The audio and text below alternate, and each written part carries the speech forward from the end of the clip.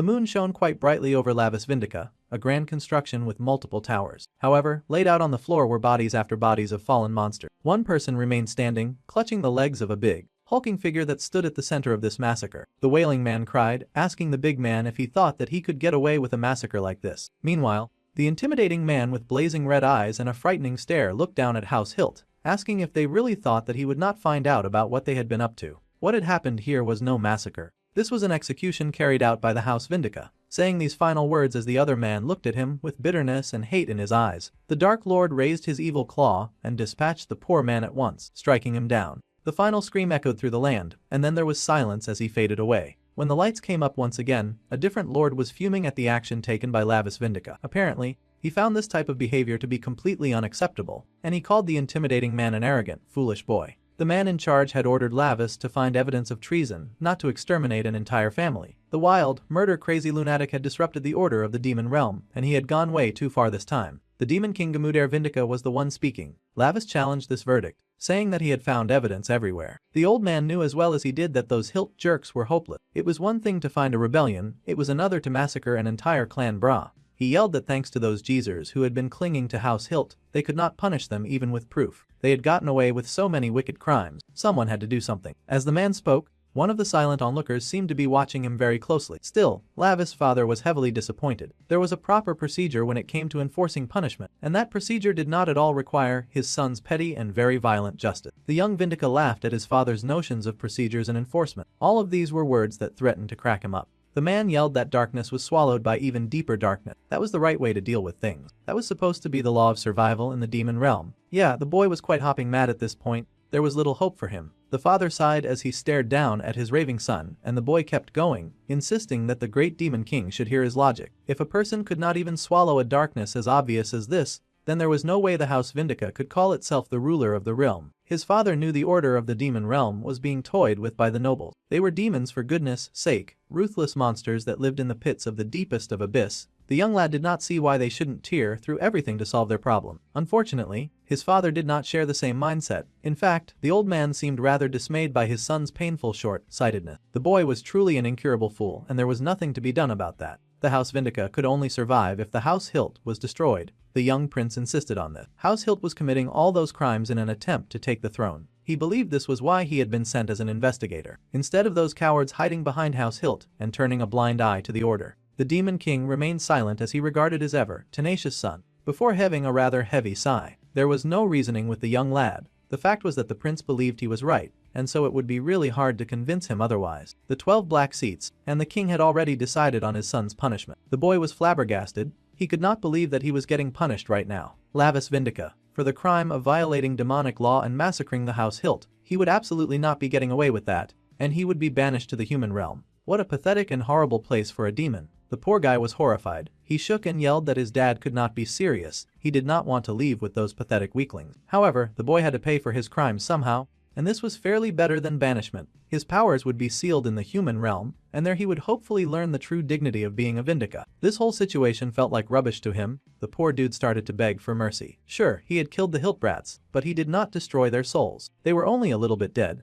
However, the demon lord was quite done listening, and he ordered his people to execute the sentence at once. The 12 black seats got busy and started their little demonic chanting. Lots of purple magic circles took front and center, and the young demon prince yelled and screamed that he would not accept this kind of bullying. Unfortunately for him, that kind of thing was not his choice at all. Even if he kept insisting that he did nothing wrong, he was still getting tossed out and sentenced. The one who had been staring at him earlier put their hand down on his face, and the Lavis screamed in agony and possible fear as his powers got sealed away. The bespectacled weirdo told the little rogue prince to go ahead and have a wonderful time. They would take good care of things while he was gone. Now that sounded like a threat, and the prince snarled to hear it. If he were not here, he could not protect his father from whatever threat the black seats were planning. Unfortunately, it was too late to turn things back now, and the man screamed in pain as the punishment took effect. There was light in action and chains. Hereby, Lavis Vindica was sentenced to descend into the human realm. The rules that he had to follow were to live faithfully as the host of the body that he inhabited. He must not take his own life until his natural lifespan ended, and he was not allowed to kill any humans. Violation of any of these rules would result in the annihilation of his very soul. Lavis was still screaming when he finally woke in the human realm. He gasped when he pushed up to a sitting position, his body covered in sweat as he lay in bed. Slowly, his racing heart slowed,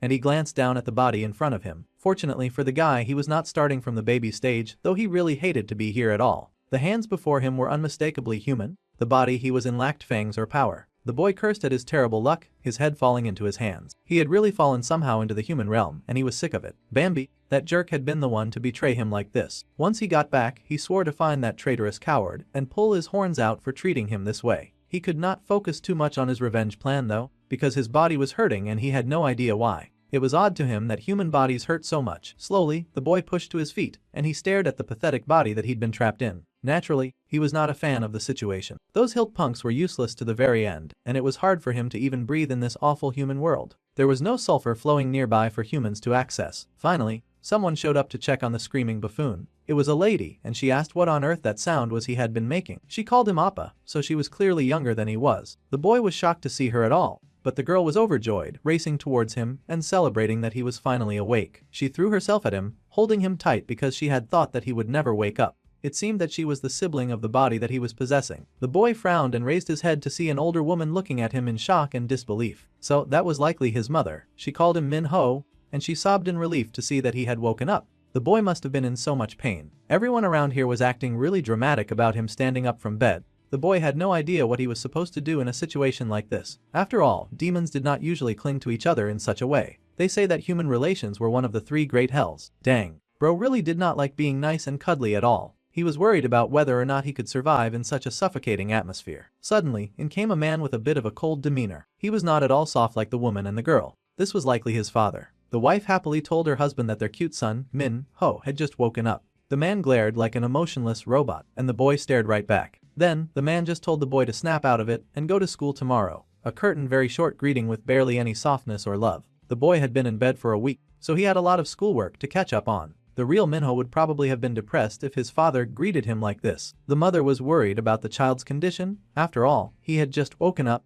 but the father really couldn't care less about the situation. The boy was awake, and that was enough. The newly awakened human could not stop staring in awe at the way his father treated him, even as his sitter nervous asked if he was okay. The dark aura from that man had been such a wonderfully pleasant surprise, and the boy beamed with joy. Now that was the kind of attitude he was used to in the demon realm. He definitely liked a cold and calculated person like that very much. He had not realized that even some humans could act like demons. That was such a delight to discover. While the dude was gushing over his father, his sister was very confused. Then Lavis caught himself. He did not want to be caught dead liking anything from the human realm. He needed to be careful until he got his body's memories back. That was a wise move, because the boy could tell that there were a few things that he probably should know about his family, just as his father had demanded. The next day, the young man found himself in a school. They did not really have this kind of thing in the demon world, but his mother dropped him off and told him to call if he felt sick during class. The boy said that he would and trudged forward while the woman watched with worry. The young lad had already graduated from school a good 600 years ago in the demon realm. Having to share this mundane exercise with humans was hardly going to be a delightful experience, and he cursed the fact that he had been sent back at an age to go to school. This really was hell. Human relationships were hell, and even in the classroom, the boy remembered that humans did not live for 100 years. He figured that he would just stay quiet and avoid soul annihilation while he was here. It would be too unfortunate if he were to accidentally kill a human just because one of them got him upset.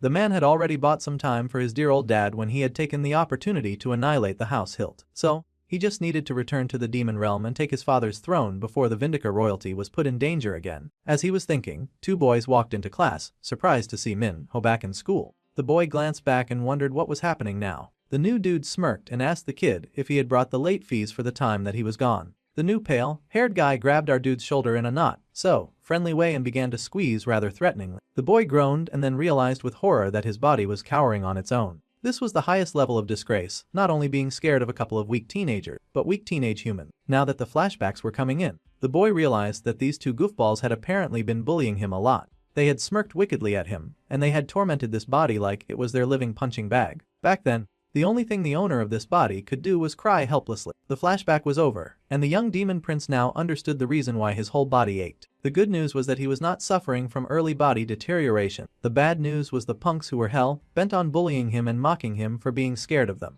They laughed that the boy had gotten even more pathetic, and they wanted to give him a proper welcome. Not only did they take joy in beating him up for fun, but they were apparently also taking money from him. The young demon prince could not believe it. he was totally getting bullied right now by a couple of punks. He recalled when he was younger at school and the teacher had shown the image of a human. Everyone was so disgusted by their hornless and vulgar appearances. The demoness teaching them had smirked, saying that humans were definitely infinitely vulgar beings who would do anything to hide their own weakness. Moreover, they were foolish creatures who worshipped both demons and angels. Back then, Lavis had scoffed that they should just burn those pathetic humans away. Even the teacher agreed with such a statement. If they ever encountered a human, crushing their vulgarity into dust was definitely the best course of action, and she happily tortured the demons dancing on her palm. A mere human now dared to bully him, heir to the Demon King's throne. Lavis could not believe this insufferable insult from a weak loser. Meanwhile, the bully was chilling. After all, messing with people was his daily routine. He had no idea that he was about to get the shock of his life. Suddenly, a hand fisted in his hair, much to the boy's surprise, and the boy's face got slammed right into the desk. Without wasting any time,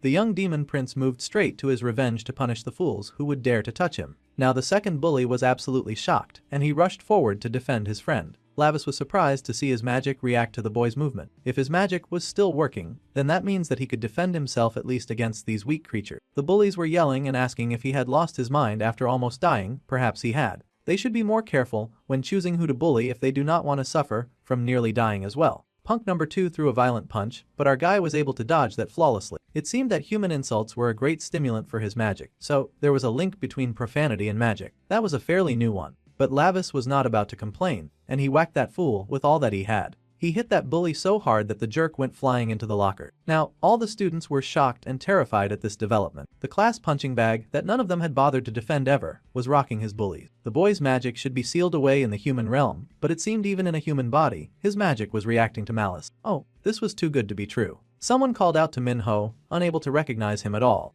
The first bully stood up and he grabbed a chair with the intention of payback. The bespectacled kid called out to his friend, yelling for him to watch out. The boy turned so fast enough to land a very well-deserved kick right into that idiot's gut and send him flying. The first bully stumbled, wheezing from sheer shock and discombobulation. He could not believe his victim was turning the tables so violently. The bully called him weak, but he was not looking very convincing, considering he was on the floor and clutching his belly like a loser. The boy commented that humans often get more vulgar to hide their weakness. He asked if cursing like that made the bully feel strong. However, Lavis did not mind, and he wound up his foot to give a sure kick to the back of that idiot's jaw, sending him flying for real this time. The source of human profanity was his mother herself, so all these idiots were doing was just making him stronger. Now the class was abuzz because Minho had beaten Tae Woo and Song Jun. Meanwhile, this whole exchange was wonderful news to Lavis, so all he had to do was stay quiet and not kill anyone until his time was over. Now that was perfect, and the boy smiled wickedly. He asked if there was anyone else who wanted to curse at him with the most demonic smile on his face. In fact, Lavis was excited to find out if anyone else wanted to swear at him. The other students could not believe that this was really Minho.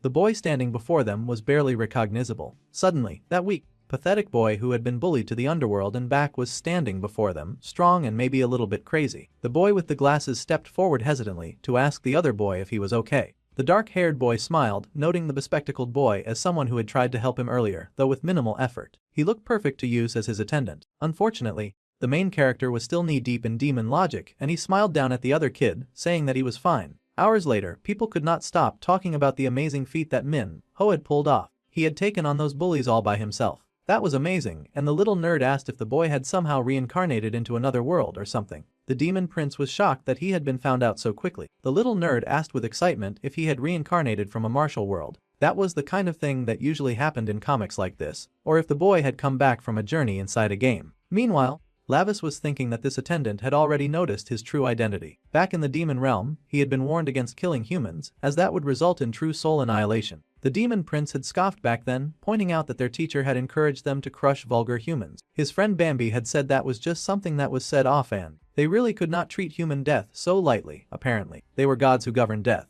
Just like the angels protected their flock, they had to look after their own set of devoted believers. However, the boy pointed out that humans were always trying to kill each other. Yeah. Well, those tiny beings were foolish, and that was precisely why the demons existed. Lavis did not really get it, but Bambi wanted him to remember this. Killing a human would lead to soul annihilation, and this mattered greatly. The man scoffed that he was a demon god, so he would likely never go to the human realm. Funny how life worked. And now he was stuck in that stupid realm trying to decide how to handle the matter of the squirt who knew his identity. He was not familiar with Isekai, so he had no idea that was what the little nerd was talking about. If he couldn't kill humans, he wondered how to silence them. However, the little nerd seemed to be doing that fine himself, and he sighed that it would be really nice if reincarnation really existed. He really wished that he could wake up in another world. Lavis could smell desperate suffering coming from his little friend. The nerd admitted that reincarnation and stuff like that were just nonsense, and he knew better than anyone how much the boy had endured before he had snapped. It seemed the little human had not realized the truth after all, but he still smiled with pride at his friend who had fought so amazingly earlier. Honesty, the little nerd was proud.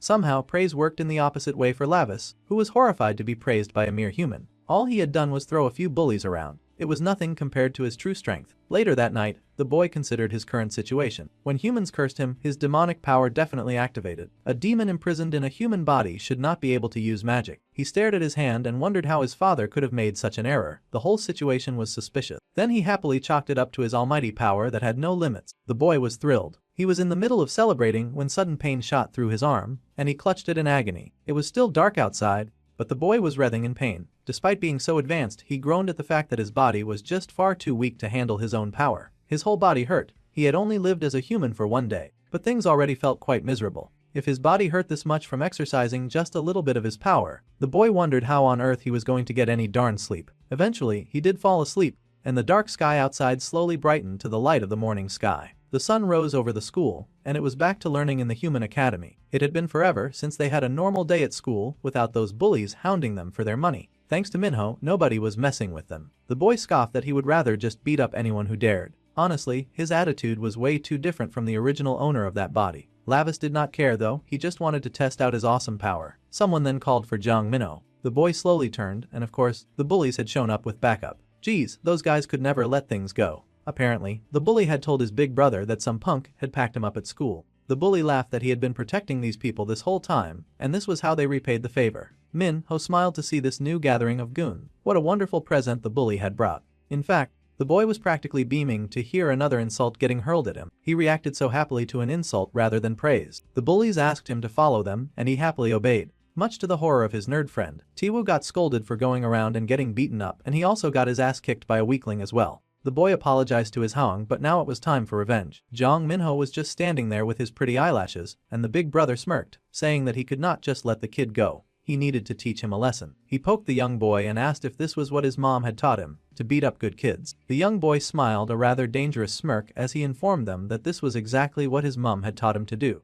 The big brother laughed in offense, calling our dude a punk. Now he really wanted to teach him a lesson. That boy's hand went up, aiming right for the main character's face. The sharpest curses were the ones that reminded him of his mother. They were really the sweetest. That hand never made contact with Minho's face. In fact, his grip tightened on that audacious arm, watching in mad glee as his new victim struggled in his hold. Oh, his almighty mother, who gifted poison to the tongues of humans, was his greatest joy. With absolute excitement, the boy threw his hands with all of his might, knocking down the wicked one who tried to oppress him. Violence only binds the flesh, but they said a rotting voice gnaws at the soul. These pitiful beings were desperately calling out to his mother, and the other bullies watched in horror as that dude got pounded into the pavement. The big brother was getting beaten badly, and he yelled for his backup to actually be useful in his life and back him up. They're bad, they thought that he got this. Now, they were going to sink to the pathetic low of coming after him as a group. Truly, humans were pitiful creatures, but this worked well for our dude as well. Against great evil, greater power gathered. As all those pathetic rats raced at him, the boy worked hard to beat them back and forth. His eyes shone a brilliant red, and he gave those bullies the kind of beating that would rest their moral compass. It was so shocking that even his nerd friend got terrified just witnessing it. By the time he was done putting his hands on everyone, our dude had to flex his fingers for a second and take a deep breath.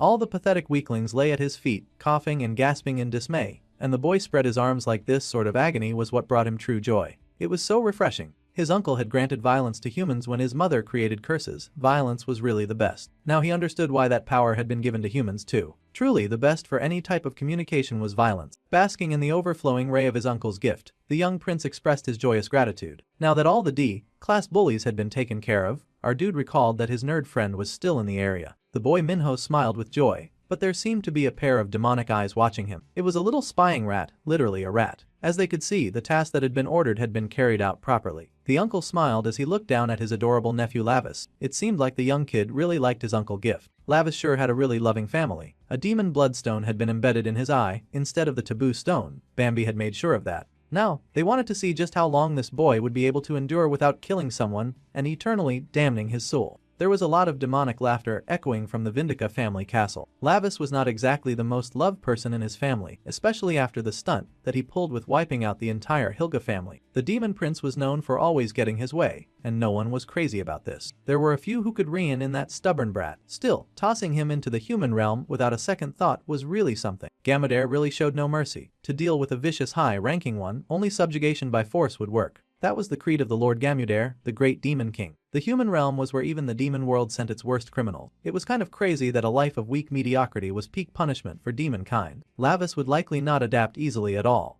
That tiny brat had grown up so fast, and now he was causing so much trouble. The uncle remembered fondly how he used to bully the heck out of him. The assistant Bambi asked if this was why the uncle had gifted that brat a demon bloodstone. Suddenly, a new attendant came in with the announcement that the preparation to manifest the sinner sent to the human realm was complete. The demon grinned. He wanted to see them at once. The demon obeyed the command and worked his magic over the bowl before him. Since Lavis descended to the human realm, the boy had long departed from the land of all things wicked and sinful. He would inevitably come face to face with a group of rather devious individuals. Dark magic was summoned by the Lord Barca and transferred to the bowl that Bambi was currently working on. The magic boiled and rolled together, churning and spasming in Banca's hand. He was very excited for his nephew, and he wanted to show him true darkness because this was how demons showed love. Later that day, someone had to ask Minho what on earth had happened. Even Taewo Hyung had gone down so easily. The nerd was excited and happily cheered for his friend, saying that it felt like he had been watching a movie or something like that. The main character just laughed as he tried out this dish called Hellfire, scoffing that it was nothing special while his eyes clearly watered. He said that this was just sweat coming out of his eyes. The nerd boy sighed, saying that he had told his friend to order the level of spicy food for beginners. But to the boy, a demon who avoided anything called hell was clearly not a demon at all. Suddenly a phone rang and the nerd froze when he realized the one calling him was Jin Ji. The main character asked why his little minion was not picking up his phone. The boy had just gotten an urgent call, and he stuttered as he relayed this message, standing up and telling his friend to just focus on enjoying his food. With shaking hands, the boy stepped out of the food area, and the black-haired main character watched his minion with suspicion in his eyes. Later that evening, in what looked like an abandoned shed, there was a sharp tool hard at work. It seemed to be a little tattoo parlor, and a lady told her client not to move, or they would get hurt. They should have hurried up to pay their debt on time, and they ended up working an extra hour just because of that person. Then the lady smiled and stepped back to admire the fine work that she had done. Her victim looked passed out and delicious with various odd markings on his head. It seemed that she had signed her name on his head or something, and she giggled that it worked so nicely because he had such great skin. Then, a voice called out to Miss Jae, telling her that they had brought the person that she was looking for. The lady turned, a femme fatale, and she smiled down at the trembling little boy before her. The lady smirked, asking her little visitor why he had come so late. His name was Cyan, and he was the main character's nerd friend. She wanted him to come a little closer. There was something that he had to see. Naturally, the boy was a little hesitant about this, but he did come, and soon he fell into the trap of her unforgiving grasp. The lady held his face in a vice grip, telling the boy to open his eyes wide and look carefully. He showed the boy the work that she had just finished on the other man, who was lying delirious on the table, asking the kid what he thought this meant. The little markings that she had made on that man's head spelt "do" in, which meant thief. He was a lowlife who could not pay his debt, so she'd had to punish him. It would be really unfortunate if she had to do the same to the cute little boy in her grasp after all. The boy trembled as the dangerous lady asked how his story was going to turn out. Lim Shan had a promise with her, and she asked how that was coming along. The boy shook as he struggled to say something, and he mumbled that he kept getting bugs, but instantly, his glasses were slapped right off his face. Her work was no joke, so she'd prefer it if he would take the situation a bit more seriously. She wondered why he was so damn slow that he could not get it. The boy screamed in fear when she grabbed his arm and prepared to tattoo a mark right on his sensitive child skin. She asked if she would have to carve her instructions onto the back of his hand just so that he could understand. The boy panicked and begged her not to. So, Lim Shan was told to listen very carefully. This was going to be the last chance that she would give him, so he had to do exactly as she told him to do. He had to make sure that everything was ready, too, or the punishment would be severe. The poor child cried, but as soon as he was back home, he got back to work. He struggled as he typed at the computer, but he knew that if he did not do this, he would be in big trouble. The poor coward gripped his hand, body trembling in the wake of just thinking of what that evil lady would do to him if he did not obey. It was late at night, but the boy worked hard anyway. Meanwhile, our dude was going through the worst of pains, and he rolled and groaned at the aching in his stomach. It seemed every time he achieved a win, he would endure some sort of mind-numbing pain at night. It made it so hard to get any good rest doing nonsense like this. Though this punishment felt like it came from indulging in spicy food, his stomach burned, and his whole body felt like it was falling apart. He had only forgotten a little, but it felt like his shoulder was about to pop out. He was getting a double whammy beatdown from both the food and the fighting, the two evil This weak, pathetic body was the bane of his existence, and he tossed his shirt in rage. Lavis Vindica would not fall to something as pathetic as bodily pain just from exercising his devil-given might. Immediately, the boy dropped to doing intense push-up, raising and lifting himself from the floor to build his arm muscles. He would rehabilitate this trash body no matter what and reclaim his all-powerful nature from the depths of despair. No pain would ever make him submit ever again, and he screamed with all of the strength that he had. The bright morning sky came in, and everything sparkled and shone under the sun. The young lad San looked at the little device that he carried, the dangerous app that he seemed to have formulated. It was a terrifying thing made at the request of a very terrifying woman. She had instructed him to make sure that everything was ready, and the boy curled his hands into a fist. He did not want to be responsible for something like this, but he had no idea what to do and how to keep living a normal life when a crazy witch was after him. Suddenly, someone grabbed his shoulder, and the poor boy screamed. Of course, it was Minho, his friend, or his master. The way Lavis saw it, the jaw-droppingly beautiful teenager asked why his friend was acting so startled in the middle of the day. That kind of behavior was annoying to him. The little nerd stared at his friend in shock, and then wondered if he could possibly count on Minho. His friend had suddenly become tough after all. It was worth a shot. However, like a good Samaritan, the boy bit down the idea. Even Minho would be in danger if he got involved with Jin Ji. She was a mad woman that terrified even the strongest of men. He did not want the lady to hurt Minho, too. Meanwhile, the young demon prince turned in shock as he was hit with a nostalgic smell. He had scented it before, a scent that was familiar from his past life. As he was just thinking this, a girl who had been passing by suddenly crashed to the floor beside him. Apparently, her name was Sunji. Sion immediately rushed to help her, asking if she was okay and telling her to get herself together. He even shook her and asked if she was hurt somewhere. The girl looked like an actual mess. She was drooling and her eyes were rolled back. She looked like she was deep on the worst kind of high illegal substance that ever existed. It was troubling to see her like this, and the little nerd jumped back in fear. Now that the young lad stared at her, he recalled that what he scented was demonic energy. There was no reason for demonic energy to be alive and active inside a human. Teachers rushed onto the scene while the main character was still pondering the situation, and they carried the poor girl, telling her to hang in there as they took her to the infirmary. As she was whisked away, the demonic teenager noticed something else that was odd. The girl had a demonic magic circle carved on her arm for some reason. It was the crest and symbol of the Hilka family, the family that he had worked so hard to wipe out. So those lousy demons were going to keep bothering his life even while he was getting punished. Of course, our dude had no intention of tolerating their nonsense. He had no idea why that crest was on a human body, but he was about to find out. Later that evening, someone approached. The security was alarmed to see the hooded figure and told that person to pause. She asked if this strange visitor was Sunji's friend. Even if he was a friend, he could not go in as she needed to eat right now, and they were not taking any visitors. However, the boy turned to the security lady and immediately hit her with some almighty oblivion. The woman's eyes lit up in shock and demonic energy took hold of her mind. The poor lady returned to her seat, abandoning her duty, which allowed our dude to go in uninterrupted. Even with such faint demonic power, he was impressed that he could still use this kind of ability. It would be temporary, though, so he needed to hurry this meeting up pronto. Once he was inside, he found the student sitting up and glaring at him. She asked who he was, and he redirected that question because who on earth was she supposed to be? No human should have a demonic mark. The girl immediately tried to get snippy with him, asking what was wrong with him and why he was suddenly barging into her room. However, he grabbed her hand, and she yelled that it hurt. He did not care. He needed to know why a human would be carrying a symbol of a demonic family. The girl yelled and asked what on earth he was talking about. She was not being forthcoming with answers, so he threatened her. If she did not want to suffer even worse consequences, then she would hurry up and answer his question with all the honesty in the world. He demanded that she reveal her true identity. The girl trembled when she activated his demonic eyes, and she found herself at a loss for words when faced with the might of his grand demonic power. The poor girl was face to face with a demon. She was not having a great time at all. A dark, demonic aura pulsing with every evil power known to man was hardly the kind of image that any normal high school girl wanted to see after a breakdown in the middle of the halls. She was horrified to see a demon, shaking with fear as she desperately tried to explain. The situation was very easy, and the boy growled at her to spit it out. This poor girl was not having a very good time, but she would try her best to explain. Really and truly, she did not know anything about why she had collapsed that afternoon. Jae had told her that he had to get this tattoo if she wanted to join their crew, which was why she had it in the first place. He had also said that he would give her some diet pills too. It seemed that the scary woman who had been haunting Xion was actually a dude. The faint scent coming from the trembling girl was definitely demonic, and he recognized it as a scent that he had smelt from the demon realm. It seemed this young girl was telling the truth. He remembered a time when he had ventured down the path of a very deep and long spiral staircase. Bambi had been there, they had both been younger back then, and his favorite demonic blonde sidekick had complained that they were going into a restricted area. Lavis had just shrugged at him and smirked, calling his blonde friend a coward. Of course, his friend got annoyed by the insult and yelled that he was not scared, he was just not crazy about getting punished because of the rebellious prince's antic. If he was so bothered about it, Lavis told him to just leave, but the blonde was not going to leave either. It seemed the boy had a thing for nerds with glasses. His resident demonic nerd had worried that the prince would get into some serious trouble if he left him alone. Still, the kid was a little worried, and he wondered just how far they were going.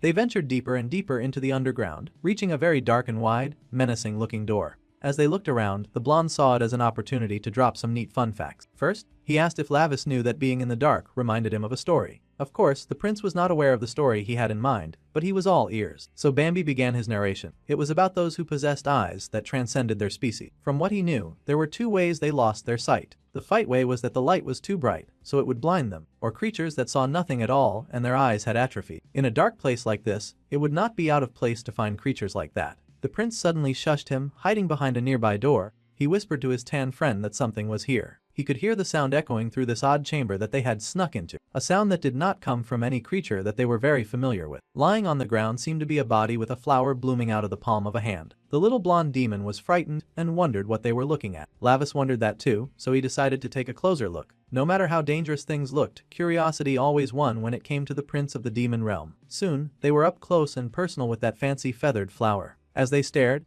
they realized that the flower was not blooming from only just the person's hand. This body was covered with flowers. Even worse, they recognized who they were staring at. It was the body of Jeremy Hilke. Looking at the state of the poor guy, he was clearly already dead. His lips had become charred and dry with flowers blossoming where his eyes should be. The strangest thing about this scene was definitely the flowers that seemed happy and healthy. Without even thinking about any form of self-preservation, the young dark-haired demon yanked the flower right out of the boy's clothes. However, as he pulled it out, it came out with a lot of blood-red roots with sharp edges like a hungry mouth devouring all that it touched. The smell was nasty too, and the prince groaned while his friend panicked. However, this situation was something that clicked in his nerdy mind. This was the knowing flower. Yeah. Now Lavis could remember where he had experienced such an offensive scent, and this girl in the hospital was carrying the same scent as the gnawing glower. The poor girl sobbed, asking for the boy to spare her, and he fell silent as he stared at the pathetic, chugging idiot. Looking out the window, he could see a nice gathering of bats outside, and those creatures were definitely watching him. It seemed someone in the human realm had been expecting his presence, and they chucked at finally meeting him. Later that night, in a fairly abandoned area,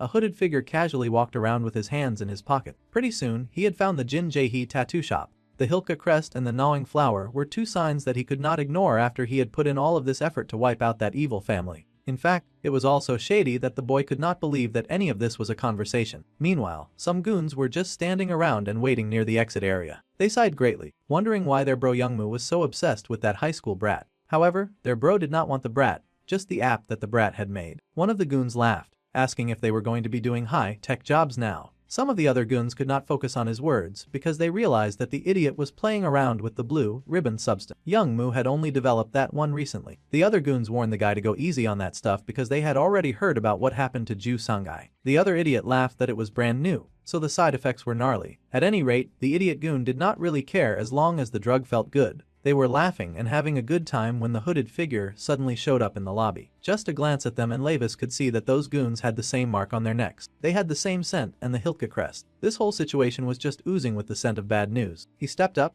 asked the group of idiots if they had gotten those tattoos from this Jin Ji person. These goons, of course, smirked, wondering who was asking. They asked if this dude was a friend of Ji, and he should show some respect. Those disgusting human hands dared to cradle his face. That was not going to end well. Immediately, that hand got slapped away. The little rat had a lot of audacity to touch the prince so casually. Lavis was not having it. Immediately, he decked that guy so hard that he was seeing stars. Seeing this kind of action, of course, the other goons were bewildered. Their blonde buddy hit the ground like a stone and they had to jump in immediately. They asked who had sent this new and terrifying brawler, suspecting that he came from a rival gang. Unfortunately for them, our dude was the type who liked to work solo, and he did not answer questions from people he thought of as beneath him. A punch came flying in, and it knocked out that dude so fast that he went reeling. At this point, the goons were just standing around and watching each other drop like flies and dominoes. One of them got a little brave and swore at our dude, racing for him and telling him that he was dead meat. That guy threw a punch, probably the only member of the team to succeed in doing something like that. Of course, it did not make contact, but the main character's punch definitely did, and it landed square in that guy's face. The more profanity and rage they threw at him, the stronger he became. The last guy was going for a little cheat skill, and he pulled out a knife. It was rude to bring a knife to a fist fight, but Lavis did not mind. Within seconds, he had knocked down that fool before the knife even made contact with his skin.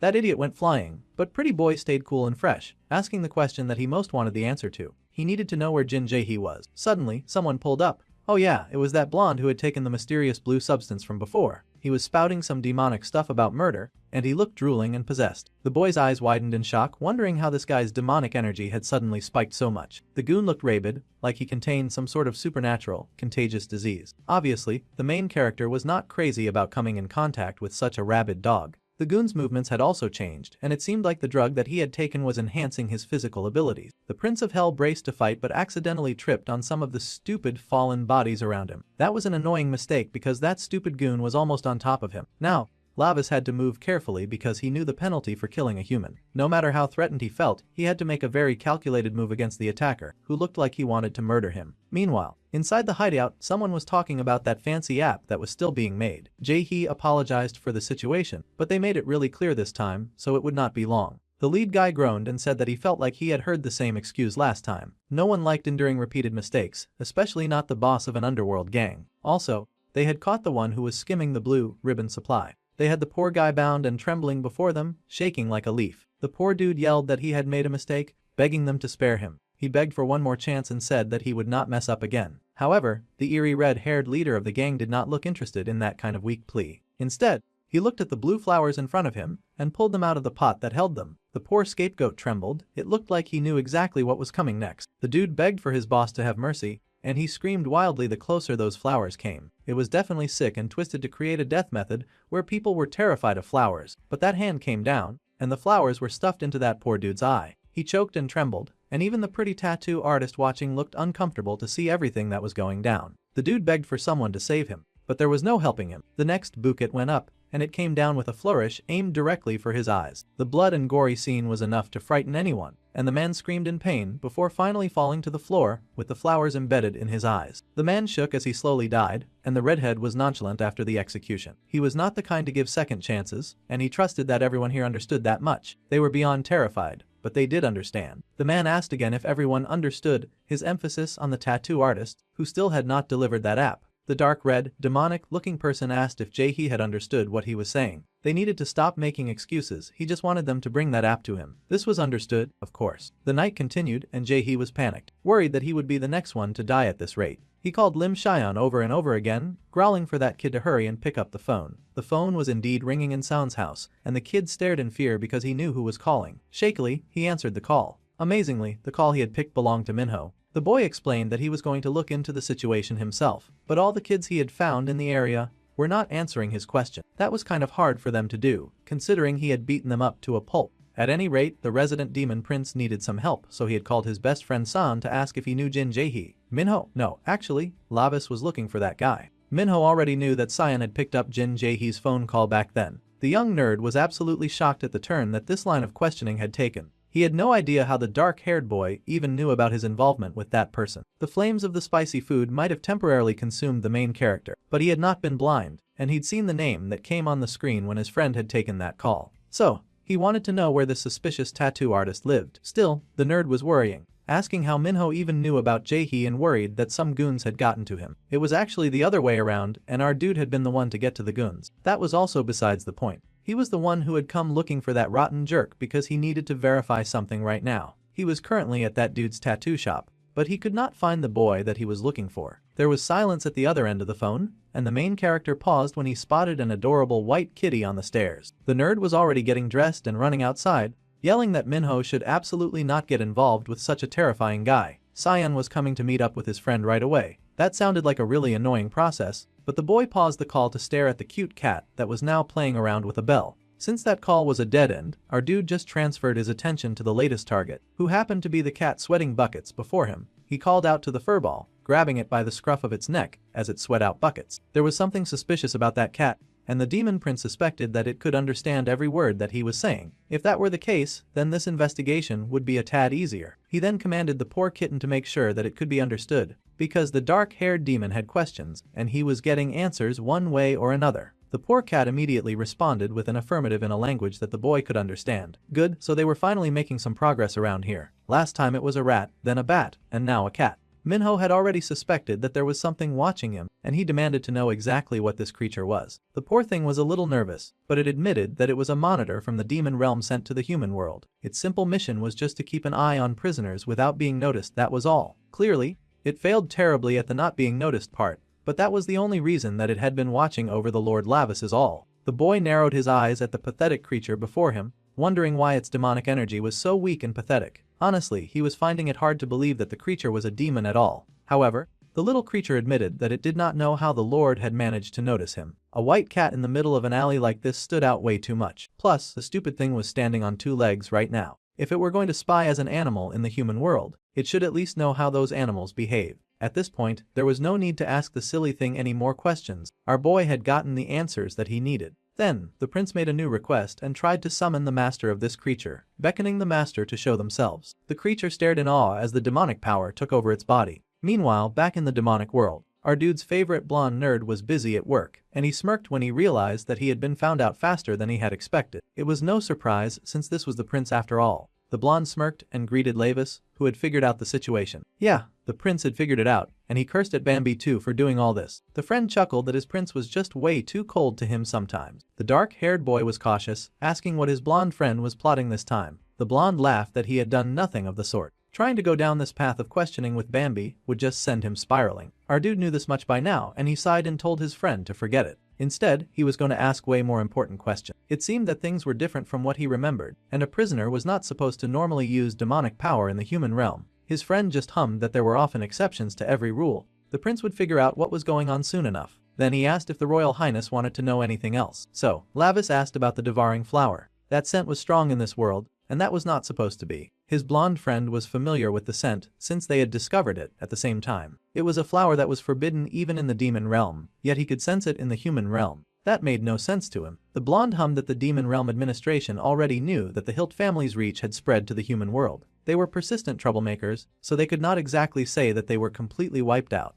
This got Lavis heated immediately. He had wiped out the entire Hilt family, yet the Hilt family was still causing trouble even in the human realm. It seemed that they had some remaining forces in this world. Bambi laughed because he could neither confirm nor deny any claim, but the human realm was not what it used to be. It was now a playground for all sorts of conspiracy. In fact, this current situation worked perfectly fine for their agenda. Since the prince was already there, he could go ahead and clean up all the troublesome things that existed on Earth, too. The prince frowned and wondered what on earth his friend was talking about. He demanded to know what else was going on over here. But it was not like the blonde was very forthcoming when it came to certain information. The cat was right back to meowing, and Lavis glared at it in rage, the poor thing taking the full brunt of the prince's displeasure. The prince cursed, but at least he had gotten some useful information for now. Meanwhile, Jae-hee was busy panicking a lot because he could not understand why his special app developer was not picking up the phone. He kept calling him over and over again. Time was of the essence right now. That jerk Lim Xian had surely lost his mind. He kept trying to make the phone work in between breaks of yelling at the device, growling that Lim Xian was definitely dead meat. Jae-hee called someone to help him take care of the issue, shouting at Song Jun to come to the office immediately. They were going to catch that runaway rat Lim Xian.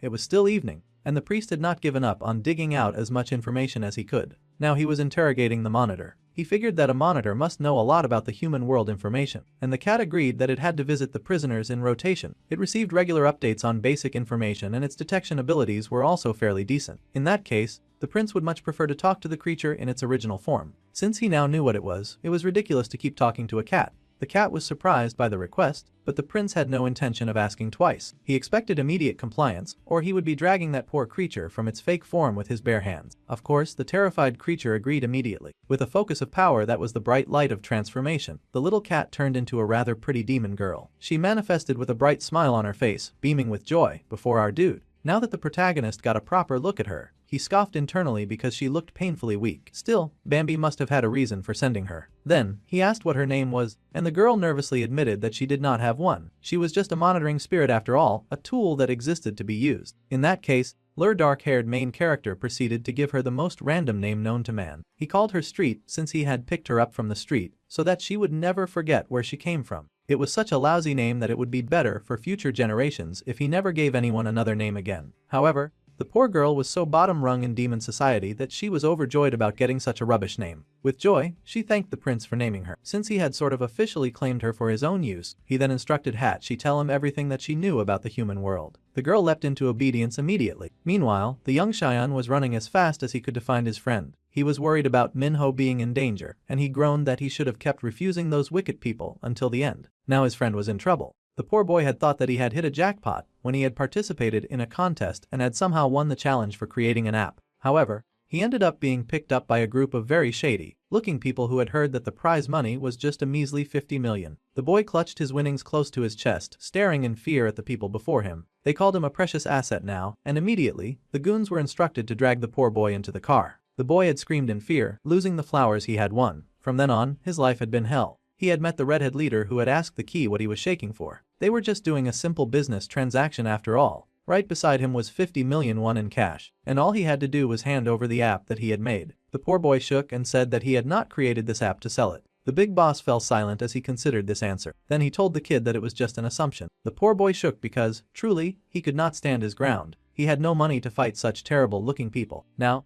he was running with all of his might to save his friend Minho from them. He had to get there fast to make sure that his friend would not meet the terrible Jin Ji. As the boy ran, he accidentally bumped into an actually terrifying-looking guy. This dude was absolutely scary because he was familiar. The man even commented on how they did not even have to go looking for the kid. The boy was terrified because Jae-hee had found him instantly, and the wicked tattoo artist promised the kid that he was finished now. This was the time that he would surely meet his end. There was a grunt of pain which did not signal any good thing for our friend Lim Shan. From now on he was sentenced to a life of managing the app in a guarded room. If he did not want to be locked up for the rest of his life, it would be in his best interest to do it correctly. The boy yelled and tried to make them stop. Getting kidnapped was not exactly part of how he expected his life to go. Jae-hee was not hearing it though. His life was on the line after all. He informed the young boy that they would be watching his every move from outside, so he had better not get any funny ideas. The boy begged for them to stop, but it was too late, plus they even left a guard inside to monitor him as he worked beside a giant computer. The poor kid closed his eyes, cursing his terrible fate.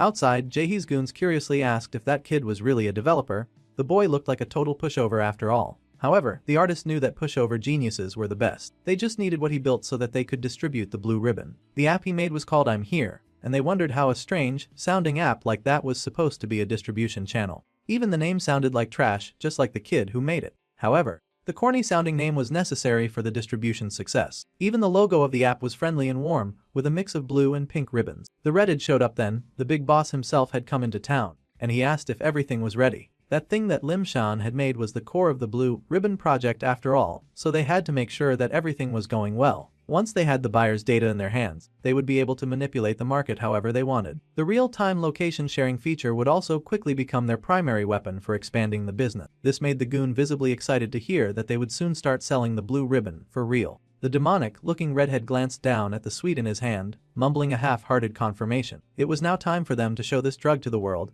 This was the boss's decree, and he smiled a malicious smile. Choi Yuri was called and told to sign up for something and to add another person as a friend. Already, the app was making its rounds. It was marketed as an app that gave a cash app if they accepted the friend request. It was 30,000 won per person. The girls were shocked to hear such news about how to make such easy money. They would even get 100,000 if they just added 3 people. This got the other people excited, and the girls hurried to get their friends to take part. Even in a class of idiots, there would always be one who adhered to caution, and she had to ask what this app was even for. The oppressive force of the group did not even care as long as she got money, and she told the sensitive girl to just obey and sign up. There was even an event for signing up, and they gasped in awe at the very dangerous drug that was being marketed as diet pills, proof that young people would really buy anything. They were offering these diet pills for free, of course, and they dared to lie that the health functional food was certified by the Ministry of Food and Drug Safety. The girls cooed because they found the name of the drug to be very pretty. In just a day, their numbers had skyrocketed thanks to all their lies and the power of trends. The little gang was amazed by how many people were joining their app. It was as expected of boss Youngmoo. Still, Jae-hee was kind of pissed that her goons had not caught the monkey that trashed his shop. The goons admitted that they had checked the CCTV in the hope of placing a face. Unfortunately, for a reason that they could not understand, they had been interrupted by a bat. Despite how weird it sounded, the goons had gone into the security room, and a big bat had been hovering there, staring right at the camera. They had gone round to check the other cameras, but they had an even weirder interruption. Like a rat that was plastered to the CCTV. None of this made any sense to the tattoo artist, and truly, the main character had been right about that monitoring spirit being so bad at acting casual. The big main goon checked his phone, and then he called the artist's attention. No matter how heated he was, they had other things to attend to, and it was time to go. The blue ribbon stock had just arrived, and they had to go deal with that. The sun continued to set over the scene of the beautiful city, and our dude was on the move again. He was pretty, exceptional, and glaring down at the latest thing to catch his attention. He asked what street his unfortunately named familiar was up to, and the poor cat first apologized for putting on a bit of weight lately. The boy could not care less about that.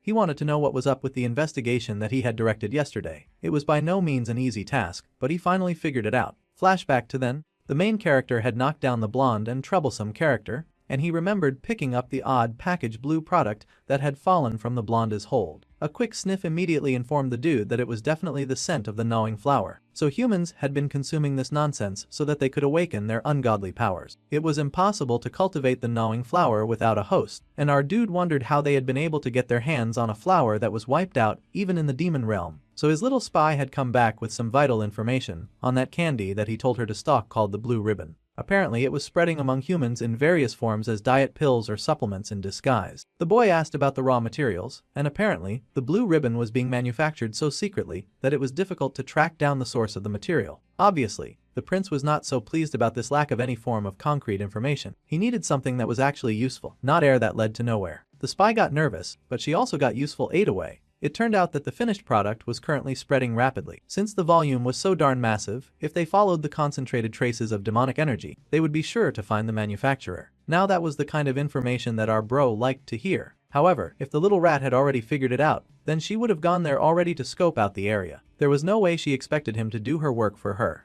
The little thing whined that the Master Bambi had told her to only go accompanied by the demon prince. How dare that little jerk try to dictate his movements from hell? Now he wanted to know if this little double-faced spy was busy reporting his movements to Bambi as well. Well, she was originally the blonde spy. The poor thing apologized to Master Lavis, but she was just a lowly creature following both their orders, a command whore that just obeyed whatever big and powerful bully that was pushing her around. Well, Lavis was not having that. It was time for Street to pick a master immediately. She could only serve one, and she had to decide who it would be. It was either him or the blondie jerk that kept commanding her from the depths of the underworld. The little bluinette struggled to make a decision on the spot, tears in her eyes as she tried to think of the best answer that would not rock the boat. However, the demon prince was going to make the choice easy for her because he layered in some heavy amounts of intimidating and dark ladder, saying that if she went with him, then he would make sure that she would no longer be a lowly creature. After all, he had done her a favor by giving her a name. At this point, she owed him a favor. The girl stared in awe at her master, thinking in amazement of the kind of clever and sexy demon that she could become under his tutelage. The portrait was very enticing, and she gasped in excitement. If that was the case, her forehead kissed the ground,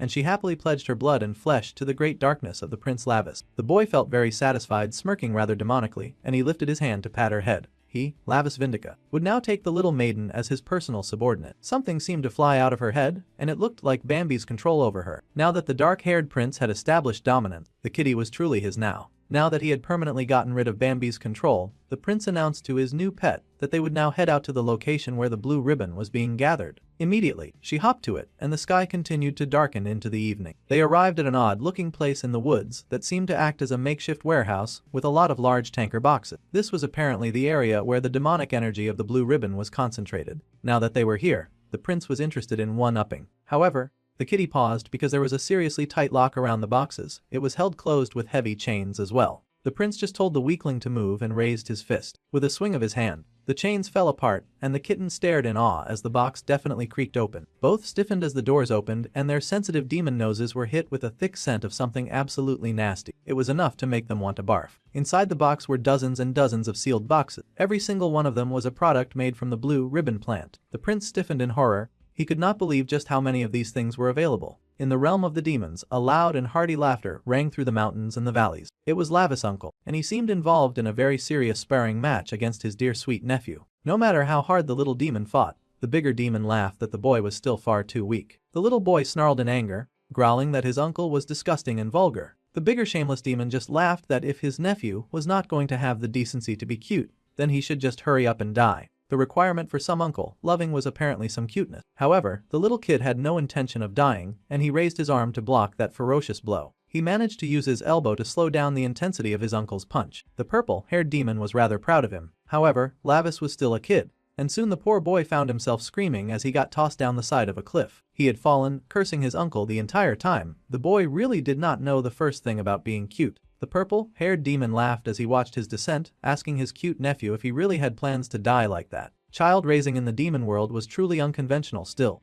The bigger demon had the decency to hop and skip down the cliff to join his nephew. Many stones fell from the top like rain as he skipped on down, and the poor kid had actually hit the ground at a really awkward angle. The poor kid groaned and shook in pain, but his uncle was not even sparing him a second to recover. Like a haunting nightmare, his uncle landed by his side and teasingly asked his nephew if he was dead just yet. The boy glared, but they paused when they scented something off. There were gnawing flowers at the bottom of the pit, loads and loads of bodies on the floor with flowers sprouting out of them. So, this was where they had all been hiding, a terrifying breed of plants that were deadly to whatever they touched, and the starting point of their decay always seemed to be the eyes. The young prince stared in shock at the pile of bodies on the floor, and his eyes widened the more that he understood what he was looking at. When darkness and light were sundered, and when incompatible beings were created to oppose one another, unable to merge with any color, that was the place where these sickening entities thrived. Humans had discovered them at some point, staring down at the flower that bloomed in the beginning, where they had gathered. Those wicked flowers that turned even the most beautiful soul into an ugly disaster would devour the discarded celestials and Tun demon. The deepest desire of that gnawing flower was, of course, the annihilation of the world.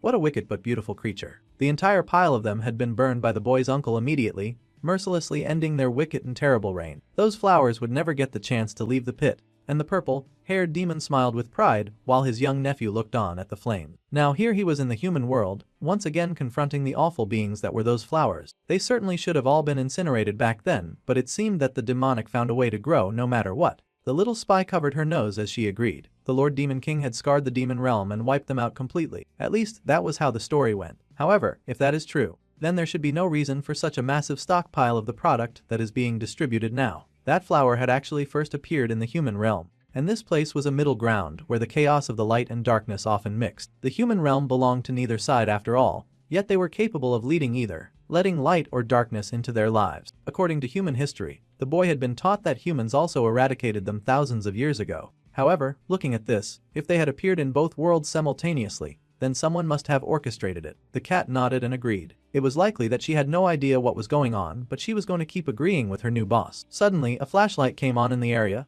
and the cat winced when the light was shown on both her and the prince. It seemed some of the gang members had shown up. They had been wondering where those voices were coming from, and they asked the two if they had any idea where they had crawled into. Suddenly, they instantly recognized the boy as the jerk who had come into the tattoo shop and had then beaten up everyone. The cat immediately pointed out that the woman was Jin Ji. It turned out that Ji was actually a girl after all and not an obscenely pretty boy. The young prince had been looking for her. The little tattoo artist glared at them and asked how dare they wreck her tattoo shop like that. She did not even know how they had found out about this place. However, the young prince had more important questions. First, he asked if Jin Ji was the idiot managing this dumpster fire. They thought that he talked rather funny. Clearly, he was not using typical street speak, but they could still communicate. Yeah, she was the one in charge, and she wondered what he was going to do about this. Then, Lavis asked if she was aware of the raw materials used to make these demonic goods. The girl laughed, giggling at his choice of words. Raw material was a real hoot, and she asked if the boy was trying to steal their precious trade secrets right now. The boy sighed since it was not like it was strictly his business, really, but leaving things alone like this would really leave a bad taste in his mouth. So, he could not let this nonsense slide. The girl was thinking the same thing. They knew darn well what Youngmu would do to them if they messed up, so they had no intention of letting a stranger talk them out of the bad thing that they were already doing. The girl spread her arms and declared that this was a special distribution. She pulled out some of that sickening blue stuff and handed it to the goons who stood around her. They were the lower-class thugs, not like the ones she usually worked with. Excited, they asked if it was really okay to take that stuff for free. Well, they were using it to protect their property, so she could let it slide this time. They should shut up and eat it immediately. Those idiots snatched the treat that she offered, devouring it like a pack of hungry lions. As they were doing this, the prince informed Street that with her current magic power, she would only get in the way. The cat got the memo to just stay hidden and dipped. Now all those losers were hitting their high-class transformation into even bigger piles of duty. They had smoke spitting out of their mouths, and Jae-hee smirked, pointing at the dude and telling her newly forged monsters to stomp the heck out of that dude. They tossed their wrapped immediately and raced right at their target like a gang of angry apes. The dark-haired boy watched the approach of a group of arrogant fools who were clearly drowning in their ignorance, unaware of the sick power that intoxicated them. They might as well come forward since this area was already overflowing with demonic energy. Come they did, and the first guy threw a wide punch that did not land. That was not a punch. Actually, that dude was armed with a dagger, getting pumped on demonic steroids,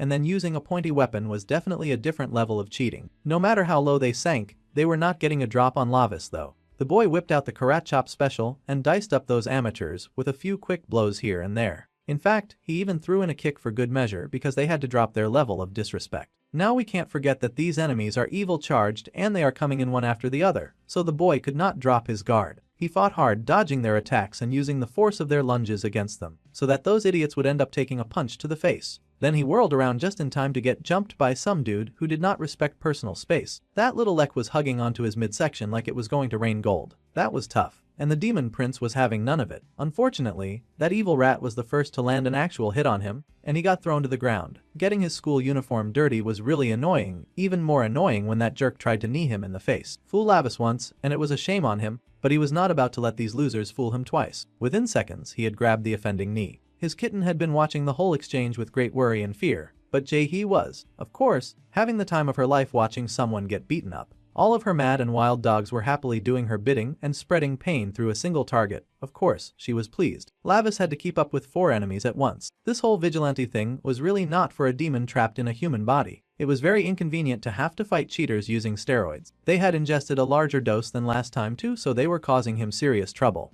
In that case, the boy dipped and ran into the big box of illegal goods. He stuffed his hand into one of the boxed and grabbed hold of a packet of something. It almost seemed like Lice was going to indulge in the drug too, but instead, when he pulled his hand out, he tossed the big powder of purple substance right at his attacker. Those monsters coughed and hacked as the rancid smell took over their right senses. It seemed that the drug had a completely different effect when it was not provided in its finished product. They hacked and coughed, and even the prince had to admit that he did not appreciate that disgusting, vulgar stench. However, his demonic energy immediately reacted to such a vile thing in the air, and his strength was able to spike. Now that there was spreading evil, his demonic blood got pumping and ready for action. The other dudes were still fighting to catch their breath, but it was time for the main character to take advantage of their disorientation. Instantly, he smashed his powered-up hand into the face of the one who had landed the hit on him. That ot came crashing down, but Lavis did not stop there. His fairy fist of justice doubled in power, and he knocked the brakes right off that dude. The second dude tried to retaliate with a kick, proving that he just did not know when to stay down. That was all well and good because the prince was going to teach that naughty little leg a lesson. He tossed that idiot to the ground, smashing him into the floor like he was glass. He then went the extra mile and stomped that leg out of functionality. The demon prince was really pissed, and he was just getting started. With 2 idiots down, the big idiot remained, screaming out curses and yelling for the main character to die.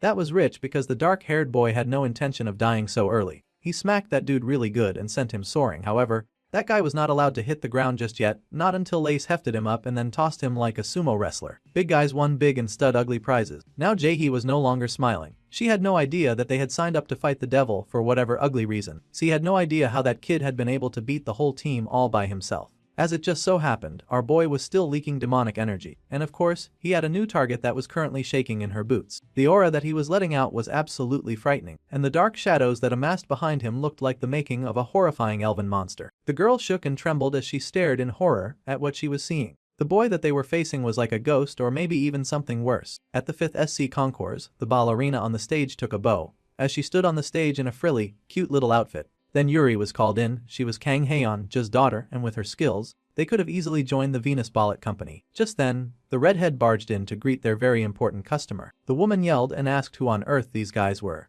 They had no idea where they were, and they should not dare to barge into this place when they were a bunch of thugs. They also had a pile of that special diet drug that they were selling to people. The redhead and his team chuckled at being called thugs, and they apologized for their rude entrance. However, they had just come in person to deliver a bulk order of blue ribbon. The lady stared in shock at the drugs drop before her. It was a bright blue color, sealed in a jar, and the whole thing had a foreboding air. The lady's eyes were wide in horror as she stared at the medicine in front of her. The redhead said that she had no reason to look so flustered. They handled everything from manufacturing to sales themselves, so she had nothing to worry about. The woman was still hesitant. She had not expected the diet pills that she ordered to be brought in by a bunch of dudes who looked like they worked in the crime industry as the actual criminals. She needed to know if consuming this was safe. The redhead chuckled that she was asking this question at this point in time. She had already fed plenty of it to her daughter before sending her out to dance. They could see her twirling around on television right now. The girl was moving with some demonic brilliance because she was higher than the Eiffel Tower and bursting with inhumane strength thanks to those pills from the underworld. The girl stared in shock as she watched her daughter, Yuri, compete, and the girl continued to dance, frothing coming from her lips as she spun, veins popping all over her body. Her body responded to practiced movements, but things were looking dangerous, and the lead thug sighed rather mournfully. He joked that the girl must have been in a rush, and he asked just how many of those pills the woman had fed her little girl, because things were not looking good. The girl was dancing as expected, but with the most haunted expression on her face as her body twisted to unnatural degrees. The mother yelled for her daughter in horror, trying to make the dancer stop, but of course, the girl on TV could not hear her as she continued to bend her body out of shape. Suddenly, the girl just collapsed on the stage and the people watching screamed in horror. They gasped, wondering what was going on, most of the audience going pale at what they had seen. It was clear that something had gone wrong with the girl, and some of the security approached to help her off stage. The mother shook as she saw what had become of her precious child, tears gathering in her eyes, and she cursed at the thugs who had dared to sell her those awful diet pills. She yelled that they had promised no side effects. She had trusted a bunch of strangers that she only knew online. Of course, the redhead smirked and said that the lack of side effects only applies when they stuck to the recommended dosage. At any rate, now her precious daughter was in a very difficult situation. The poor thing was twisted up and teeming on the floor, and it looked like there was no hope for her now. The mother would just have to satisfy the girl with fake desires just to keep her alive. Even in this terrible situation, they were still offering those sickening and lurid, awful drugs in hopes of creating a change in society. The mother squeaked in alarm, but the redhead just laughed. Now her precious danger would not be able to live a single day without a blue ribbon, and as their VIP customer, she had to keep buying their product. The mother was busy having a mental breakdown about the situation. She had spent so much money on her daughter after all. She had worked hard to get the dancer into the top position in health, so that they could achieve their dreams together. As the woman broke down, the vain youth smirked at her despair. Suddenly, he got a call from Jin Ji, right? That was the lady responsible for monitoring his favorite app, Goose that laid the golden eggs, so it was not really a call that he could ignore. With a sigh, the boy picked up what was apparently a video call and asked what was going down now. First, the girl tried to apologize to Yangmu. This was likely not what he wanted to hear right now, but they had a situation. The dark-haired Minho character then butt his head into the frame. He wanted to take a good look at the monitor responsible for making the blue ribbon. Yangmu stared down at the demon prince with massive offense on his face, asking who the heck he was speaking to. The demon prince smiled because he could recognize that aura right from the phone. Well, that was great, because Lavis wanted to meet up with the redhead for just a second. The call ended, and the redhead took a deep breath. He informed their kind VIP customer that something urgent had just come up. Later that evening, the meetup was going down in a nice foresty area where all of the drugs were stored. Our dude was waiting with his cat, Jae, and his cat asked why he thought that humans did drugs. She guessed that it was because they were stupid and arrogant. Even when they took drugs, they were so darn overconfident that they would not get addicted. They would indulge in such reckless depravity and then fall into a very sickening trap. They did this because they had nothing to believe in. That was why they clung to something so small, so dangerous too. Some movement caught the kitten's attention, and the Lord Lavis turned. It seemed the King Yangmu had made it to the location. The boy had moved rocket fast. Now the redhead had shown up, and seeing the discarded bodies of the goons on the floor, he could easily guess that this was also the dude who had been responsible for the tattoo shop incident. Since that was the case, then they could hurry up and cut to the chase by asking why this dark-haired dude was looking for him. The boy scoffed and said that he had no interest in human trash like him. He had more important questions, like where they had gotten this supply of disgusting and stinky purple powder. It should be hard for a mere human to acquire. The redhead stared in shock at the language that this dark-haired boy was using. Just now, he had called him a mere human. Yangmu knew this was bad news if that guy was who he thought he was. Now we get an epic flashback as the redhead remembers a time when all sorts of junk were lying on the floor. He had kicked his dad and complained that he needed more meds. No matter how much he kicked his decaying dad, he did not get any answer. The more he stared at the shriveled up person before him, the more he slowly realized that his dad was never getting up. Drug abuse was such a sad thing, with how much it stole from people. The boy's parental figure had lived his whole life as a junkie, and now he had died as one too. It was very likely that his son would die following the same path. The boy screamed and yelled that now that his dad was dead, there was no one to get him the drugs that he wanted. He beat on his dad's corpse like a madman. Perhaps he already was a madman. He needed his drugs, but he was underage, and he had no money. There was no way for him to buy them, and he screamed as he punched at his dad in rage. Suddenly, his dad's eyes flashed purple, and the boy froze in shock and fear. He could not believe it when that old shriveled corpse sat up slowly as his dad had come to life. The demonic aura in the body took a little look at the area around him, chuckling and asking if the man's death was sorrowful in any way. The redhead stared in shock at the demon, and it lurched forward with a leer. If the boy's sorrow desired it, he could return this man to him.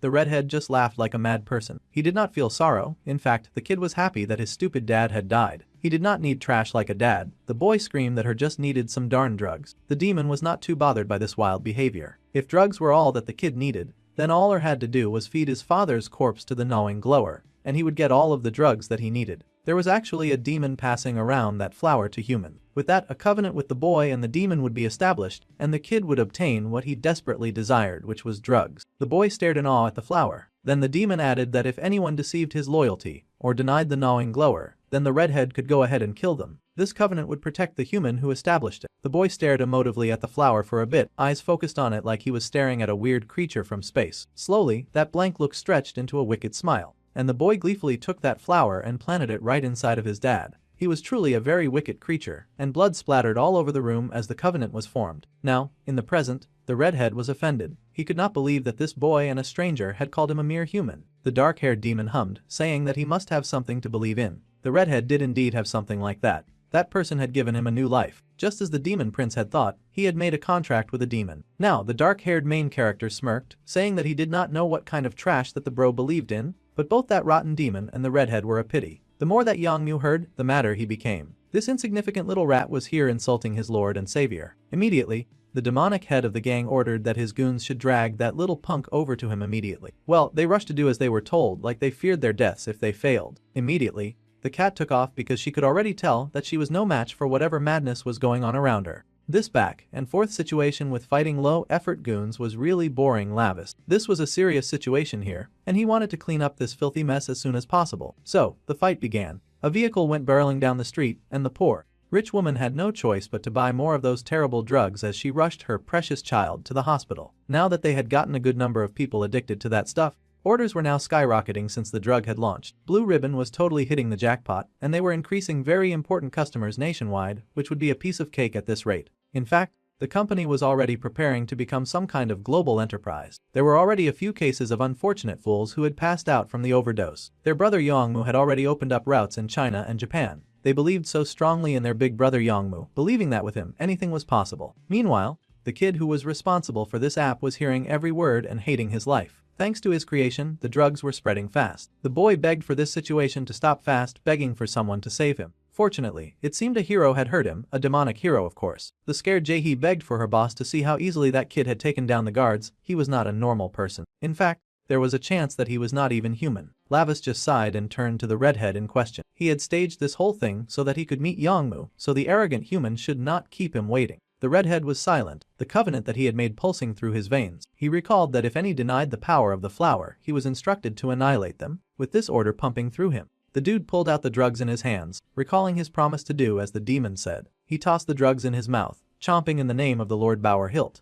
If any was to appear who denied the gnawing flower, the evil redhead had been instructed that person should immediately be put to death. Taking the blue pills into his hand, the boy's veins, heart and soul pumped with the drive to fulfill his master's commands. That demon had lifted him from the darkest pits of hell, and he would now follow Bower Hilt to the deepest depths of despair. Jaehee was still yelling and pointing out that the boy they faced was no ordinary high schooler. Any idiot with a brain would be able to tell that there were many things wrong with the kid. He in fact just might be with the kids that was making that new drug. Now this was curious, and Lavis immediately asked what drug the girl was talking about. He had come to stop the production of one drug just to hear that there was another being made. That was rather annoying. However, the conversation was going to have to be put on hold because the fierce, raging youth had appeared behind him. Instantly, the boy moved, turning slowly as he saw that punch coming right for his face. He managed to dodge the punch that followed with his arm, but the redhead was not slowing down. Punch after punch was thrown at the main character, numerous hits attempting to damage his body and break his spirit. The opponent was fast and he was clearly on a different level from the previous guys. Still, Lavis was able to persist and continued to block Yangmu's attacks to the point that he asked how this was possible. The redhead suspected that this kid had also received the blessings from the demon lord.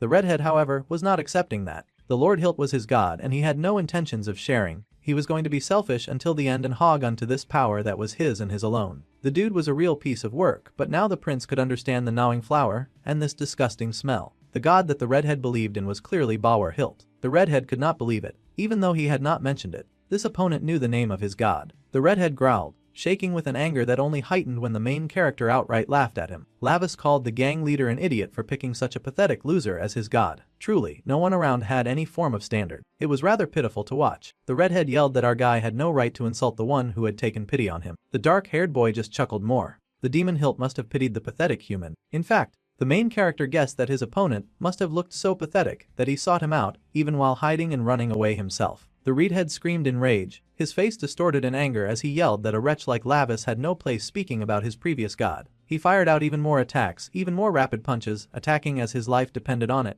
as he tossed blow after blow at the steadfast teenager who blocked every attack. Bauer Hilt, that demon, had truly moved up in the world. Back in the demon realm, when the prince had so recklessly slaughtered every member of the Hilt clan, and their pathetic little bodies flying and their little heads rolling, back then, that demon had taken the opportunity of Lava's distraction to flee. The cowardly wimp had run away alone, and now he had come to Earth and was being treated like a king. Such a thing was much too disgusting to the demon prince to think that people would actually worship the kind of wimp, too scared to do anything but run from him. Now he needed to know where his former enemy was hiding right now. The redhead yelled and cursed, saying that the dark-haired boy had no right to talk about his lord and savior. He got even more pumped, demonic energy flooded through his blood and body, and the prince had to balk at the awful strength because it was getting even worse. Like, really, everything was even more disgusting now. Yahello didn't care, he was raging and raving, yelling that anyone who would dare to insult Bauer would surely be killed by his own hands. Throwing himself at the dark-haired boy, he made to crush his head in between his hands, determined to end his life. He managed to grab the prince in a headlock and then shot out with his knee at the prince's midsection, landing the first actual hit on the kid since he had started fighting that night. In his enraged form, Yahello was able to grab our dude and throw him, slamming him right to the floor, and of course, raising his fist to deliver a surefire, painful blow. That tomato head was moving like a jealous lover the way he was pounding our dude into the ground. He wanted possession of absolutely everything, the blue ribbon and the evil Lord Bauer. The boy declared that all of it was his, and he was ready to go mad protecting his filthy, stinky-ass leader. The dark-haired boy groaned, seeing that this dude who had seemed cool before had now completely lost his reason to the demonic energy. It was a real pity to see the dude so far gone. The dude really intended to kill him too. The penalty for killing a human really sucked. But our dude had to keep in mind that he could not kill this dude no matter how much he annoyed him. The redhead sure made it tempting though, with the way he was roaring and growling like a wild animal, while continuously punching down on the dark-haired teenager like he was nothing more than a workout bag. The terrified cat watched the whole thing go down with fear in her eyes, worried about her lord and master. The prince was reaching his limit with that restrictive human body. If only this were the demon realm, then surely everything would be much better. The girl wished that she could use his abilities to aid him in some way. The onslaught of punches continued, rapid fire like a machine gun that delivered nothing but blow after blow. As the boy's madness continued, so did the pain that he brought the prince, though the main character kept his guard up, valiantly blocking every hit that came at him. It seemed the test subject for the knowing flower had completely fused. The onlookers from the demon world watched the exchange rather curiously. Even if Lavis was a human body, since he had the demonic bloodstone embedded, Bambi had thought that the boy would be able to suppress a mere test subject. It seemed that they had overestimated the prince, and he might genuinely die this time. In that case, the boy's soul would be annihilated forever. Of course, the uncle was involved in this viewing, and he laughed rather heartily at this display, asking the blonded demon if he was aware of the thing that Lavis hated the most. It was a rather curious question, and the blonde thought about it for a second. As far as he knew, the prince hated pretty much everything, so picking just one thing was rather difficult. The prince's temper was rather nasty after all, but the blonde could already guess who he took after. The uncle chucked and told the blonde not to curse with his face when he could see everything. The blonde sighed and looked away, but the uncle grinned. The thing that the young lad hated most in the world was filth. This was surprising to the blonde, but the uncle just grinned and informed him that his dear sweet nephew was a misophobe. He absolutely could not stand anything that he thought of as dirt, and as they watched that rain of punches come down, a hand reached out and grabbed that flying punch. That filthy, disgusting redhead who was spitting all over him was dirty. The redhead growled in rage, shaking with intense anger. The dark-haired boy could not stand it anymore. That filthy smell that was coming from Yahello was downright repulsive, and he was barely fighting back the urge to throw up. The prince had no intention of enduring that disgusting stench any longer. His grip tightened on that dirty fist, twisting and clenching down hard on that hold until the redhead gasped and jumped back in pain. He could not understand this sudden retaliation from a foe that he had been working really hard to beat. Even if it was just his left hand, the prince stared in awe at it. The strength that he had felt just now was like his old power and had come flooding back into his veins. Now that was the kind of feeling that filled him with strength, and the growling wild animal before him hissed at him. In truth, Lavis had no desire to touch the creature's dirty, stinking body. It filled him with such disgust that his hand flamed up and he flew right at the little rat, deciding to end this nonsense dance as soon as possible. He smacked that boy so hard that his opponent's head shook like it was a little bobblehead doll. The redhead rocked up, growling and wondering how a human could possibly hit him so hard with so much power. Street was absolutely overjoyed as she watched the battle. Not only was her master back on his feet, but he also seemed to have regained a bit of that awesome power of his. At this point, Lavis was thrumming with so much power that the reflection of his demonic self hovered over Minho's body, and he growled in disgust at being called human of all things. That earned that trash-talking redhead a second earth-shattering punch to the face, and he got hit so hard that he flew across the yard. His female lackey squeaked in fear. terrified that she would ever find a kid who was able to trash her boss like he was a child. Lavis scoffed and told the pathetic gang leader to stop blabbering with that smell-why mouth of his. He reeked of that stupid flower and of his even weaker boss. He slapped and smacked that guy around like he was pest control and the opponent no more than an annoying bug that he had to kill. From hell. His blonde friend watched in fascination at the sudden boost of power that the prince had gotten. The uncle beamed because his nephew had not proven him wrong.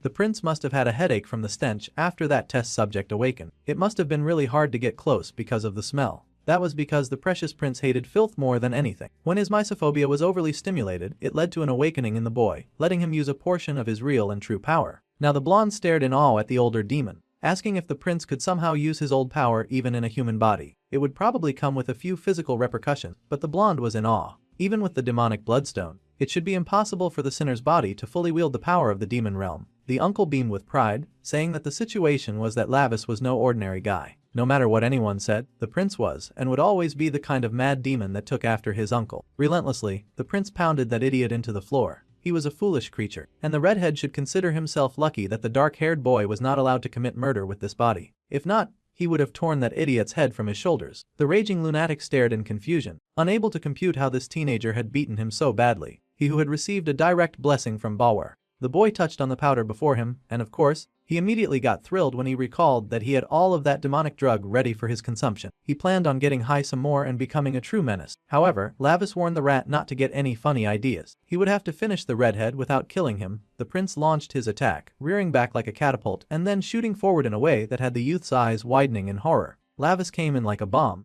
and his opponent was unable to flee. Red's face got smashed in, all while the Prince of Hell held back his full power. He pulled back, and there was the boy hanging from the box with his mouth agape, like an abandoned carcass. Now that the stupid boy was defeated, the prince gasped in relief. Now that the stench was finally fading a bit, and he could cover his nose with his handkerchief in peace. Meanwhile, Lim Shan remained trapped in a hell of his own making, and it looked like things were getting even worse for the poor boy. He stared in horror at how bad things were going. This was not what he had planned for his life. A predetermined school, relationships formed inside a classroom that he could not escape from. The young boy had endured all this just to survive and avoid becoming a target. He had worked so hard and forced himself to act like he liked someone, acted like he hated other people, without needing to pretend to be too close. He had done nothing when his friend had gotten bullied, but deep down inside, he just wanted to help people find relationships that they truly needed. That was why he had created that app in the first place. This was not what he had intended. He did not make an app to sell drugs or anything like that. The boy worked hard to disable it somehow, to end the reign of terror that was spreading fast. He worked as fast as he could before the punks guarding his room could notice. Of course, they eventually noticed, and they growled, wondering what was going wrong with their equipment. Now they were getting some kind of messed up error message, and they growled, mumbling that the apps were now acting weird. It was a last-ditch effort, but Sion had to hurry if he wanted to successfully break everything before his captors found out what he was doing. They were kind of stupid and slow, so they should not have noticed what he was doing. The boy hurried and put a chair at the door, which immediately alerted all the strong jerks in the room that he was definitely the one responsible for all the errors. It was a move made too fast to think logically because he could definitely see the huge window made of glass that made the room very accessible to these violent punks. As soon as they realized what was going on,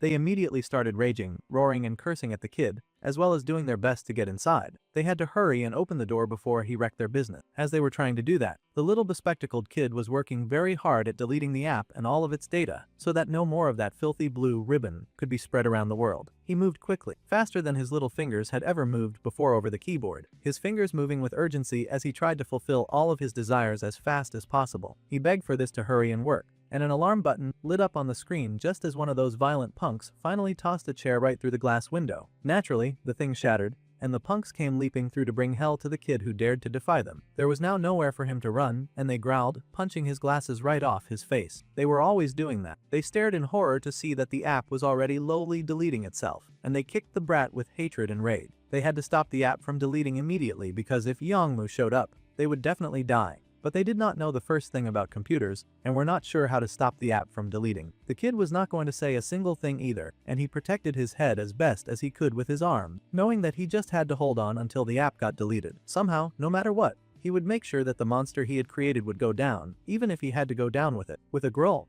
the boy slashed as the shoe that had been continuously stepping down on him, slashing the man in the leg and racing for the broken window. He did not go for the window but the fire extinguisher. Actually, undoing the pin and roaring that they had no right to touch what was his. Now he had the hose cocked like a gun, and he cursed at the men before unleashing hell on them and dosing those jerks with all the foam that he could raise. They screamed and cursed as he hit them with that smoke, yelling that this nonsense was insane. Sion had been able to make a smoke screen that should buy him and his app some time. The thing was almost fully deleted, and the green reached the end of the white bar. Finally, after all of his efforts, the gray-haired boy found tears beating at his eyes in joy. His sacrifice had not been for nothing, and he had been able to get rid of that stupid app once and for all. Of course, his captors did not share that joy, and he had wasted the smokescreen opportunity to attempt an escape. The big guy in the lead rushed at the kid as he dropped his weapon, to end up getting strangled. The poor kid fell to the floor, and the dude cursed, yelling that the other goons should bring something to restrain that stupid nerd. The others agreed, and were struggling to get their bearings so that they could obey their leader's command. The little kid struggled, trying his best to escape the murderous adult, but he had finally reached the end of the road. In the end, this was all that he could do, and tears beaded in his eyes at how pathetic the situation was. This was as far as he could go, and he was fine if this was how he died. Of course, the dudes that were using him were not fine about their situation at all. The app that they had commissioned and finally just started working was gone, and their boss was going to kill them. Naturally, they wanted the kid to pay for this. However, someone else had shown up, and it was not their boss. It was a different type of boss. A boss who had already called dibs on the minion that the jerk just so happened to be strangling, and he was pissed to see that dude manhandling his property. The dude in the lead froze when he heard that menacing voice coming from behind him, and he slowly turned in confusion because he had not expected to hear a voice like that. His confusion lasted for a few minutes, but a few minutes was all that Lavis needed to stretch out his demonic hand and attack that brute. It seemed the minions were still standing, and they wondered why their precious Song Jinhong was screaming like that. The mist cleared a bit, and they could finally see that their precious Hyun was getting whacked very fiercely by some kid who had suddenly shown up in the area. Naturally, they were stupefied to see this and gaped in shock at what was before them. When they had finally picked their jaws from the floor, they rushed at this stranger to get some revenge, but the prince had already dealt with bigger fry that night, and these guys were hardly worthy opponents. He rushed to meet them too, and those idiots got whacked by the heavy power of a misophobe who could not stand dirty people or their dirty deals. Those two idiots came crashing down, and Lavis glared at their audacity to lay a hand on his one and only servant in this stupid world. That was his first servant, and he was kind of territorial of it. Even if he died, he would not let what was his be taken. The way demons did things, they were very protective of what they claimed to be theirs. The little scion pushed to his feet in confusion and surprise to see Minho here. His friend had come to save him. It was a miracle. The boy remembered the first time he had shown his dark-haired friend the app that he was developing. It was the kind of application where people who got along could gather and interact. If they lived nearby, then they could share locations with each other and even form study groups. The kind of app that was formulated by someone so disconnected from reality that they could not consider how dangerous such an app could become. Of course, back then, Minho had been really impressed to see that his friend could make something like that. Then he paused and pointed at the strange-looking read alarm button. The boy blushed and explained that back when Minho was dragged away by Taewa's gang, he was sorry that he could not help back then. At the time, he honestly could not find where the dark-haired boy had gone. So, he had an extra safety feature. If that button was pressed, then the boy's location would show, and it would be sent to only friends. It would help friends find each other when they were in danger. If something happened, and Minho got kidnapped again, then Sean wanted his friend to just press that button. Then no matter what, he would come to help him, whether it meant reporting it to the authorities or gathering friends like them together. The dark-haired boy had been so touched by this feature back then. Minho had softly mentioned that he would download it too back then. Now, Sion found himself face to face with his friend, who had appeared and had saved his life. His eyes watered with tears as he stared in shock at the kid looking down at him. The boy had indeed gotten the red alert, and he had seen the location. Lavis was able to guess that his attendant had sent this message. His friend had gotten his signal. This was a very intense and heart-warming moment for the gray-haired boy, and he was so close to tears. His app had finally worked in the way that he had designed it, with the intention that he had for it. Tears fell down his face, and he broke down in tears of relief and joy, thanking his friend for coming to save him despite the danger. The poor kid fell to his hands and knees, and thanked his friend with all of his strength and power. Meanwhile, Taehi was cursing and hissing and spitting. She could not believe he had lost luck,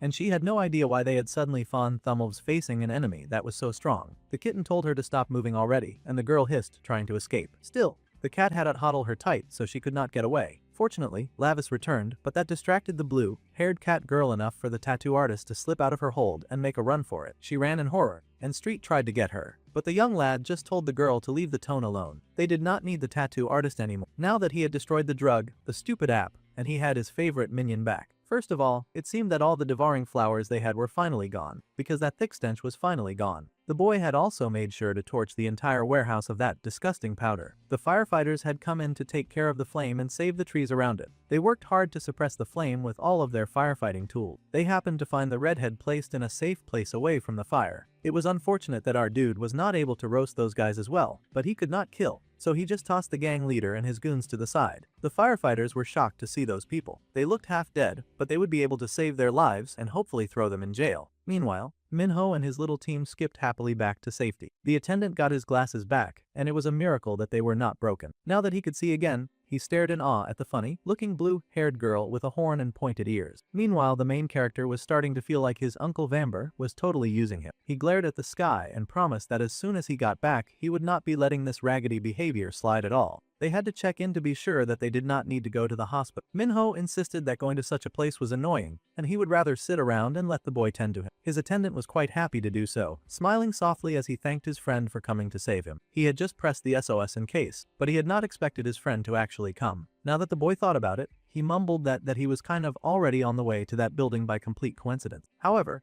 the cat shut him up immediately so he would not hurt the little guy's feeling. There was no need for the squirt to know that it was a coincidence. They had taken the route to the hideout following the tattoo artist's instruction. If she was lying to them, the prince promised that she would end up like that dude earlier. The girl growled and complained that they were doing this just because Shan was their friend. That had to be why they were going this far. That was when the dark-haired boy realized that they had captured his slave number 1. That answered the question of why the boy had not shown up at school that day. The girl was shocked that the boy had done all this, and he had not even realized that they had his friend. In that case, she had to ask what the reason was for him doing all this. Of course, Minho had no intention of answering a bum like her, but he did notice that the red alarm on his phone was beeping considerably. At any rate, it would be rude to mention now that the whole thing was just a coincidence, and it would hurt his friend's feeling. That was not how human relationships worked after all. Besides, no matter how high and mighty he was, this sentence was still a punishment, and the demon prince had to live here a while, so he needed to work harder at developing human relations. Plus, this student was clearly looking up to him, so he could stand to be much nicer to him. Cyan was like a puppy happy to follow him into the line of fire if that was what it took. Right, Cyan had been wondering for a while, so he had to ask just who this blue-haired person was. The main character said in the most bored tone of voice that his newcomer was his subordinate, and her name was Street.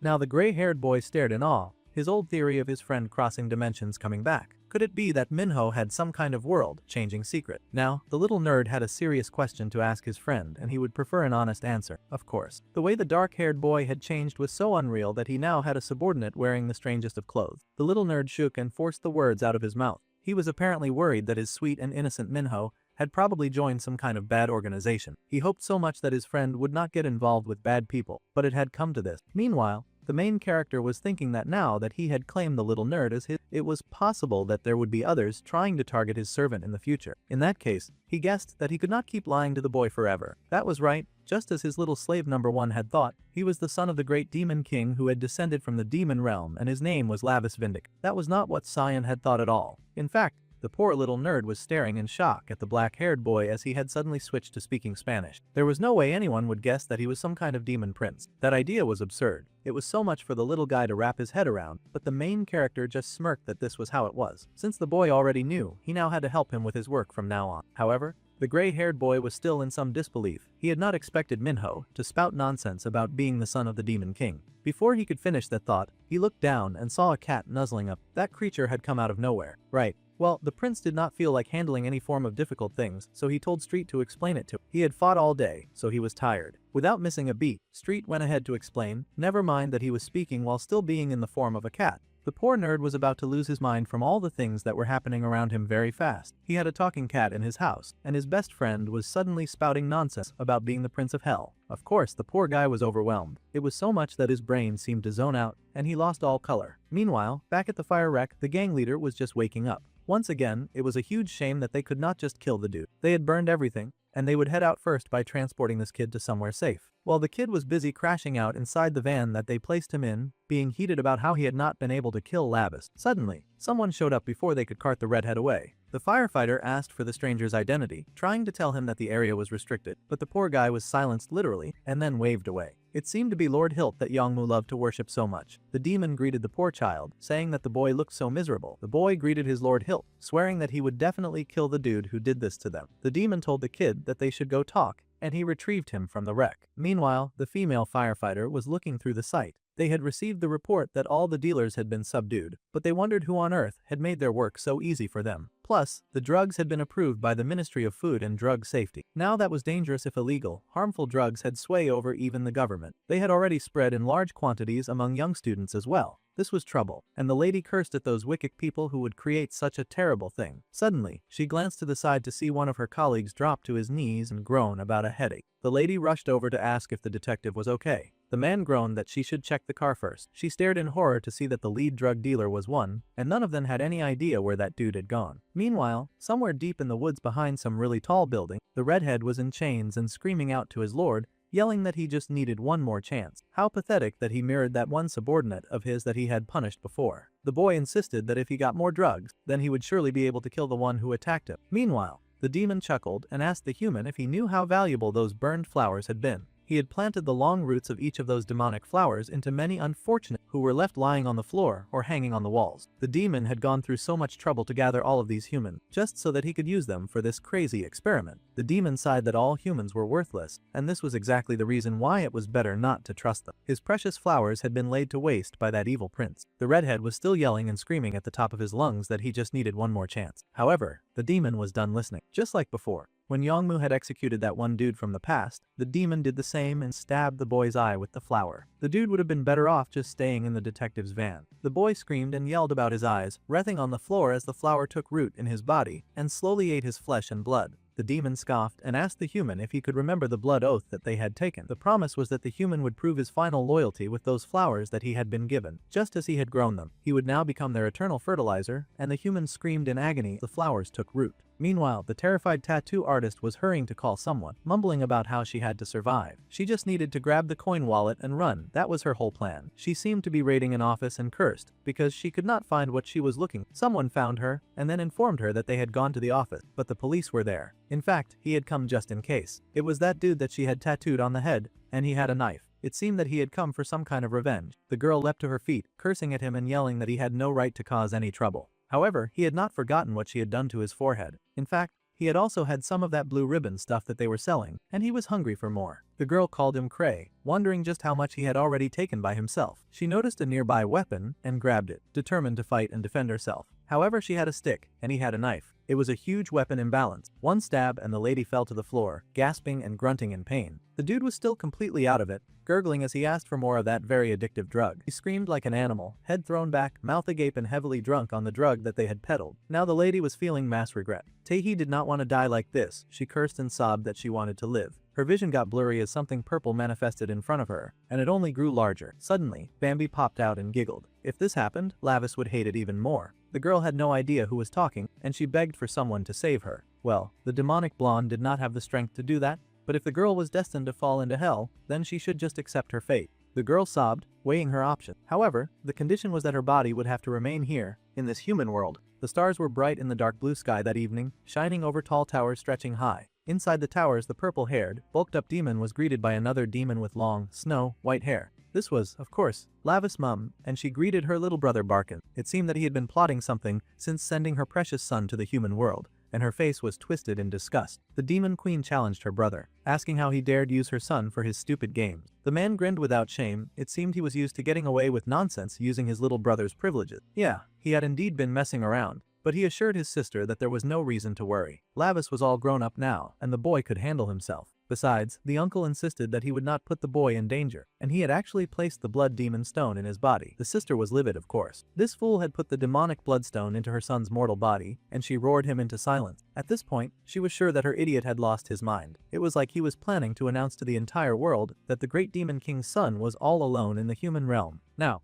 the other ferocious sources that were trapped would identify him. Worse, they could hurt him. That was unacceptable. The demon sighed and groaned that his sister should at least start trusting her son a bit more. But the demon queen dismissed his words at once. The problem was not that she did not trust her son. No, the situation was much worse than that. The problem right now was how worried she was about how the world itself was moving. Even the smallest crack could cause everything to collapse in the delicate balance between the demons in hell and the angels in heaven. That was just how unstable the world was right now. Her petulant brother insisted that the young demon prince was stronger than he thought, and that the boy took after him in his aggressive and combat power. In fact, the boy's power far surpassed anyone else's. However, That was exactly the problem with the demon queen, and she smacked that insubordinate oaf if smacking him was what would get him to listen. If even a single hair on her precious son's head was harmed, she swore that she would kill him and then herself. The purple-haired demon roared in protest. He was so much older now, and he was no longer the little brat that she could push around. He would really prefer it if she treated him more like an adult instead of hitting him on the head. Then he started getting ridiculous, asking Bambi, of all people, to search through every magic book to find a way to rid the world of all the older sister. The queen snapped back that she also did not want a crazy younger brother like him anyway. The blonde nervously asked them to please calm down, but that was like jumping in the middle of a cat fight. The sister was already strangling her precious brother, and the blonde knew to shut up. In fact, he was thinking that it was a miracle that his friend had even survived growing up in an environment like that. Meanwhile, in the night sky of the human world, the residential areas were also preparing for bed. Well, some of them. Sion had finally gotten over his denial stage, and he stared in shock to find that the boy was really and truly a demon. Lavis huffed, saying that, sure, a human called them that, and his cat slave gushed to be classified under the same denomination as her all-powerful master. Now, Glaces knew the truth, and he worriedly asked if this meant that he was going to hell when he died. A wimp like him would probably not even survive a day in hell. But the demon prince countered that the hell going on in Earth was hell enough. However, if his friend came with him to the demon realm, then he could make sure that no one would be able to touch him, since the great demon king's one and only successor was his master after all. Lavis seemed really proud about that, and the gray-haired boy gasped in protest. He really didn't want to go to a place like that. After suffering so much on Earth, he would really prefer the angel crowd. However, the demon prince was possessive as heck, and he growled that the boy was not allowed to go back. The prince swore that he would rip out Bambi's eyeballs and suck on them like lollipops as soon as he got back home. That was exactly the type of behavior that discouraged the kid from going to the demon realm. Well, the gray-haired boy then worriedly asked what had happened to the real Minho, his precious friend, whom he had built this app for. It was unfortunate, but the cat pointed out that the black-haired human kid had been destined to die anyway. Lavis's soul had been placed in basically a human corpse, since only the bodies of people like that could be used as vessel. Poor Glasses was distraught to hear that his sweet and kind friend had always been destined to die. That kind of thing was a hard pill to swallow after all. No one wanted to hear that their friend would always die young. In a display of fondness, the prince told his little servant to cheer up. After all, they would all meet in the demon realm in a few decades anyway. Poor Sion was even more distraught and cried even harder since he'd be going to the demon realm. The demon prince was very confused by this reaction. Humans sure had uselessly vivid imagination. The demon realm is actually a pretty fun place. Street happily agreed with him as she thought of all the manic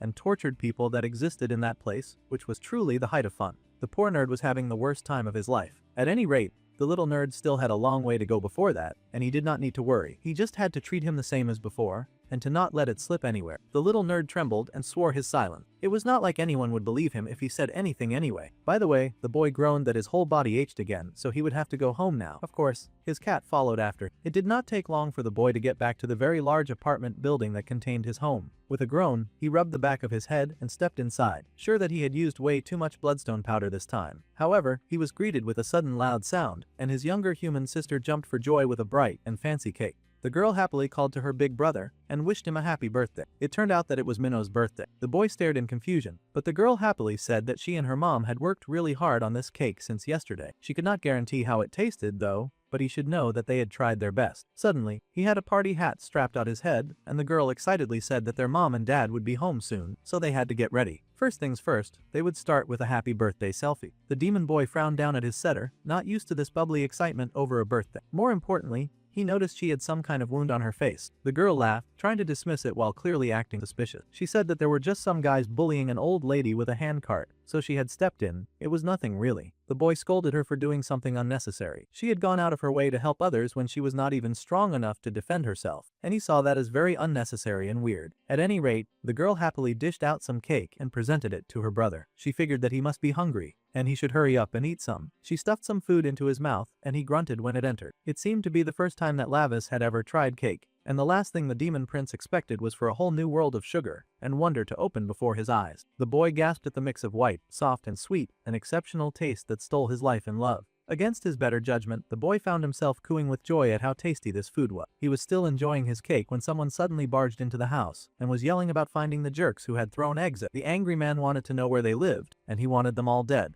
His attendants agreed with his judgment, but the angry man was so heated that he smacked his own people and yelled that he would kill them first for not stopping something like this. Their mother seemed to be behind the man, who was somehow Minho's dad. She begged the man to stop, but of course, he tossed her aside in rage, yelling for her to let go. The little girl stepped up immediately, yelling that her mother had not done anything wrong. This kind of diary of violence was no stranger to Lavis, so he just jeeringly ate cake. The angry, abusive husband and father, of course, became heated when his daughter corrected him, and then he spat the cake. Like an absolute loser, he growled that he had gotten hit with eggs while campaigning, and now he came home to find his children eating cake. It was unforgivable. The man knocked his daughter aside, and worse, he was headed right for the cake, growling that his children were something else. If he were their real father, this stupid cake wouldn't even own their throats. Just like that, his hand swept through the cake and scattered it to ruin. The cake hit the wall and his wife wailed in despair, begging her violent husband to stop. It was Minho's birthday, and they were trying to celebrate the little boy, which was why they had cake. However, the man scoffed as he looked at his adopted son. The boy stared right back at him, unbothered and unshaken by his nasty temper, and the man glared right back in hate.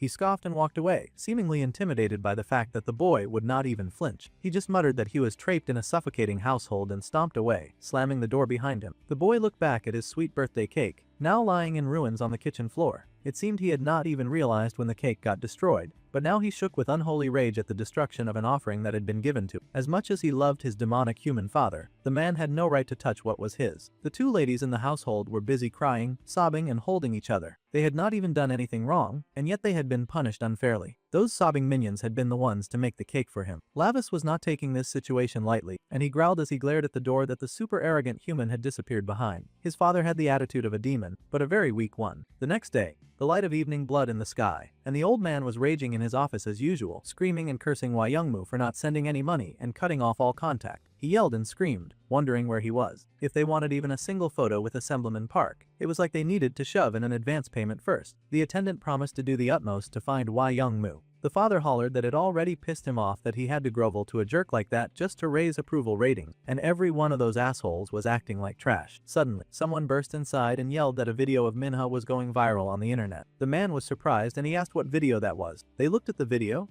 and it seemed someone had taken a recording of when his daughter had stood up to those bullies who had been messing with an old lady. She had yelled at them to back off, and they yelled right back. Still, Minho refused to let those guys keep bullying a little old lady. There was a lot of cursing in the video, and the father watched the whole thing with a blank face. She had checked on the lady to be sure that she was okay, and the man scowled, noting that something like that had happened to Minho. The men working for him confirmed it, and they said that if they revealed that this lady was his daughter, it would greatly help his approval ratings as well. The comments were exploding with people proud of her generous act. The wicked man smiled in exploitation, and he grinned with evil in his eyes, ready to take advantage of public approval. Now people were gasping and praising the beautiful face that they were seeing, wondering how such a beautiful face could have been hidden. Hanyang and Heinsu were called forward. Two very oddly beautiful people were asked to come forward. They were watching television along with someone else, and they pointed out that the face on the television was their mother's new vessel. They all agreed that Minho was so pretty. The three took a moment to admire that beautiful and happy schoolgirl. The mother asked her young if she liked that beautiful face, and the child replied that she did not.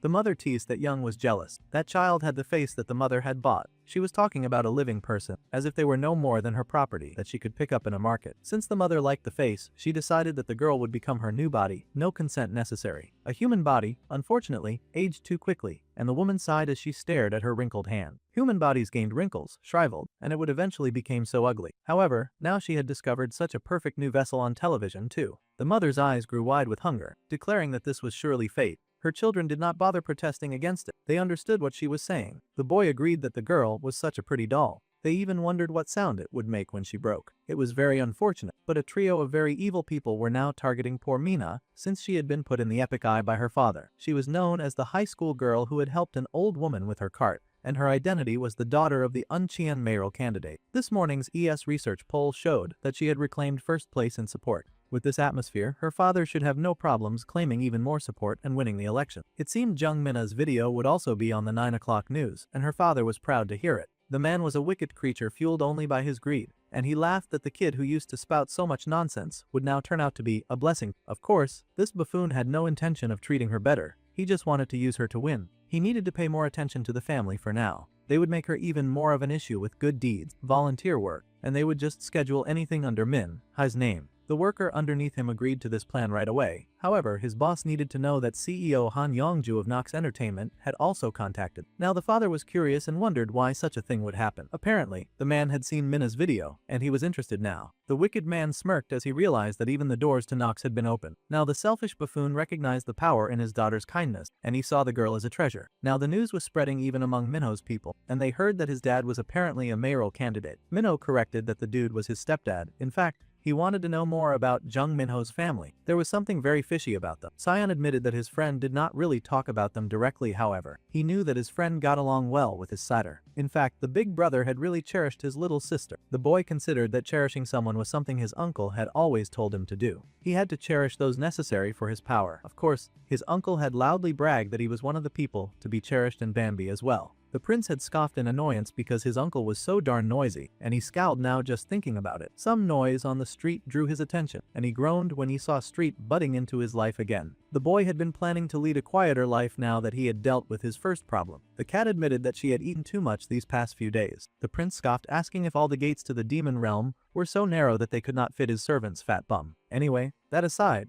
he asked what Bambi said. The cat explained that the blonde had not been present, but he had left them a note. The blonde happily greeted his prince and mentioned that he was sending the royal a little gift. The boy was to do his best with it. The prince growled and tore up the present immediately because he could tell that the stupid blonde was trying to use his powers for his own benefit, just like his uncle. Now, when he returned to the underworld, he was tearing apart the stupid blonde first before touching his uncle. The cat begged her master to please calm down. After he settled for a while, they addressed the matter at hand. At this rate, it looked like Minho's father would get elected as mayor, especially with all the deals that he had been making thanks to Minna's popularity. Public opinion was extremely in his favor now. The demon prince frowned, and he considered what it would be like to have his father rule over the whole city. The nerd explained that it would be more like managing than ruling, but same difference. Now that the dark-haired boy thought about it, the man was greedy, just like a Cinyras. The boy asked Street if Jung Taesik could possibly be a Cinyras who came to the human realm. See, a Cinyras was a kind of gluttonous demon in the underworld, and it was the kind to eat endlessly to the point that other demons hated its guts. However, the cat pointed out that it managed the district, and the man, Jung Taesik,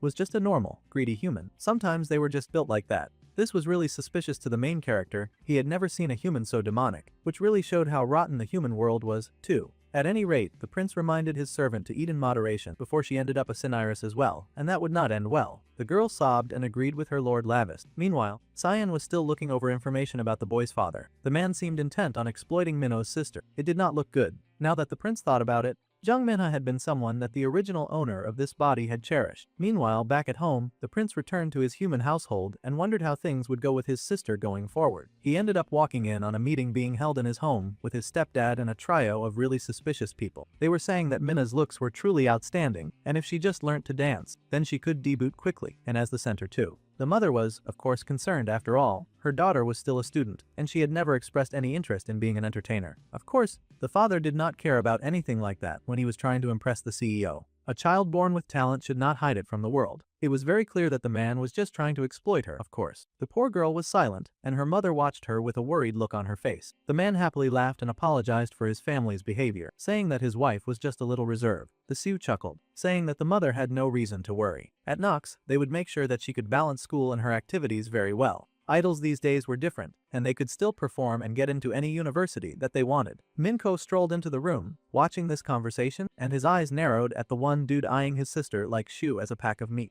The husband was happy to forge ahead, and even happier to sign the contracts that they had brought. It was a contract with Nox that would shine on both Minho's and the candidate's future. That demoness could clearly see that the man had no morals, and he was doing absolutely nothing to prove her wrong either. The poor girl shivered with her hands on her lap, already knowing that she was going to get sold to this strange group of weirdos for her father's future. Then the woman noticed Minho and she cooed at him, greeting the young man. She was Han Yongju, the CEO of Nox Entertainment. Well, the boy was not impressed by any of that, and his father scolded him, of course, telling the boy to greet the CEO. The woman chuckled that it was fine, after all. Kids sometimes acted like that these days. She did not care about the brat anyway. She just wanted to get her hands on his setter. Even the boy could tell that much as he watched this conversation unfold, recalling the words of Sion, and then the words of his uncle, that reminded him that he would always stand at the prince's side. Back then, the little prince had balked at the sudden show of affection, asking why his uncle would suddenly say that. The man had just told his nephew to listen carefully. In this world of many horrible demons and hostile forces aiming for the ruler's power, the boy was the heir who had to inherit Lord Gamadar's throne as the ruler of that world. With such a heavy responsibility, it was important for the young prince to maintain his own faction of supporters. The young and arrogant brat had, of course, scoffed back then, saying that he could just grow stronger and live with his own strength. A super arrogant way of thinking for sure. The man had thrown his head back and laughed at the young boy. Sure, Lavis was good for now, but one day he would meet people that his heart was drawn to without even realizing. Then, the boy would start to change without knowing it himself. The uncle's smile was proud and genuine back then, though the little prince could not imagine changing so dramatically. He swore that he hated complicated talk, and he just wanted to train already. Well, that was the behavior that the man expected from his nephew, and it made him laugh heartily. Now, back in the human world, the young boy made a stand, and he placed his hand on his sister's shoulder. Jung Minho was of his faction, and she was someone who was cherished by Jung Minho, so he asked her if this was what she really wanted. He asked no one, but the brunette looked up at her brother, with eyebrows dipped in pain. If she were being forced, he wanted her to say it here and now, because he would get her out of it immediately. The demon prince wanted to know if the girl was being forced, and if that was the case, then she should just tell him, he would sort it out. The girl was hesitant as she considered the situation. The last thing she wanted was for her big brother to get hurt after all. The girl recalled how many times their stepfather had beaten their mother for rejecting his kindness, and how he had laughed at the fact that she could not take her son and daughter and leave. There was on his family register. The poor woman had cried for the man to just let them go, but the abusive, horrible man refused. He told them to go ahead and try to survive without a dime to their name. The two children protested and tried to stand up to their father. The man was taking advantage of the wealth that their grandfather had left to them. It was not his own. However, the man just growled and cursed their mother even more, calling the children not RV. The man laughed and asked if the children understood the real key to surviving, which happened to include that once he grabbed something, it would remain his forever. The children should accept their pathetic fate as he abused their mothers in front of them, and his daughter Minna should memorize that truth like it was the gospel. Now, the daughter, who had been beaten down so much by their father, croaked out that accepting this punishment was her choice. She even yelled that she would do it and would happily become an idol. However, she had one condition, and that was that if she made any money, then she wanted to earn it in her name so that she could take her family out of debt and dependence. This was her condition. The girl was determined to save her brother and her mother, carrying the weight of their pain on her tiny shoulders. That sweet girl wanted to save her family from that monster. Of course, the man who was vying for the position of mayor was all too happy to grant that. After all, if this worked out, he would make even more money as a mayor. Her hard work could belong to her and her alone. The wicked man did not mind. In fact, he was overjoyed to agree with anything that would make her accept this deal, and so was the Nox CEO. The woman happily smiled and told the family to sign the contract. The president was told to please look after Minha and to take good care of her. She was dearer to the mother than life itself. The mother was still worried, asking if her daughter was sure about taking this path. The girl smiled, telling her mother to trust her just this once. She would work hard and become an idol if this were the chance that would make it possible for her brother and mother to escape this hell. The girl happily smiled at her brother and thanked him for his concern. Well, Lava stared down at the smiling girl but said nothing. She had not asked for his help, so he really did not need to do anything extra. Time passed and the evening continued in a fancy black car. The CEO was busy, high on joy and elation. The more she looked at that dazzling young skin, the more perfect the girl seemed to her. She was so deeply in love with her new vessel. Even those eyes had that rare purity that barely existed these days. She loved everything about it. However, Jung Minho had nearly ruined her chances. Her son mentioned that the boy seemed off somehow. Curious, the demonic mother asked her daughter what she thought.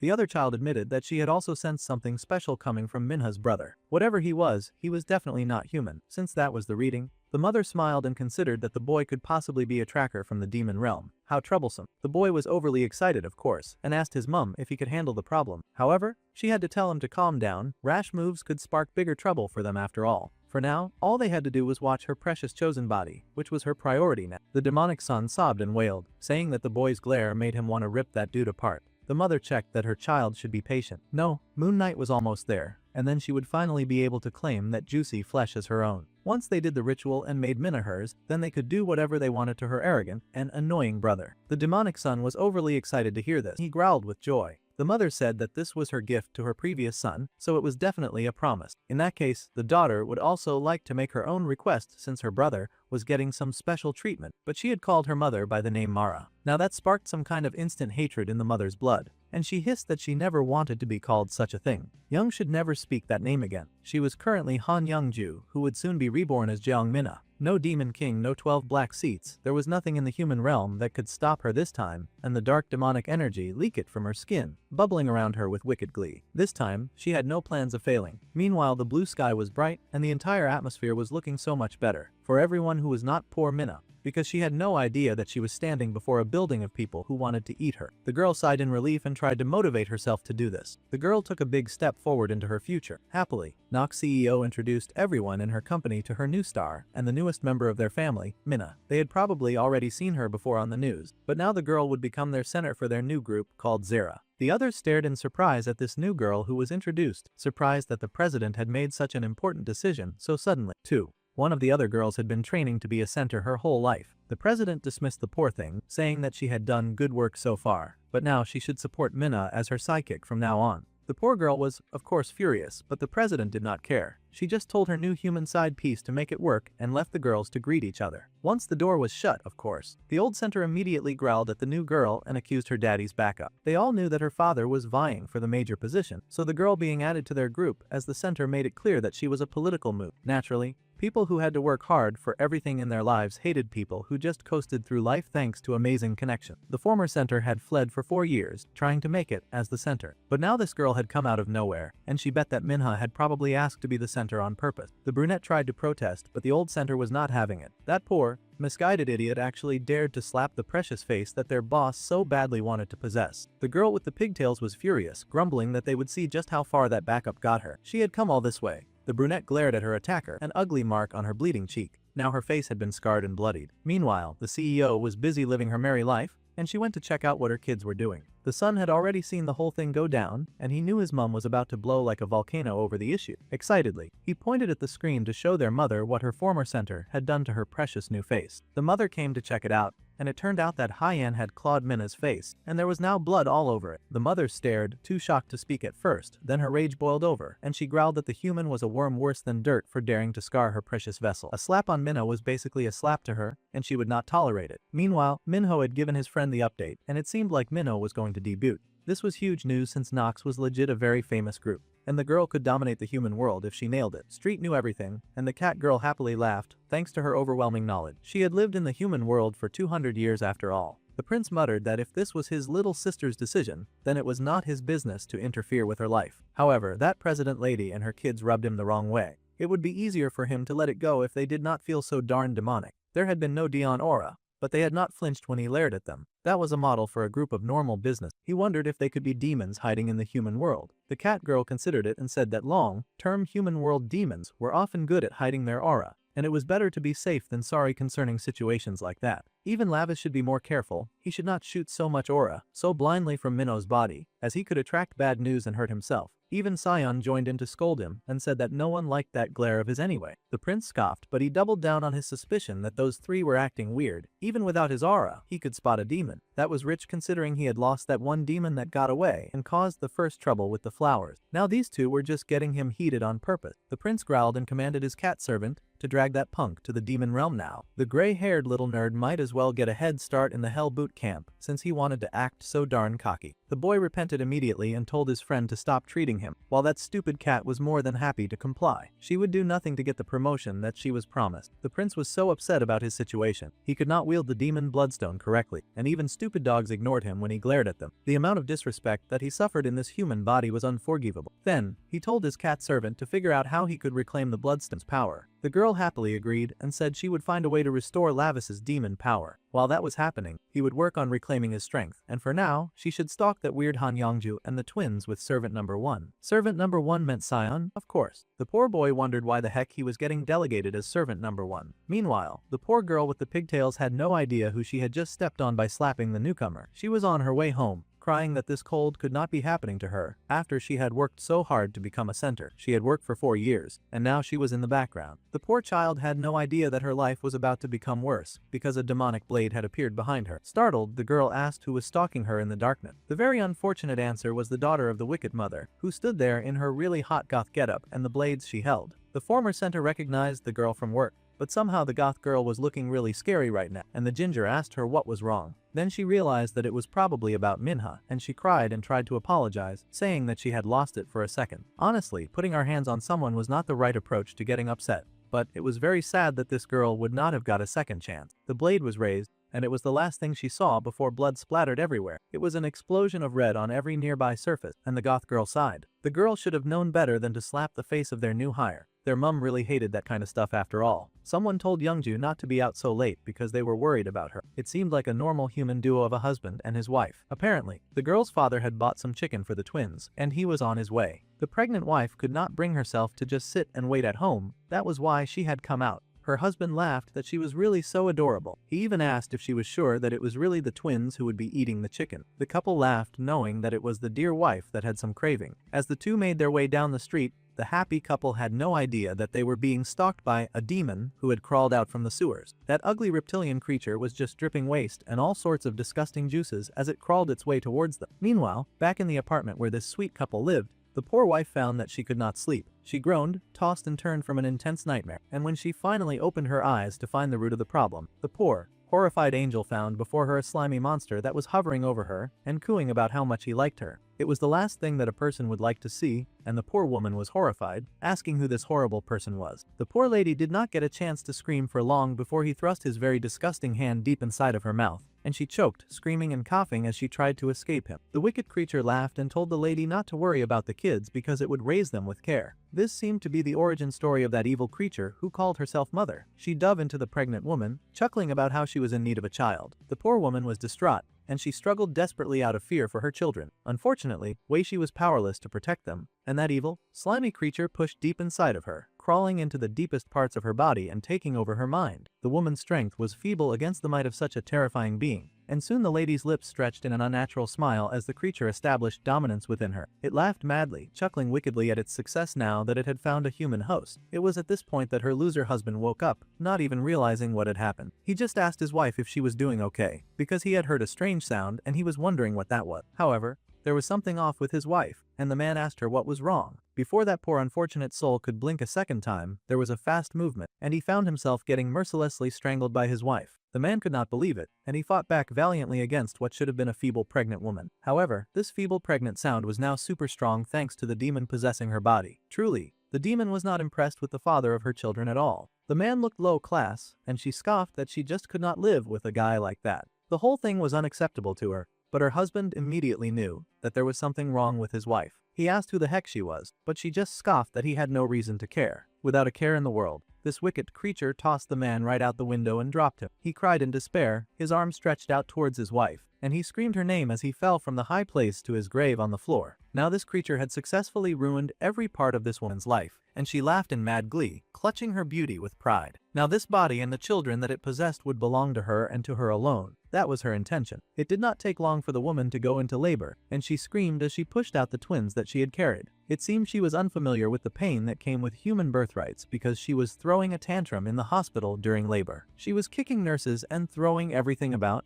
refusing to calm down or even let the poor people helping her do their jobs properly. The woman just screamed that they should hurry up and get those children out of her home immediately. If she had known it would hurt this much, she would have just gotten an abortion. She screamed and yelled that they should get them out, or she would kill everyone. She screamed and roared that this was all because of Anise. It seemed she had a personal beef with the demon queen, also known as the main character's mother. Well, that would not end well. However, she had no reason to blame her pregnancy problems on the demon queen. She was not the one to knock her up with twins. A beat later, and the nurses stared in shock at what was before them. The precious children that had just been born looked wrong in every way, and they stared up at them with unnatural, bright red eyes. They looked downright demonic too. The days passed, and the woman was able to get back her shape. But now she had two little brats in her home. Her body felt so sluggish, and she groaned that it was because she had just given birth. It was horrifying to her to have so much hideous belly fat, and she wondered how long it would take for it to go away. The twins just waddled around the house, unbothered by her problem. The boy tried speaking first, reaching up to his mama. It seemed their eyes had finally snapped back to normal, so it was not the usual odd red color that they had been when they had been born. The woman was not really crazy about being a mother after all. The kids had taken some of her magic power, and she wanted them to pay her back pronto. It had not at all been her idea for them to take some of her own magic. Also, she wondered how long the children were going to keep crawling around. She would much prefer if they started acting like functional adults immediately. They should hurry up and become her little slaves so that they can protect her. This arrogant,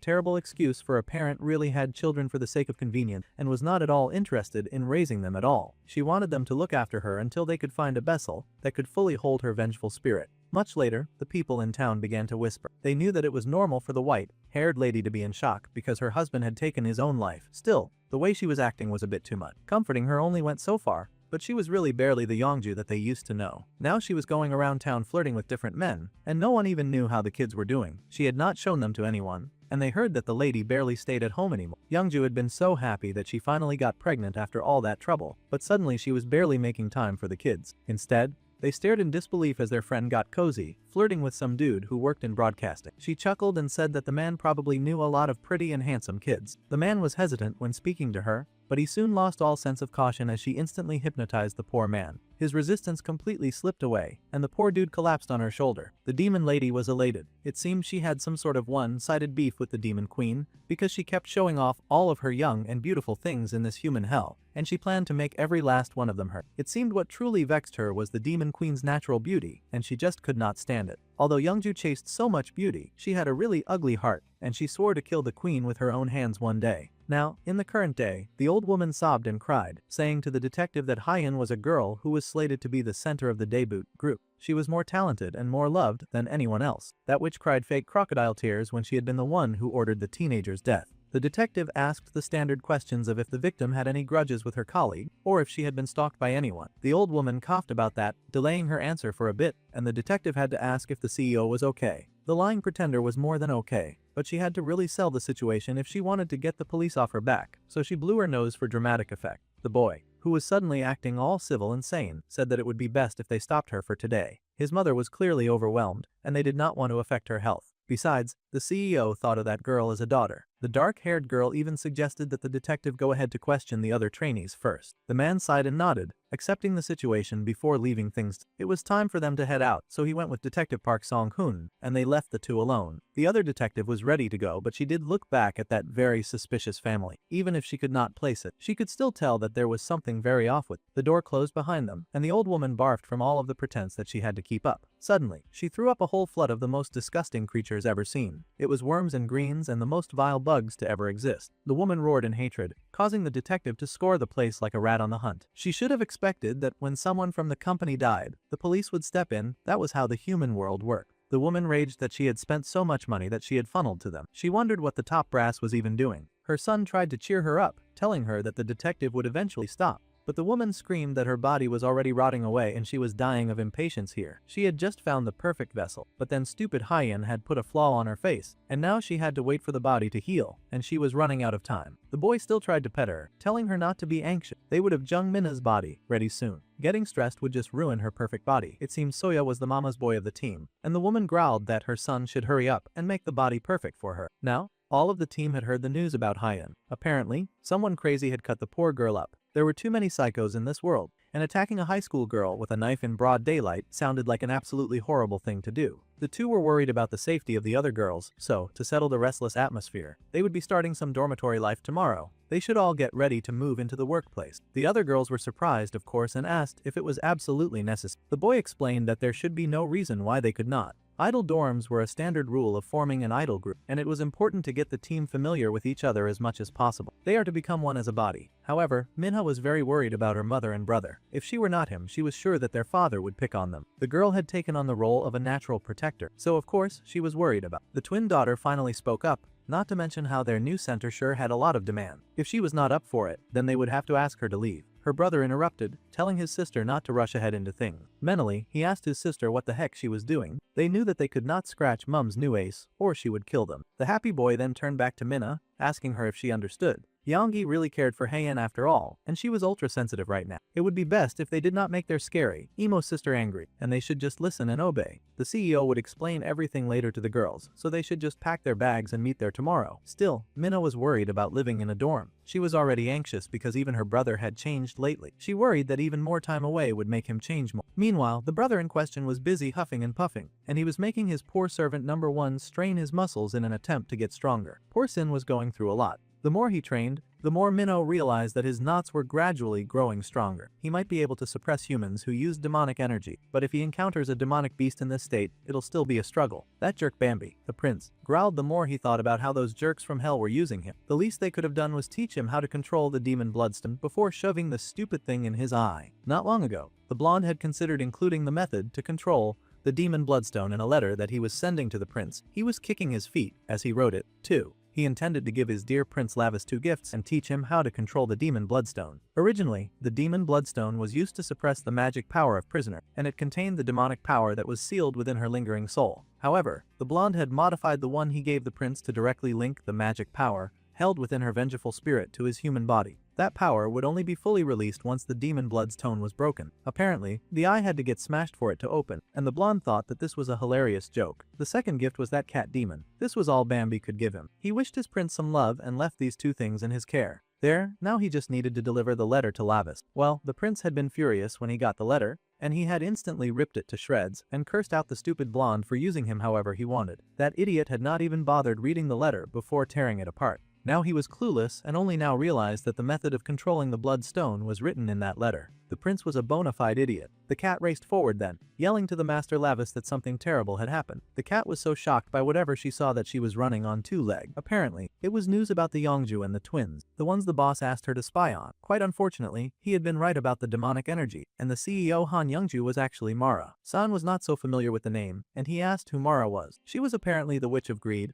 and one of the 12 black seats. This Maravelius had snatched a human body and was now living among the human. The demon prince laughed when his dark suspicions were confirmed. So that woman had been hiding here all this time. Time for a flashback. Back in the demon realm, the Lady Aeneas was known as the most beautiful goddess in the demon realm. Even her silent lips were considered outstanding and gorgeous, and people always asked her for tips on becoming more beautiful. The sweet demon queen had just smiled at her curious guests back then, telling them that if they so desired to become beautiful, then they needed first to learn how to hold the truth within their lips. Instead of getting burned by this obvious insult, the court ladies cooed, sighing that every word she spoke felt exactly like a poem. A lady commented that since she only spoke the truth, she supposed that she should become beautiful as well. Another rather plump damsel also beamed and said that she was having her daughter learn the art of rhetoric so that she could also resemble the beautiful Lady Aeneas, even if just a little, because she wanted to teach the child that words themselves are both a weapon and dignity. The bright demon queen smiled at the two eager women, saying that she would then grant the blessing of the silver tongue to the lady's sweet young girl. The girls were overjoyed, gasping and thanking the sweet Lady Aeneas with all of their hearts and minds. Meanwhile, there was a rather gloomy-looking girl at the ball, lips chapped, with eye bags under her eyes, who scoffed that this was all a bunch of nonsense. She was clearly jealous. A nervous blonde beside her tried to say that Lord Villiers was rather beautiful as well, just to cheer her up,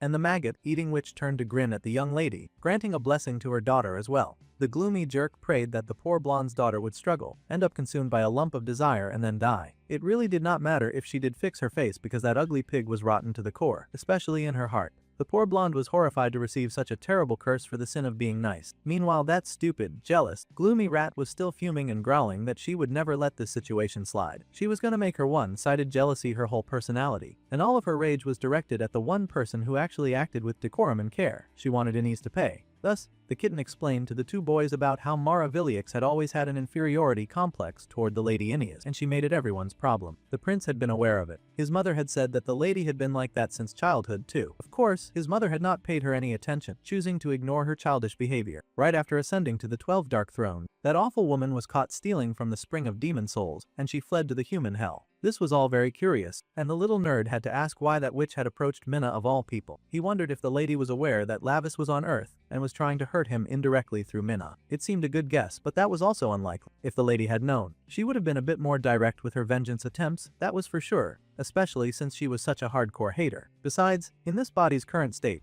the prince had to admit that he was unfortunately no match for that woman, and those underlings of hers were probably no ordinary ones either. In that case, then they had to quickly strengthen the power of the demon bloodstone. The cat would prepare it right away. She was going to be making some witch hunting preparation, and the first step one was for them to clean up the neighborhood riffraff. She chuckled wickedly, though the gray-haired little one wondered what she meant by cleaning up. Later that day, at a huge store, Minho was out shopping with her mum, who was reasonably worried about her. She told her daughter to tell her immediately if she ever wanted to quit. Since the girl had joined, all sorts of strange things had been happening, which made her mother anxious. The girl reassured her mother that the manager had said that they thought they would catch the culprit soon. The bright girl worked hard to reassure her mother that it must have been some kind of random murder or something like that. Still, the mother knew that her daughter's dream was to become a veterinarian. Minho was not so good at pretending not to glance at the pack of dog food nearby. The girl was a kind creature who loved working with animals, but in order to achieve her dream, they had to get out of that house. By the time she had made enough success as an idol, it probably would have taken such a long time that she would waste years that she could have spent learning and chasing the path that she had always wanted. No matter the sacrifice, she had to get their mother out of that hellish house as soon as possible with her own strength, so her grip tightened on her shopping basket, and she buried her dreams. The girl smiled and said that opportunities like this did not come often in life and dreams could change anyway, so she was doing her best to convince her mother that she was perfectly okay with it. She was going to become famous and earn a lot of money. That was a good thing. However, the mother was worried that she would not get to see her daughter's face often if she lived in the dorm, but the girl asked her to cheer up. That man would quiet down a bit once the election was over, so that should be good. Still, the mother was disappointed in herself and her choices. She apologized to the girl, knowing that if she had not remarried, then her children would not have to go through such a horrible reality. Well, it was much too late to start regretting decisions long since made that could not be changed now. Besides, the girl pointed out that the lady had it hard enough raising both her and her brother at such a young age. Dad's passing away was not her fault either, and before the marriage, that horrible man had actually treated them so well. It seemed that the rat had been after their inheritance all along, and he had put up an act to deceive the whole family. The mother softly called her daughter's name, but she stretched her resolve and beamed at her, telling her mother to just wait a little. She would work hard, and then they would succeed. Meanwhile, in an amusement park, a lot of people were having fun. There were screams of joy and fear from people on the roller coaster. Lavis chuckled darkly, a lot of dark aura leaking from him as he called humans pathetic for being so shaken by something as silly as a park ride, saying that there was nothing scary about it. He looked pretty haunted from the ride. San asked if it was because he was a demon, because he sure relieved himself rather comfortably. The boy protested that he just had indigestion from eating something spoiled, a barely believable lie, but he should at least wipe his mouth before he talked. This was why the prince should not have insisted on trying that crazy ride. The prince was so offended that he had endured the most brutal of fights back in the demon realm, but never had he been so disrespected as he felt riding that human-made monstrosity. He was never riding that again. Somehow, he found themselves before a horror house, which should be something a bit more to his liking. The boy asked Street if this was the right place, and the cat assured her Lord Lavis that they were here. A demon that had been imprisoned in the human world recently slipped out of their surveillance, but with her sharp instinct, she had been able to track it down. The nerd was shaking so badly because he really did not want to take part in this mission, but the prince just casually asked for the demon's name. The creature was called Scream, and it had the ability to convert people's screams into its demonic power. It also transformed the sound waves born from fear into demon realm frequencies and could inject the power into itself. Basically, luring it with someone who screams frequently would be very effective. In other words, this was exactly why poor Sion was being made to go on this horrifying mission. The prince was pleased that his little attendant was finally useful, though the boy protested that he was a man who knew no fear and he had never screamed once in his life. Such rich lies he told. At any rate, the prince dragged the nerd and figured he might as well prove it while they were inside. The cat would guard the entrance so they could go ahead. The poor kid was horrified, of course. Once inside, the horror house was decorated in its usual ghastly horror house fashion. The prince had to ask why people were afraid of things like this when it was just a decoration. Poor Shan was clinging tight to the other boy's arm, terrified of what they would see. Thanks to what Stret had said about the demon hiding in there, the little human felt a strange presence, like there was something really in there with them. However, they had come in there with all of the intention to catch that something, so the prince told his little attendant to stop overreacting. Before poor Sion could get his bearings, one of those prop heads fell from the ceiling, and the little nerd lost his mind. He was screaming and trying to scramble away, but the prince's strong hold on him kept him from squirming away. To be fair, even the prince had been a bit shaken by the sudden appearance of that stupid head. The gray-haired kid noticed, and he could not help but point out that a part of Lavis was scared too. The prince was acting all tough, but even he was not above getting startled. Of course, the boy immediately tried to protest that and muttered that he had just been pretending to be startled to see if the enemy would react. Then he asked his little friend if that was the first scream in his life, because the nerd had screamed like he was dying. The poor student sniffed and said that he guessed so. Well, that absolute holler of despair had been effective, and a demonic green eye opened up in the darkness. The little nerd was still wondering if this was really the fastest method, while that suspicious eye paid rapt attention. Each time it reacted to evil in the human world, the demon bloodstone's power was released a little more, so the prince figured this was the best way to prep up for saving his sighter. If he could just absorb the evil of demons stronger than humans, then it could release some more of that good bloodstone power that our dude was going for. It seemed the demon had not overheard their conversation,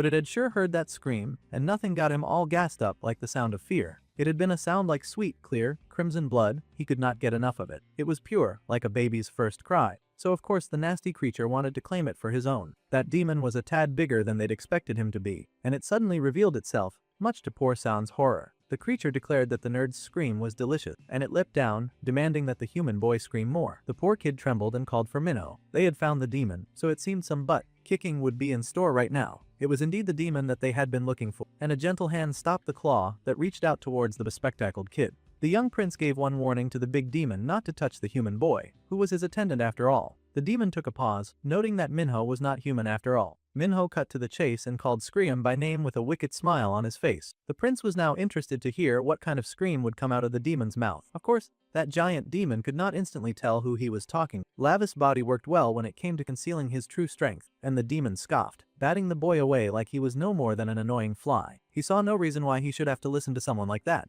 Instead, the demon was focused on the good stuff and soon trapped Cyan in a sort of bubble film as he urged the poor, terrified boy to scream. Naturally, Lavis did not take too kindly to getting dismissed. Only his left hand was usable right now, but he could work with that while he taught that stupid creature a lesson for trying to dismiss him. The prince raced forward, targeting the demon as his enemy, and the arrogant creature cackled and asked the boy where he thought he was crawling to. The almighty Scream had no intention of getting beaten by a high school kid after all. Poor Lavis got knocked back once again by the force of that demonic power. The only thing worse than getting tossed around like a rag doll was the knowledge that he could ragdoll that stupid, screaming menace if he just figured out how to manipulate the stupid bloodstone to his own advantage. San yelled for his friend to watch out as that big demonic claw came right at him, but his terror was just strengthening the stupid beast. At this point, the nerd was more of a liability than an asset. The monster was truly enjoying feasting while the poor boy screamed for his life. At this point, Lavis was heated about it too. Here he was scrambling to save both their lives, but Cyan was over here feeding the enemy a 5-star meal. The human would do them both a favor by shutting up and not giving more power boosts to their hellspawn enemy. Even though the gray-haired kid closed his mouth, that disgusting scream was still getting off to his eyes filled with terror. There was no end to this demon's degeneracy. The demon cackled and said that he should be making some earrings out of those beautiful, terrified eyes. Naturally, the prince did not want to hear such foolish and disgusting words being spoken about property that he owned. He managed to dodge that heavy fist that came down, but his left hand was still on fire, and he growled, asking who the heck that devil was calling terrified. He charged forward, leaping into the air with rage, and this time Scream finally took proper notice of the kid, laughing that he loved watching the kid struggle to fight him with those short arms. In fact, the monster found those arms so very cute and adorable. He was clearly making fun of the poor prince. The dark-haired boy was furious. His leap could not even surpass human levels while he was bound to this stupid form. The situation was more dire than he had expected. The poor kid could not even handle a demon of this level while he was restricted to this body. Before he could properly retaliate, poor Lavis got snatched out of the air, and he groaned in pain. Cyan was horrified to see that, of course, but he worked double time to keep his fear in check, at least the parts of it that he could control. Still, he worried about his friend Minho. The main character found himself stuck in another person's hand, struggling to get out of that unforgiving grip. The creature chuckled, saying that they should now look at this sword made from his friend's screams. This was just great. Not only had the gray-haired nerd accidentally given the villain a power-up, but he had also granted him some magical equipment as well. Poor Lavis was having the worst time of his life. Well, the good news was that the sword in question was embarrassingly small. Scream wondered out loud what kind of delicious scream would come out when he had gouged out the boy's eyes with his long fingernail dagger. It seemed now the demon was resorting to torture. Well, this much could be expected from a demon that fed off the power of screams. However, considering the key needed to unlock our dude's full potential, gutting his eyes might not be a bad deal. Of course, the prince had not read the letter, so he had no idea the true way to unlock his powers, and he was not pleased about the eye threat. He struggled against that big beast with all of his eyes, cursing that stupid, lowly demon but refusing to scream at all. If that was the case, then that big, sadistic brute was willing to take the long way to find out. That long and terrifying dagger dove right for Lava's eye, and the red in them glinted when that blade was inches away from his vision, his eyes widening in shock. Instantaneously, Scream had sealed his fate, and the fate and that long, pointed dagger stabbed deep into the heart of the main character's eye. Cyan was horrified to see that gory scene, but he kept his scream to himself. The worst thing to do in that moment would be to make things worse for his good buddy after all. However, all that poor demon succeeded in doing was breaking the demon blood stone, as Bambi had intended. Its shards fell to the floor like scattered rain, and Scream felt a sudden, deadly change to the air. Even the main character could not believe his luck. How fortunate it was that it seemed like his vision had suddenly cleared up. The best possible situation was Scream somehow nailing the right eye in his first attempt too. Lavis had not smiled this wide in a long time, The power thrumming through his veins was so heavenly that it triggered a flashback scene. It was the letter that Bambi had written, the one the obtuse idiot had chosen not to read for some reason. The bloodstone had. Meanwhile, Lim Shan remained trapped in a hell of his own making, and it looked like things were getting even worse for the poor boy. He stared in horror at how bad things were going. This was not what he had planned for his life. A predetermined school, relationships formed inside a classroom that he could not escape from. The young boy had endured all this just to survive and avoid becoming a target. He had worked so hard and forced himself to act like he liked someone, acted like he hated other people, without needing to pretend to be too close. He had done nothing when his friend had gotten bullied, but deep down inside, he just wanted to help people find relationships that they truly needed. That was why he had created that app in the first place. This was not what he had intended. He did not make an app to sell drugs or anything like that. The boy worked hard to disable it somehow, to end the reign of terror that was spreading fast. He worked as fast as he could before the punks guarding his room could notice. Of course, they eventually noticed, and they growled, wondering what was going wrong with their equipment. Now they were getting some kind of messed up error message, and they growled, mumbling that the apps were now acting weird. It was a last-ditch effort, but Sion had to hurry if he wanted to successfully break everything before his captors found out what he was doing. They were kind of stupid and slow, so they should not have noticed what he was doing. The boy hurried and put a chair at the door, which immediately alerted all the strong jerks in the room that he was definitely the one responsible for all the errors. It was a move made too fast to think logically because he could definitely see the huge window made of glass that made the room very accessible to these violent punks. As soon as they realized what was going on, they immediately started raging, roaring and cursing at the kid, as well as doing their best to get inside. They had to hurry and open the door before he wrecked their business. As they were trying to do that, the little bespectacled kid was working very hard at deleting the app and all of its data, so that no more of that filthy blue ribbon could be spread around the world. He moved quickly, faster than his little fingers had ever moved before over the keyboard, his fingers moving with urgency as he tried to fulfill all of his desires as fast as possible. He begged for this to hurry and work, and an alarm button lit up on the screen just as one of those violent punks finally tossed a chair right through the glass window. Naturally, the thing shattered, and the punks came leaping through to bring hell to the kid who dared to defy them. There was now nowhere for him to run, and they growled, punching his glasses right off his face. They were always doing that. They stared in horror to see that the app was already lowly deleting itself, and they kicked the brat with hatred and rage. They had to stop the app from deleting immediately because if Yongmu showed up, they would definitely die. But they did not know the first thing about computers, and were not sure how to stop the app from deleting. The kid was not going to say a single thing either, and he protected his head as best as he could with his arms, knowing that he just had to hold on until the app got deleted. Somehow, no matter what, he would make sure that the monster he had created would go down, even if he had to go down with it. With a growl, the boy slashed as the shoe that had been continuously stepping down on him, slashing the man in the leg and racing for the broken window. He did not go for the window but the fire extinguisher. Actually, undoing the pin and roaring that they had no right to touch what was his. Now he had the hose cocked like a gun, and he cursed at the men before unleashing hell on them, and dosing those jerks with all the foam that he could raise. They screamed and cursed as he hit them with that smoke, yelling that this nonsense was insane. Sion had been able to make a smoke screen that should buy him and his app some time. The thing was almost fully deleted,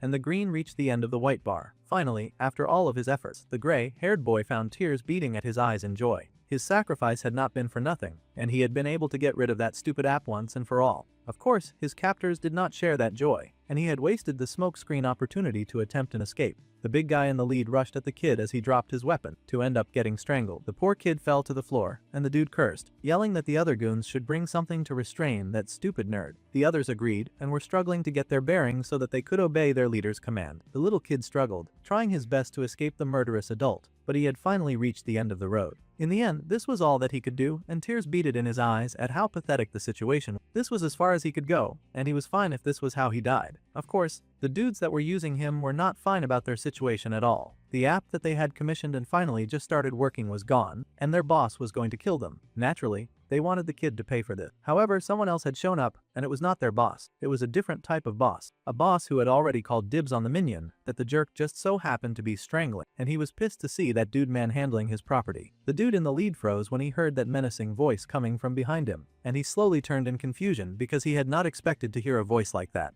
His confusion lasted for a few minutes, but a few minutes was all that Lavis needed to stretch out his demonic hand and attack that brute. It seemed the minions were still standing, and they wondered why their precious Song Jinhong was screaming like that. The mist cleared a bit, and they could finally see that their precious Hyun was getting whacked very fiercely by some kid who had suddenly shown up in the area. Naturally, they were stupefied to see this and gaped in shock at what was before them. When they had finally picked their jaws from the floor, They rushed at this stranger to get some revenge, but the prince had already dealt with bigger fry that night, and these guys were hardly worthy opponents. He rushed to meet them too, and those idiots got whacked by the heavy power of a misophobe who could not stand dirty people or their dirty deals. Those two idiots came crashing down, and Lavis glared at their audacity to lay a hand on his one and only servant in this stupid world. That was his first servant, and he was kind of territorial of it. Even if he died, he would not let what was his be taken. The way demons did things, they were very protective of what they claimed to be theirs. The little scion pushed to his feet in confusion and surprise to see Minho here. His friend had come to save him. It was a miracle. The boy remembered the first time he had shown his dark-haired friend the app that he was developing. It was the kind of application where people who got along could gather and interact. If they lived nearby,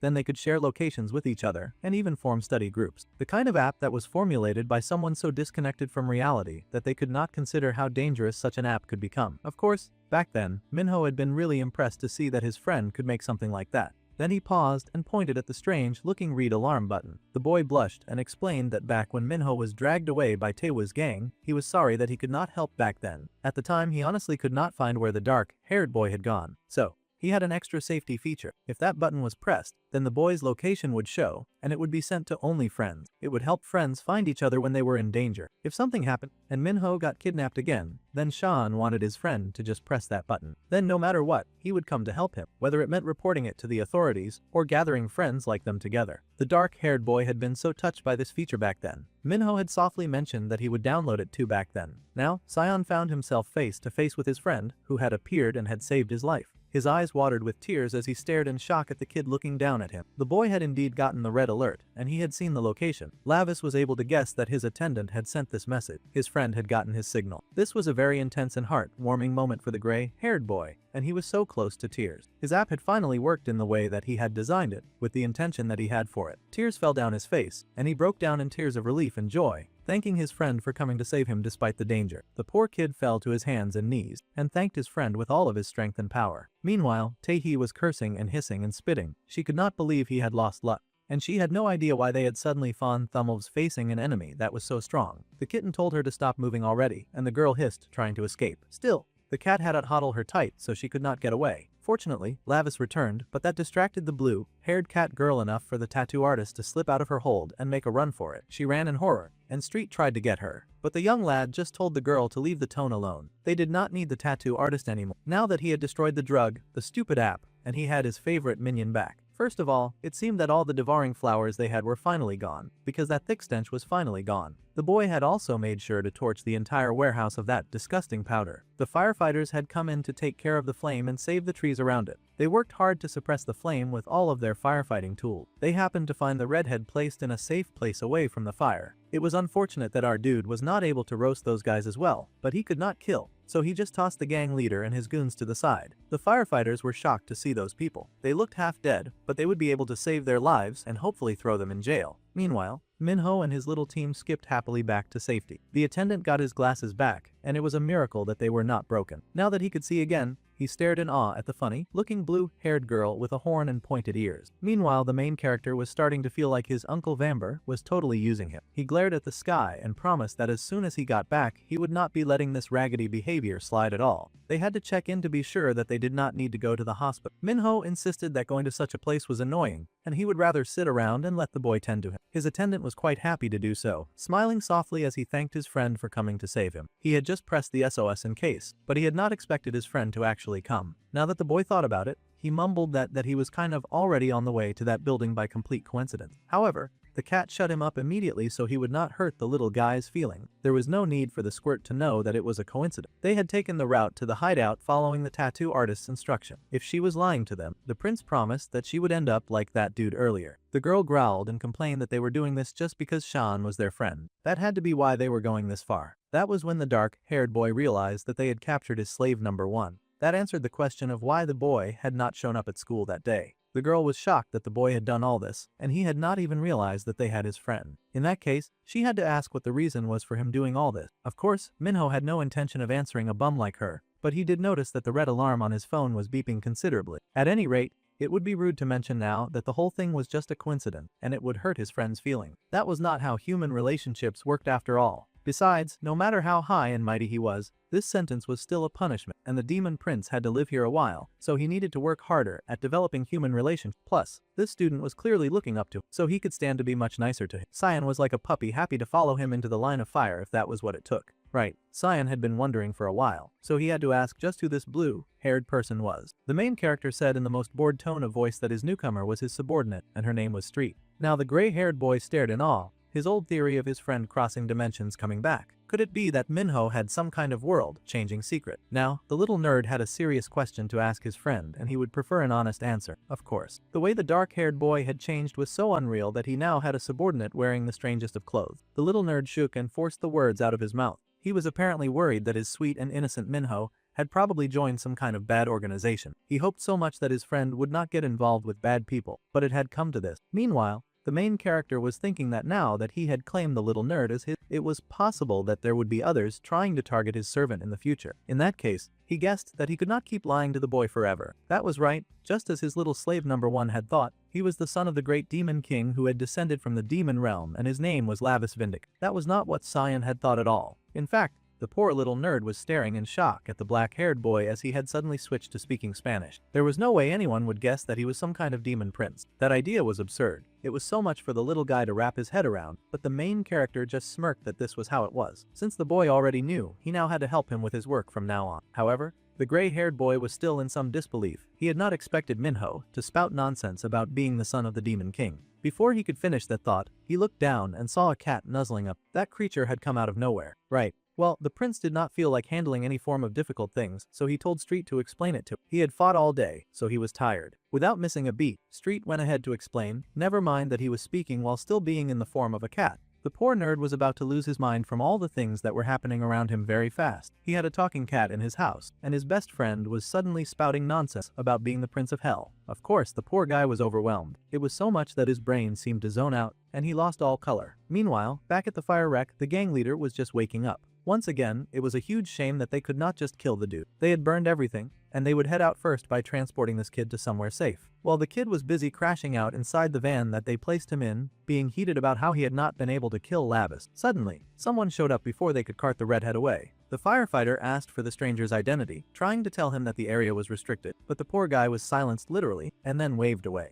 It seemed to be Lord Hilt that Yongmu loved to worship so much. The demon greeted the poor child, saying that the boy looked so miserable. The boy greeted his Lord Hilt, swearing that he would definitely kill the dude who did this to them. The demon told the kid that they should go talk, and he retrieved him from the wreck. Meanwhile, the female firefighter was looking through the site. They had received the report that all the dealers had been subdued, but they wondered who on earth had made their work so easy for them. Plus, the drugs had been approved by the Ministry of Food and Drug Safety. Now that was dangerous if illegal, harmful drugs had sway over even the government. They had already spread in large quantities among young students as well. This was trouble, and the lady cursed at those wicked people who would create such a terrible thing. Suddenly, she glanced to the side to see one of her colleagues drop to his knees and groan about a headache. The lady rushed over to ask if the detective was okay. The man groaned that she should check the car first. She stared in horror to see that the lead drug dealer was one, and none of them had any idea where that dude had gone. Meanwhile, somewhere deep in the woods behind some really tall building, the redhead was in chains and screaming out to his lord, yelling that he just needed one more chance. How pathetic that he mirrored that one subordinate of his that he had punished before. The boy insisted that if he got more drugs, then he would surely be able to kill the one who attacked him. Meanwhile, the demon chuckled and asked the human if he knew how valuable those burned flowers had been. He had planted the long roots of each of those demonic flowers into many unfortunate who were left lying on the floor or hanging on the walls. The demon had gone through so much trouble to gather all of these humans, just so that he could use them for this crazy experiment. The demon sighed that all humans were worthless, and this was exactly the reason why it was better not to trust them. His precious flowers had been laid to waste by that evil prince. The redhead was still yelling and screaming at the top of his lungs that he just needed one more chance. However, the demon was done listening. Just like before, when Yongmu had executed that one dude from the past, the demon did the same and stabbed the boy's eye with the flower. The dude would have been better off just staying in the detective's van. The boy screamed and yelled about his eyes, writhing on the floor as the flower took root in his body and slowly ate his flesh and blood. The demon scoffed and asked the human if he could remember the blood oath that they had taken. The promise was that the human would prove his final loyalty with those flowers that he had been given. Just as he had grown them, he would now become their eternal fertilizer, and the human screamed in agony as the flowers took root. Meanwhile, the terrified tattoo artist was hurrying to call someone, mumbling about how she had to survive. She just needed to grab the coin wallet and run. That was her whole plan. She seemed to be raiding an office and cursed because she could not find what she was looking. Someone found her and then informed her that they had gone to the office, but the police were there. In fact, he had come just in case. It was that dude that she had tattooed on the head, and he had a knife. It seemed that he had come for some kind of revenge. The girl leapt to her feet, cursing at him and yelling that he had no right to cause any trouble. However, he had not forgotten what she had done to his forehead. In fact, he had also had some of that blue ribbon stuff that they were selling, and he was hungry for more. The girl called him Cray, wondering just how much he had already taken by himself. She noticed a nearby weapon and grabbed it, determined to fight and defend herself. However, she had a stick, and he had a knife. It was a huge weapon imbalance. One stab and the lady fell to the floor, gasping and grunting in pain. The dude was still completely out of it, gurgling as he asked for more of that very addictive drug. He screamed like an animal, head thrown back, mouth agape and heavily drunk on the drug that they had peddled. Now the lady was feeling mass regret. Taehi did not want to die like this. She cursed and sobbed that she wanted to live. Her vision got blurry as something purple manifested in front of her, and it only grew larger. Suddenly, Bambi popped out and giggled. If this happened, Lavis would hate it even more. The girl had no idea who was talking, and she begged for someone to save her. Well, the demonic blonde did not have the strength to do that, but if the girl was destined to fall into hell, then she should just accept her fate.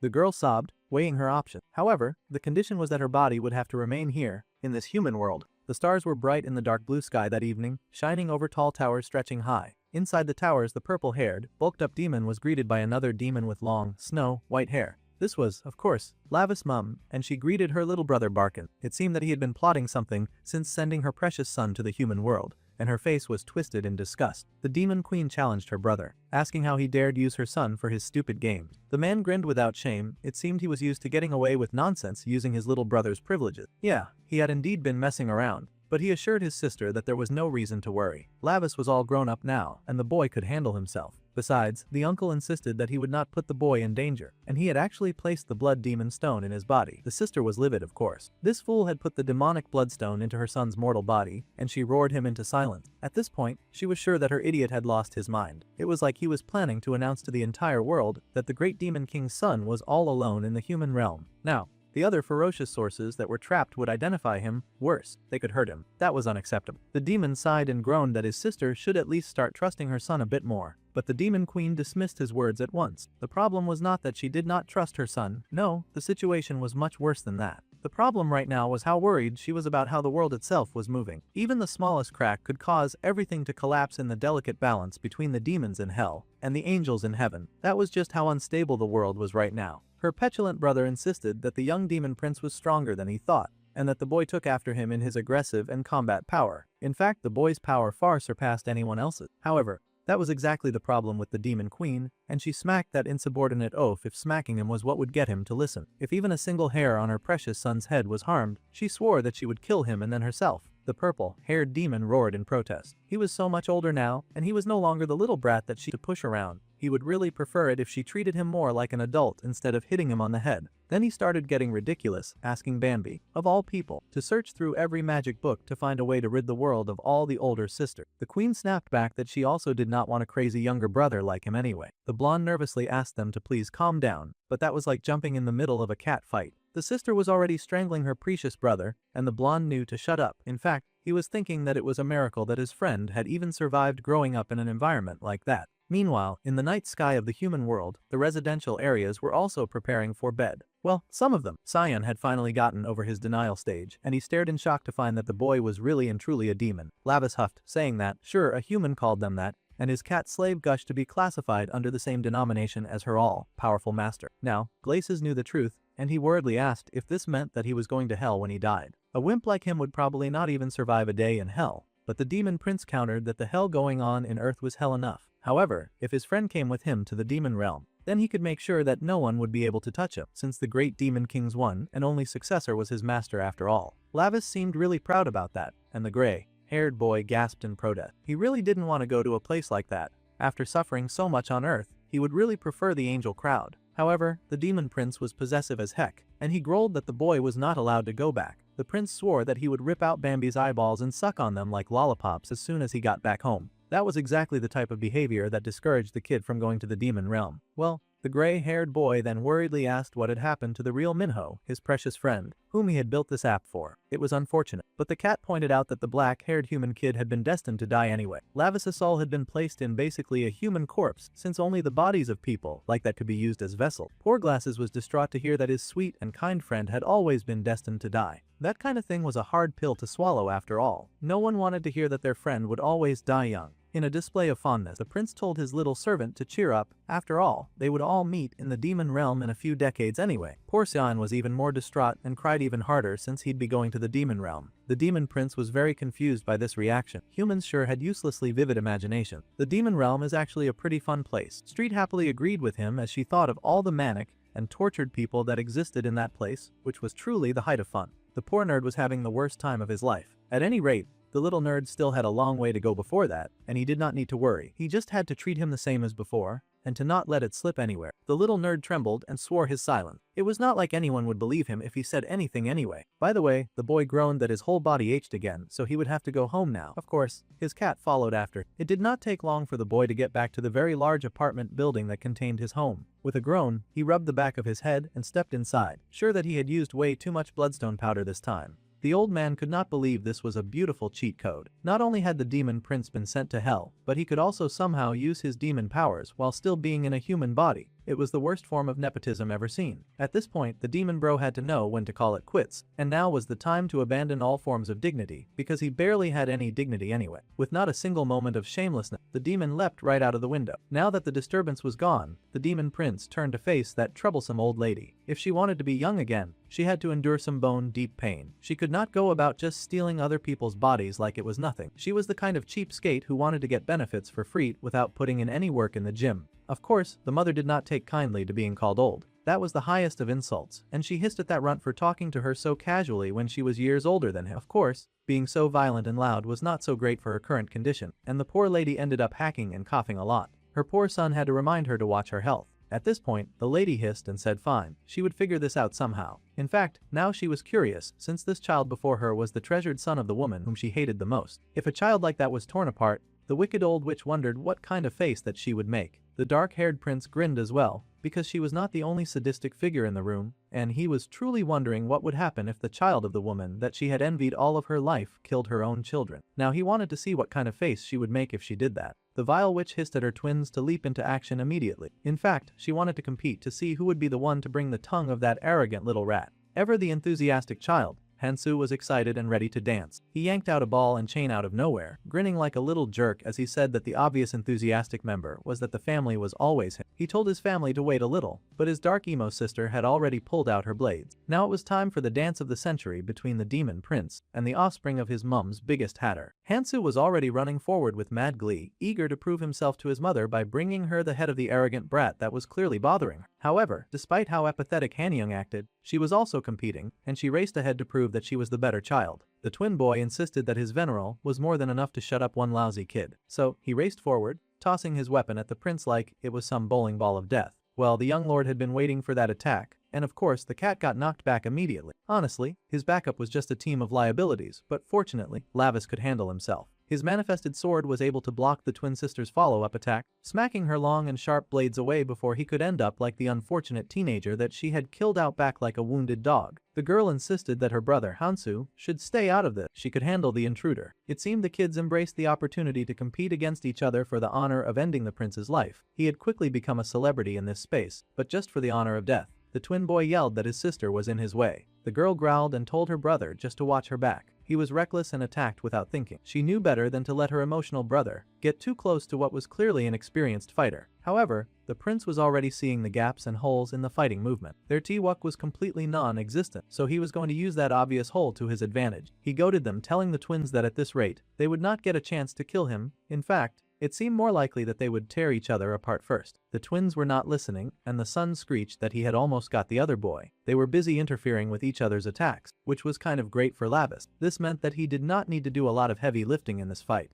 It was kind of pathetic watching them throw away their obvious 2-against-1 advantage like that. Hansu was absurdly overconfident, but Hanyang was downright cynical. They were the perfect pair to split apart, and that made it easy to pit them against each other in battle. With a focus on the attacks, the prince brought this sword up and blocked the girl's attack. A strong enough strike was used, the force of her weapon against her, his might outweighing her own, and the ball and chain got tangled up in the sister's weapon. The twin boy cursed in annoyance because his own sister kept getting in his way over and over again. The girl also hissed because her brother was such an annoyance. However, that created an easy opening for the prince, who lunged forward and slashed through the twin sister's midsection. That made one very troublesome enemy down. The girl grunted, and the prince's sword tasted blood. Even with the mixed blood, that was a decent amount of power, and the boy wondered what on earth Mara had done to birth twins with so much demon energy. At any rate, that was not his problem now, as he just needed to focus on stopping them. The stupid twin boy was busy gloating that his sister got hurt because she was not strong enough and she should not have competed with. He would be the one to cut off Lava's tongue. That was very rich of him to say, but he actually put this money where his mouth was and somehow successfully drew blood in his next attack against the prince. That was not so bad. Unfortunately, the sister recovered pretty fast too,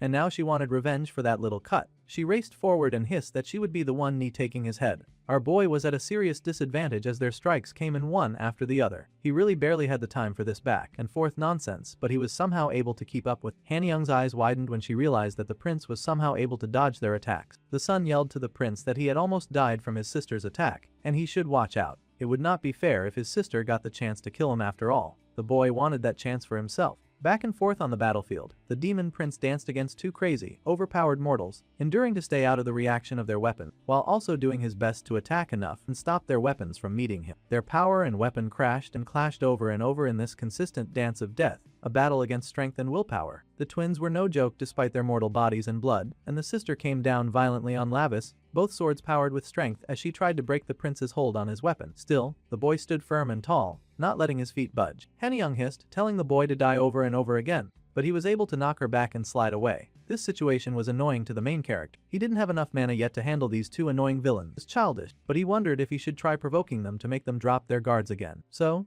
he called out and mentioned that Han-young was actually pretty strong. It was rather impressive. The son, of course, immediately lost his mind when he heard the prince call Han-young his big sister. He was born a whole 18 minutes before her after all, and he wanted the respect of the older sibling. That bro was barely acting like the older anything, so how was the prince supposed to know? Also, he went and got annoyed about the wrong thing, but at least he had the reaction that the main character was going for. The angry person hissed and swung his ball and chain around, bragging about how he was definitely going to kill the dark-haired boy now. Just taunting them a little had worked even better than Lavis had expected, but he was not about to complain about the results. The son charged ahead this time, his ball and chai flying around closer to the boy, while his sister came in from the back. The sister growled and insulted her brother, asking why he was rushing into a close-range battle when his speciality was clearly the far range. The boy just said that he was going to be the one to take their enemy's corpse to their mother first, and he was going to do whatever it took to do that. Meanwhile, the dark-haired main character had finally achieved his goal of making the dude's attacks rougher now. With his eyes wide,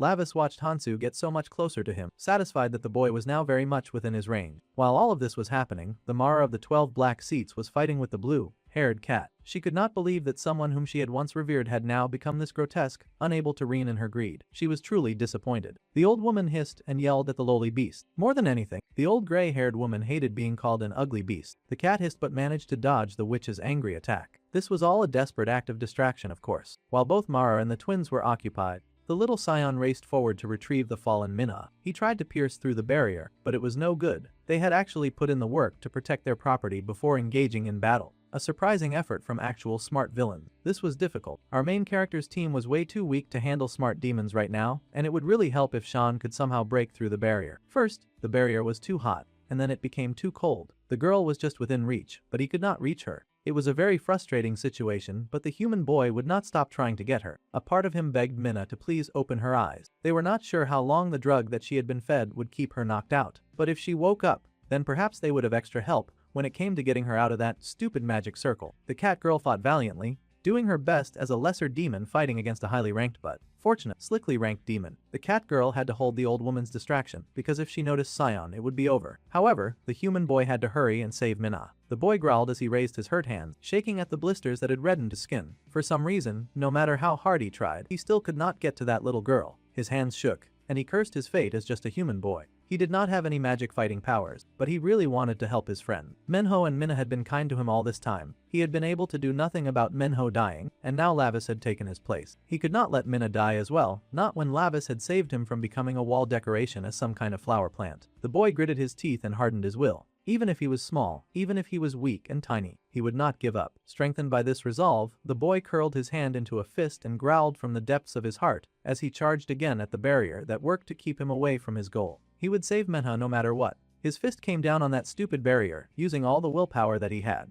The poor cat girl got tossed aside by the wicked Mara, crying out in pain as she got knocked back. She was beaten and battered, with her gaze focused on the mad lady who was fighting her with all of her might. The evil Mara scoffed and told the girl that it was time to stop this half-baked beast play, even with a rotting body. The demon cat hissed and hated that she was no match for a fermenting demon, old Katie. This should be as expected for someone who had been a part of the 12 black seats. The cat girl was no match for that wicked old lady. Mara was busy having the time of her life, showing off her power and shamelessly abusing those who could not compete against her. She laughed that they had really thought that she was weak just because she was falling apart. With a whisk of her hand, she had been able to toss the poor cat girl aside and into a wall. The cat demoness cried in pain when those 2 spikes tore through her skin, crying out about how much it hurt. The old woman laughed that the cat should just stay on the wall and watch closely from there. Fortunately, she had been able to hit the part of the wall that was not infested with cursed demonic corpses and flowers. The cat could stay there and see what kind of end these vermin would meet. Meanwhile, Xian had not given up, and he was still valiantly punching at the barrier and trying his best to get to the girl in time and save her. The cat girl hissed in horror,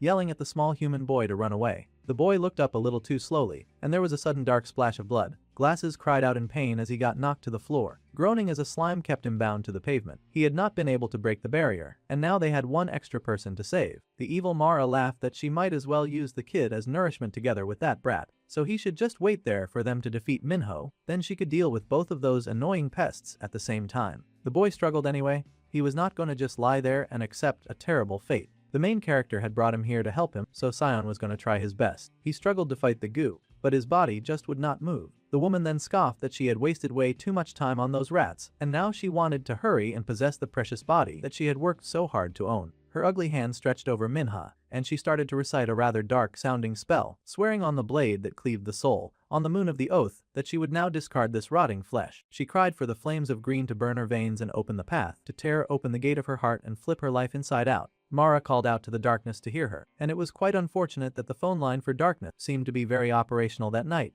because Minna's eyes looked very suspicious. It looked like the human girl's body was open season for possession, and Mara was about to dive into that like she was a public pool. The witch cackled that her oath was now complete, and the prince turned in time to curse at how things were going. He was too busy fighting the winds to do anything about the situation. He had been working hard, trying to do everything by himself, but that was not enough. Immediately, Lava strengthened the sword that he held, pouring in all the power that he had into it. He did not have time to play around with these children anymore. His demon eye blazed red, and things started looking different for the main character. With a burst of speed, he got even more violent with the twins, attacking them with twice as much tenacity as before. Within an instant, he had been able to push them back enough for him to take off running towards his little human sister. The twins yelled at him to stop, but it was not like you were going to listen to the pair of murderers. The boy raced forward, and a line of rope suddenly fell on Mara's son. It bound him tight and yanked him right off his feet so fast that he could barely keep his grip on his weapon. The boy could not compute what was happening, but suddenly his lips were sealed too, and he got tossed to the floor as he struggled useless. Finally, the little deal that Bambi had made had come in handy, and the dark-haired tattoo artist shushed the little menace to silence. It was not fair for the little guy to bully their dear Lavis Appa after all. That was against the rules. Meanwhile,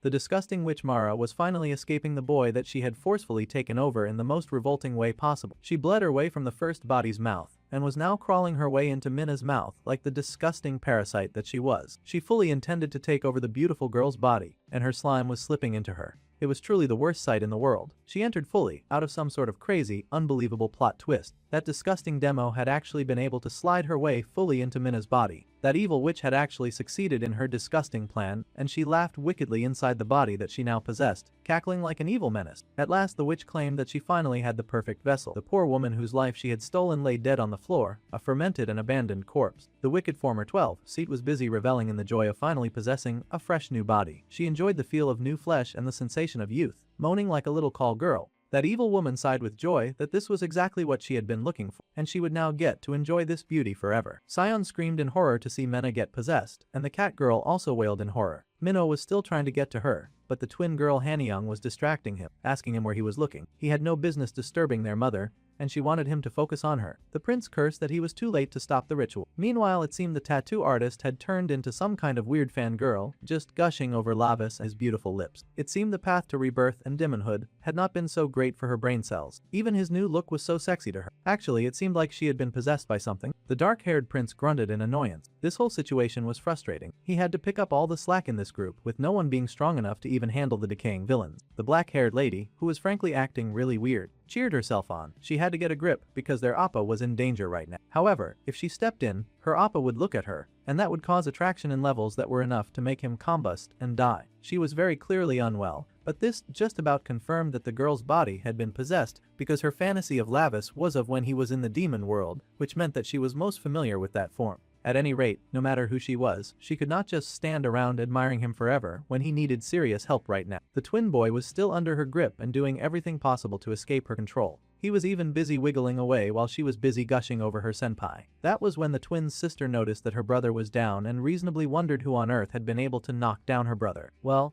surprise, surprise, this was the prince's chance to take care of that annoying girl once and for all. Unfortunately, Hanyang was able to call out and alert their mother of Hansu's pitiful state while blocking the prince's next strike at her. That thieving witch who was wearing Minha's body like a glove finally looked up and noticed her son crawling around on the floor. That was rather annoying to her, but she snatched off the tape on his mouth and asked him what on earth he was doing fooling around like that. First, the boy took a very strong breath because he was going to need a lot of oxygen for his upcoming rant. Apparently, someone had jumped out of nowhere and suddenly attacked him and even tied him up with a lot of rope. His mother chuckled at this testimony, noting that they had an extra unwanted visitor in her home. If that were the case, she could easily handle an unwanted intruder. Suddenly, the twin boy looked up in surprise when he noticed that his mother had successfully stolen the poor girl's body. The mother in question was very proud of her win and showed off with joy, asking her son if she was pretty. Of course, he thought she looked gorgeous. She was his #1 cheerleader. She did not even look like their mom anymore. Sign was in shambles over all of this happening. She could not believe that this rat really took Minna's body and was wearing her like a costume. The poor boy wondered if it was all over now. However, there was still one chance. Minna's soul had not yet completely disappeared. The dark-haired boy immediately turned at this reignited hope. Apparently, tonight was the moonless night. This was the night when the moon would hide and the border between the human world and the demon realm would blur.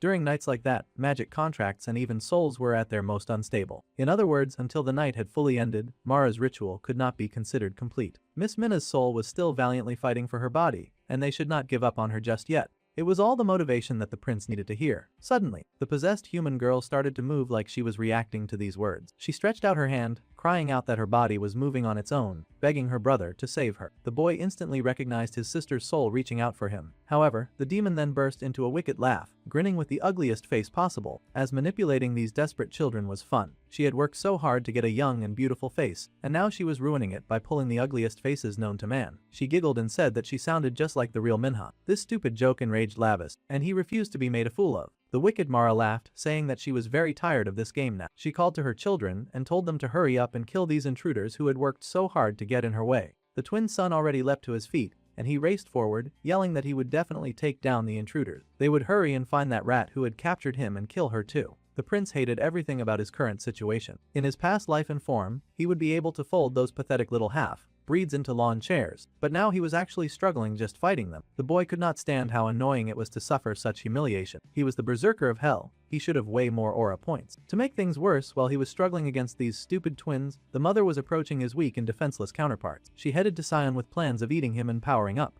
The cat demon hissed at that disgusting woman, but she did not care. As far as she was concerned, she had won this silly little game, and now she planned on cashing out all of her wins big time. She was even wondering which of them she should eat first. Our dude would really need to form a much stronger team if he were going to have this habit of fighting powerful demons to escape to Earth. He could not keep protecting everybody. Suddenly, the witch Mara noticed a weird ball beside her foot. She paused for a moment to wonder just what that was. Big mistake, because it suddenly popped open, and there was a very weird-looking creature sitting inside and emitting a lot of smoke. It looked like a mini version of the Prince Lavis rolling to her like a little angry hedgehog ball. Mara was naturally horrified by this sudden attack and hissed, wondering what the heck this thing was. The prince, meanwhile, stared in shock and realization because he happened to recognize that attack very much. Mara screeched and demanded someone explain what the source of that very foul stench was that was gassing up everything. However, the someone in question was already running full force at her. The person moved fast enough to yank out the iron spikes from the cat girl, and she screamed in pain, but they did not have time to nurse wound. When she glanced glanced down, she noticed claw gauntlets being added to her artillery. Street was shocked by the upgrade, but the person giving her the tech did not even take the time to explain. She just told the cat to use those claws and took off. The girl was surprised and stared, asking if the mysterious girl was Jin Ji. The nerd who was stuck to the floor was suddenly freed, too, the goo around him being cut to ribbon. Finally, after having to struggle by himself for so long, the dark-haired boy had backup. The nerd was given a weapon that he was supposed to use to help their brother. Of course, the nerd was a little taken aback after all. Lavis' latest cheerleader was wearing the face of the girl who used to beat and bully him. However, the lady did not stick around to chat, she just left him with a gun and disappeared. A gun was a pretty easy to use instrument for a kid with not a lot of muscle. Meanwhile, Street was checking out her modified weapon with demon realm power. It was amazing high-tech gear. And she wondered how on earth that fraudulent drug-selling tattoo artist had even been able to get her hands on such a thing. The boy also stared in awe at the gun that he had been given. He had not even gotten the decency of an explanation of how it worked. However, the most important thing right now was that both Shion and Street were finally armed with weapons from the demon realm. They had no idea why their former enemy would be willing to give them these weapons, but this was not the time to stand around asking stupid questions. The nerd checked out the gun and suddenly felt an intense flood of demon power flooding through. Suddenly his heart felt weird, and the boy shook from head to toe, gritting his teeth and growling as the force of the transformation hit him. His heart felt like it was beating like crazy as well. His eyes widened as the little nerd fought against the impulses of his body. He felt so dizzy that it was like he could not breathe. This overwhelming sensation coursing through his soul was so intense. Meanwhile, Mara was still coughing from the smoke screen that filled the room, asking where her enemies had even gotten something stupid like this. It was an eyesore, and she growled, asking them what they were plotting. Well, she was about to find out because the first person to attack her was the street monitoring cat. That blue-haired little devil was out for blood and vengeance for what that sick and twisted demon had dared to do to the body of her precious prince. The former 12-seat demon scoffed that she was not going to be scared of the cat, just because she had picked up some extra claw weaponry. Wearing something like that would not change the outcome of the fight, no matter what. Well, she could go on clinging to those beliefs, but Street was also going to go ahead and try her best to take her down. It was only an ineffective toy if she failed, and Street had no plans to fail. Of course, her opponent was not crazy about failing either, and screamed that the result in this fight was going to be so obvious, like the outcome had already been sketched in the stars. She had no intentions of losing to an abandoned low-class demon beast. The said lower beast scoffed with hatred at the woman with the wretched heart.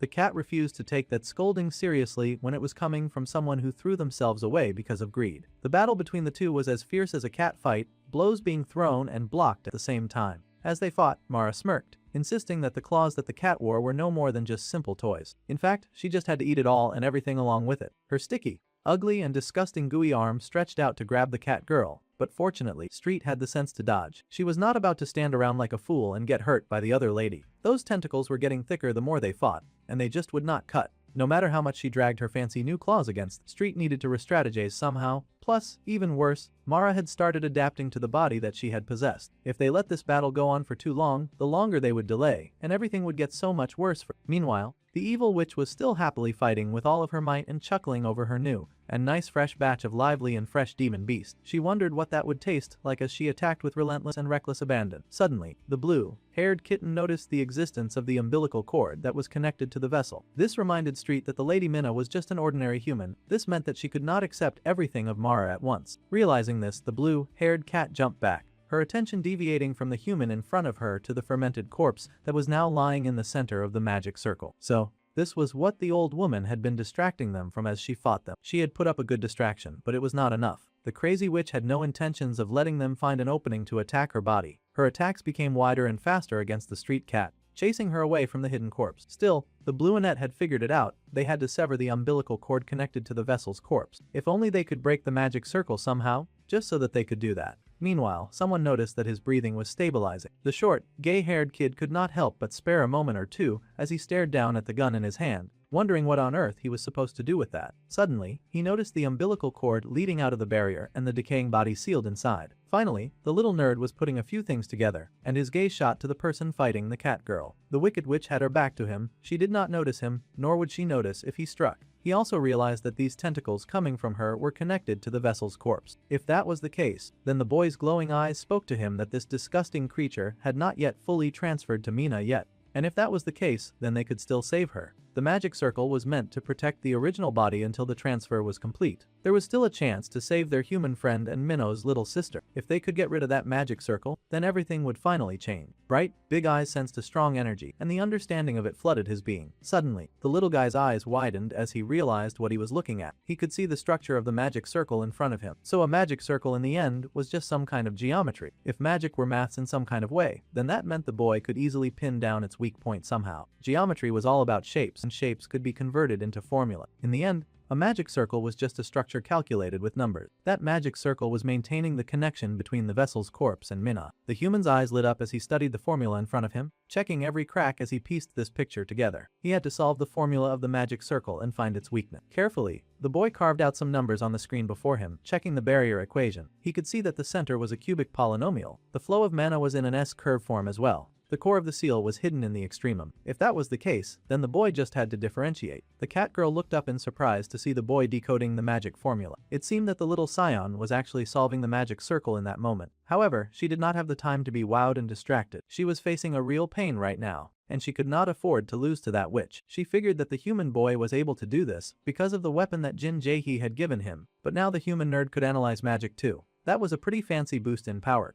Of course, the witch did not feel like celebrating anyone's upgrade in power, and she hissed, growling that the cat should hurry and submit to her power. This fight had dragged on, and she wanted to consume the troublesome lower demon once and for all. The cat hissed, knowing that while San was busy solving the magic circle, she had to buy as much time as she had, just like before. The difference was that she could put up a bit more of a fight, and she would not be backing down so easily. Meanwhile, the gray-haired boy focused on the task before him. He wanted to convert the structure of the magic circle into a matrix form. The main diagonal of the mana vector was a symmetric matrix. Now he was grinning as more things started to unravel before him. If he found the eigenvalue, there would be only one weakness. Finally, he had found the variable that he had been looking for that would undo the whole circle. The nerd had hit the jackpot, and he grinned like a little devil as the critical point of the circle was finally exposed. Now that he had found the magic circle's local minimum, he raised his gun and ignited the circle's destruction. His gaze was downright demonic as he focused all of his attention on the puzzle before him and let loose an explosive pink ball that shot right at the center of the barrier, keeping them away from their goal. Finally, our bro's backup players had leveled up enough to actually render assistance. The targeted point in the shield was hit with enough force to shake the shield, and with the force of power directed right at it, the shield shattered. Mara turned in horror to see her former body exposed, and the nerd fell back, overwhelmed from making just one shot. All he had done so far was bring down the shield. He had to stand up and sever the bond between the body and the evil witch. Naturally evil, with Quaz not taking any of this progress very well, and she screeched like a sick and twisted banshee of hate. Just outright hating with all of her might. She screamed and asked how the heck the boy had been able to do that to her magic circle. The nerd boy was busy giggling on the floor as he chuckled to himself. He had calculated, and the formula was proven. He had even been decent enough to explain how he did his work. According to his formula, the magic circle had collapsed, but it had taken a lot from his fragile human body for him to make that shot. The boy's eyes closed, and he groaned, resting for a bit after such a strong attack. Well, wickedness did not rest, and Mara was on the move, ganging up on these uncivilized teenagers for getting in her way. Her entire body had not crossed over yet. She did not want to admit it, but the cat had been right earlier. Now that the gray-haired nerd had done his part,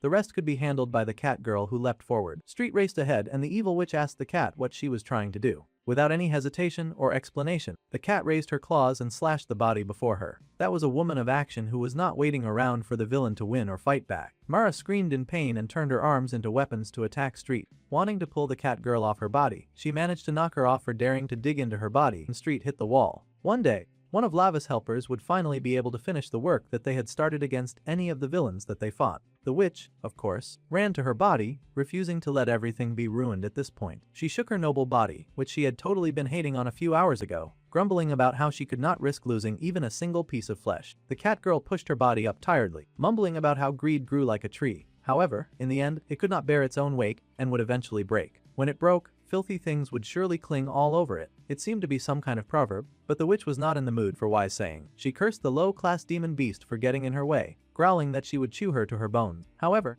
the girl just smiled that now those things and her greed would burn together and disappear. She knew it would happen because they had cleared the path for their Lord Levis. Now the prince of the demon realm towered over that haughty woman, carrying the unconscious forms of her two children. It was finally Lavis' turn to get some much-needed revenge around here, and he was so enraged that he was flaming from the mouth. Mara froze in horror when she realized that the prince had reached in such a vulnerable state. Hansu used the last of his strength to apologize to their sick mother. Unfortunately, their opponent had absorbed some of that red smoke, and he had suddenly gotten stronger. The evil witch's eyes widened in both horror and realization when she saw her children just hanging from his hold. That smoke from earlier had been the trigger somehow for the defeat of her kids. Meanwhile, the being possessing Taehee's body was still happily gushing over our dude. Bound in the demon realm, the lovesick maniac was overjoyed, thinking that it was such a good thing that she had drawn some blood from her brother's body. She had planned to keep such a precious little charm piece forever, but she had no choice but to use it up now. After all, Lord Bambi had told her something very important about the prince before she entered her new body. The blonde had told her that in her new body, they had implanted a special demon blood stone into the prince. So, if the prince absorbed his main body's blood, then he would surely regain part of his original power. More and more pieces of our dude's original strength kept finding their way back to him, and this girl had now happily gifted him some of his power, encouraging the crazy prince to go wild just like he had done before. This freshness rolling through his body. It had been so long since the prince had felt a sensation so divine. The witch Mara was not so pleased about how things were unfolding, of course. First, she took the time to scold her children and call them trash, yelling that they could not even handle this one thing that she had asked them to. Suddenly, Hansu gasped and Hanyang gasped as well. It seemed their mother had connected her weird and slimy tentacles to their necks, and they screamed as their eyes glowed and something strange began to happen to their bodies. With an explosion, suddenly the male twin was up again, on his feet, and swinging his weapon around. Of course, his twin sister was right by his side, and ready to go another round with the overpower prince. The kids thanked their mother for the power boost, swearing to kill the human in front of them this time. Once again, the no-kill rule that Lavis had to suffer under was truly such an amazing pain. The twins kept standing up after he had already beaten them, and he could not just eliminate them, or his soul would perish. It was a really troublesome situation. However, the boy stood his ground and Thur's able to deflect the two instruments at the same time. Now Mara was extra heated, and she yelled at the jerk who called himself the prince of the demon realm. The crazy woman had to ask at this point why the boy was risking so much of his life for a mere human woman. She was not even his real little sighter. Yes, well, that much was true. However, the boy smiled as a fond memory stood out the most in his mind. In truth, the risk he was fighting so hard and doing so much as risking his life was because his sister's baking was just that good. The opponent was not having it, of course. Anyone would be heated if they realized that they were getting beat for such a stupid reason. Unfortunately for her, the prince doubled down on his nonsense. The cake that his sister had fed him was not a taste from the human world. It had basically been food from the heavenly realm. At this point, he was just saying anything, but truly Lavis felt that his sister had invented a new form of divine baking. Hansu could not believe that he had a stupid reason like that for fighting them. A demon should not care about food from the heavenly realm. This made the boy scoffed as he asked the siblings if they had ever even fed each other cake. They spent their whole life competing for their mother's love. It was likely that they had never tasted such sweetness before in their life. The twins did not seem to care and were extra annoyed that he was taking such a thing so seriously. In fact, Hanyang yelled that she would only make cake to throw it at her brother's face. They were very clearly lacking in the brotherly and sisterly love department for sure. The prince sighed at them and cut the angry girl's neck, a clean slice bringing her down. His face was emotionless as he looked upon these pitiful siblings, who did not even show love to each other. But the taste of his enemies' blood sure was sweet. Their blood immediately filled him with strength, and the boy's eyes widened at the flood of power that ran through his veins. It was not just power that flooded through him, he also got an immediate taste of their memories. He recalled the little girl Hanyang showing off her test results to her mother. She had gotten 100 points in school. Hansu also happily said that he had cleaned up the house perfectly. Those poor kids were reduced to doing housework at such a young age, doing everything to please their ungrateful maternal figure, but she did not care either way. She yelled at them that they should just drink some water if they were that hungry. She called them useless and often left them at home by themselves when they were little. The twins had grown up unloved and unrecognized no matter how hard they worked. They were a pitiful duo that had been starved for love since the day their mother's body got taken over. Studying, cleaning, no matter what they did, it was not enough to earn their mother's praise, and it made the two feel very depressed about their life. At some point at the Cafe Lala, the mother had watched some videos of women getting picked up by all sorts of handsome men, and she complained that her stupid children were ruining her chance of having men flock all over her and shower her with pays. She was even hating on an innocent couple that was just showing love in the same cafe. She complained to her daughter that she hated the woman being showered with love, and the daughter stared at the happy lady in the corner. If that was the case, the little girl leapt up from her seat and ran to meet that lady who was bothering their mum. Running as fast as she could, the little girl suddenly shoved the lady so hard that she spilt her drink. The poor innocent lady screamed out in pain, yelling because the drink was hot. She had no idea why she had gotten attacked out of nowhere, and of course the mother came rushing to retrieve her child. The angry woman cursed and yelled because her perfect white clothes had been ruined now. The mother sighed and apologized, saying that she could go and buy something that the other lady could go and change into. She quickly took her kids away from the cafe after ruining that poor woman's day. The evil Mara sighed and asked what she should do. Now that they had ruined that lady's day, she could not stop smiling. She held her daughter close and tight, saying that her daughter was so cute and special that she could collapse form how cute the baby was. The mother had been so excited to see that lady's day get ruined. It served her right for acting so pretty. It was the first time that any of the children had gotten praised by their mother. Of course they remembered it. The son was immediately eager to get in on this kind of behavior. He yelled that he wanted to do it next time. He could also fight people for his mother's sake. Mara laughed and said that next time she would let her son try, encouraging a habit of her children doing bad things to earn her love and desire. They had realized that if they bullied someone that their mother was jealous of, they would then earn instantaneous praise. This was the nasty habit that the twins learned under the guidance of their rotten mother. If they hit someone that she hated, then they would earn her praise. The woman was always elated when her daughter got violent, praising her for listening to everything that she said. Like that, the girl soon picked up the habit of getting weapons stained and dripping with blood. The children so desperately wanted their mother's praise, and so the girl had been happy to do anything that her mother wanted. Her mom was excited and asked Young if she could kill again next time, and the girl happily agreed. If she killed the person that her mother asked her to kill, then once again she would get showered with praise. This was how their life functioned. They existed just to be her tools, serving her, worshipping, and treating her twisted abuse like it was love. It was actually quite sad to witness. Prince Lavis lapped up their blood, their emotions and their memories, chuckling that these kids had really been raised well. The daughter yelled and screamed, telling the boy to hurry up and die. The twins needed him to die so that they could hurry and earn their mother's praise. They rushed ahead, competing to see who would be the first to kill him. The mother, shameless witch that she was, also screamed for them to hurry up and kill her enemy. It was such a pathetic sight, but they were really the true face of Demon, a bloody and very sad mess. At this point, he acknowledged their worth, to be killed by his own hands. Immediately, Lavis unleashed and Hansu's arm went flying. As hybrids, these two did not count as, which meant that he could kill them. Mara's eyes widened when she realized that the color of the boy's eyes had changed. In fact, it was like he had once again become the ferocious beast of the battlefield, just like his crazy uncle Barkin. Kansu hit the floor, screaming in pain and agony. He could not believe the amount of pain that he felt from losing his arm. His sister yelled that he should have been careful, but it was just big talk because our dude Lavis doubled back to beat her up too. He laughed, guessing that they were worried because they were siblings. It was cute that they could show at least this much care for each other, though the boy quickly started blaming his sister for his misfortune, yelling that she had gotten in his way and that she should have done better. The girl growled in rage at his words. The boy growled that his sister should hurry up and kill their enemy, or he would kill her for sure. Naturally, Hanyang did not like being spoken to like that. However, a moment of distraction was very costly during a time of battle, and our dude raised his weapon like a manic demon. He loved watching the foolish ones fight against each other. They were making this job really easy. Hanyang's eyes widened when she saw the boy ready to bring down his weapon on them. Suddenly, she grabbed her twin brother, and the slash came down. This girl actually shamelessly used her sibling as a shield to protect herself. These twins were rotten to the core, their competitive spirit making them both do terrible things to each other. The boy now had a gash in his shoulder, and she screamed in pain because of how much it hurt. It hurt so much to get cut like that. The boy groaned and whimpered, his hands shaking in pain, and he cried out for his mum. The mother, of course, had nothing nice to say, cursing that her children were useless to the very end, her poor victim, whom she had raised to be her tool. Mara urged her daughter to abandon her brother and to defeat her enemy once and for all. The daughter was eager to receive her mother's praise, so she threw herself at the demon prince, fighting tooth and claw to bring him down. Their swords clashed against each other, and the poor twin boy was already bleeding to death. He begged for his mother not to abandon him, crying and sobbing for a mother that had long since faded away.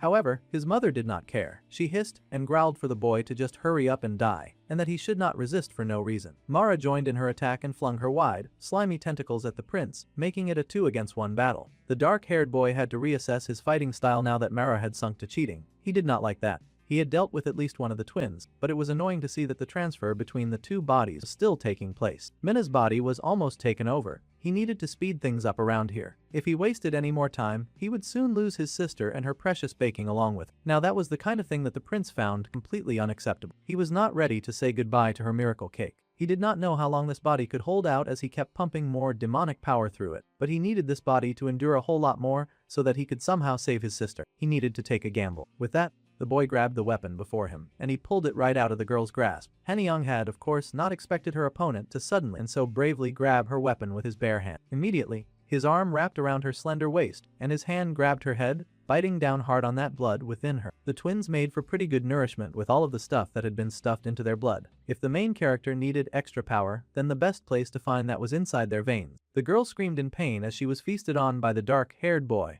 but he was not about to let up. He drank deeply from her veins, and Mara hissed and cursed when she saw that her enemy was getting stronger. Yeah, two could play the cheating game, and he was done with watching her boost up her kids, just to draw out the fight. Once he had drained enough blood, he let the girl's body fall to the ground, and she fell like a heavy sack of potatoes, unmoving and weak. By absorbing as much blood as possible up to this body's limit, Lavis was able to boost his strength and bend in preparation for a charge. His power would now be boosted all at once, and the boy raced forward, his gaze laser focused on the enemy in front of him. His arm stretched out to take her down, and she unleashed all of the disgusting power that she had to offer, screaming that the boy should not come any closer to her, as if he was just going to obey her and let her do whatever she liked. He cut through her summons and cut down all of her slime, slicing through it like a whirlwind of sharp demonic blades. The evil witch screamed, yelling and wailing, wondering why her enemy would not just die. Well, he had a lot of stuff to live for, and that included the heaven-sent cake that his little sister could make. It did not matter how much disgusting slime that she could summon, the boy raced forward and fought the demon in front of him with a growl deep inside his throat. His whole body felt like it was breaking apart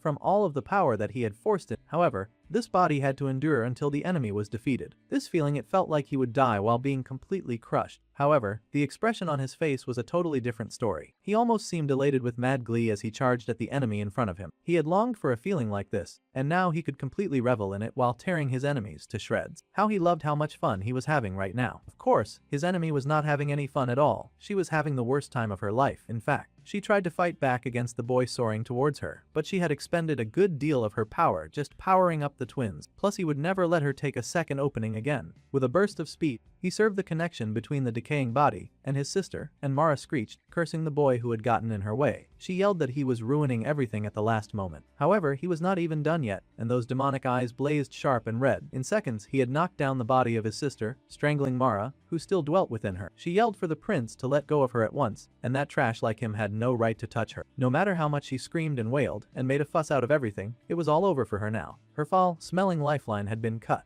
Then the Witch of Greed began to panic, yelling that she could not die, especially not at the hands of the son of her greatest enemy. She refused to let go, wailing and screaming. However, Lavis gave her his final warning. If she left Minna's body on her own right now, then he would let her live. That was the best that he could do for her right now. The woman was shocked that she was even getting a second chance. The boy scoffed that he was Lavis Vindica, and he swore it on his father's honor of the great demon king, but only if she left his sister's body alone. The witch's eyes widened, and she thought to herself that the prince was afraid that she would not leave this body, and he thought that she would self-destruct instead. The witch then grinned. It was a shame to leave this body, but as long as she lived, she would find another one. In that case, she started grinning like an idiot, saying that someone of the great demon king's bloodline would not lie on their family's honor. She asked him to first drop his sword. If he dropped his weapon, then she would do as he wished. For now, there was no other way. That devious parasite was clearly up to no good, but the boy let his weapon fade away. His blood sword dripping to nothing on his fingers, he stepped back, telling Mara to leave that body now. The Witch of Green hissed but agreed to leave as she pushed to her feet.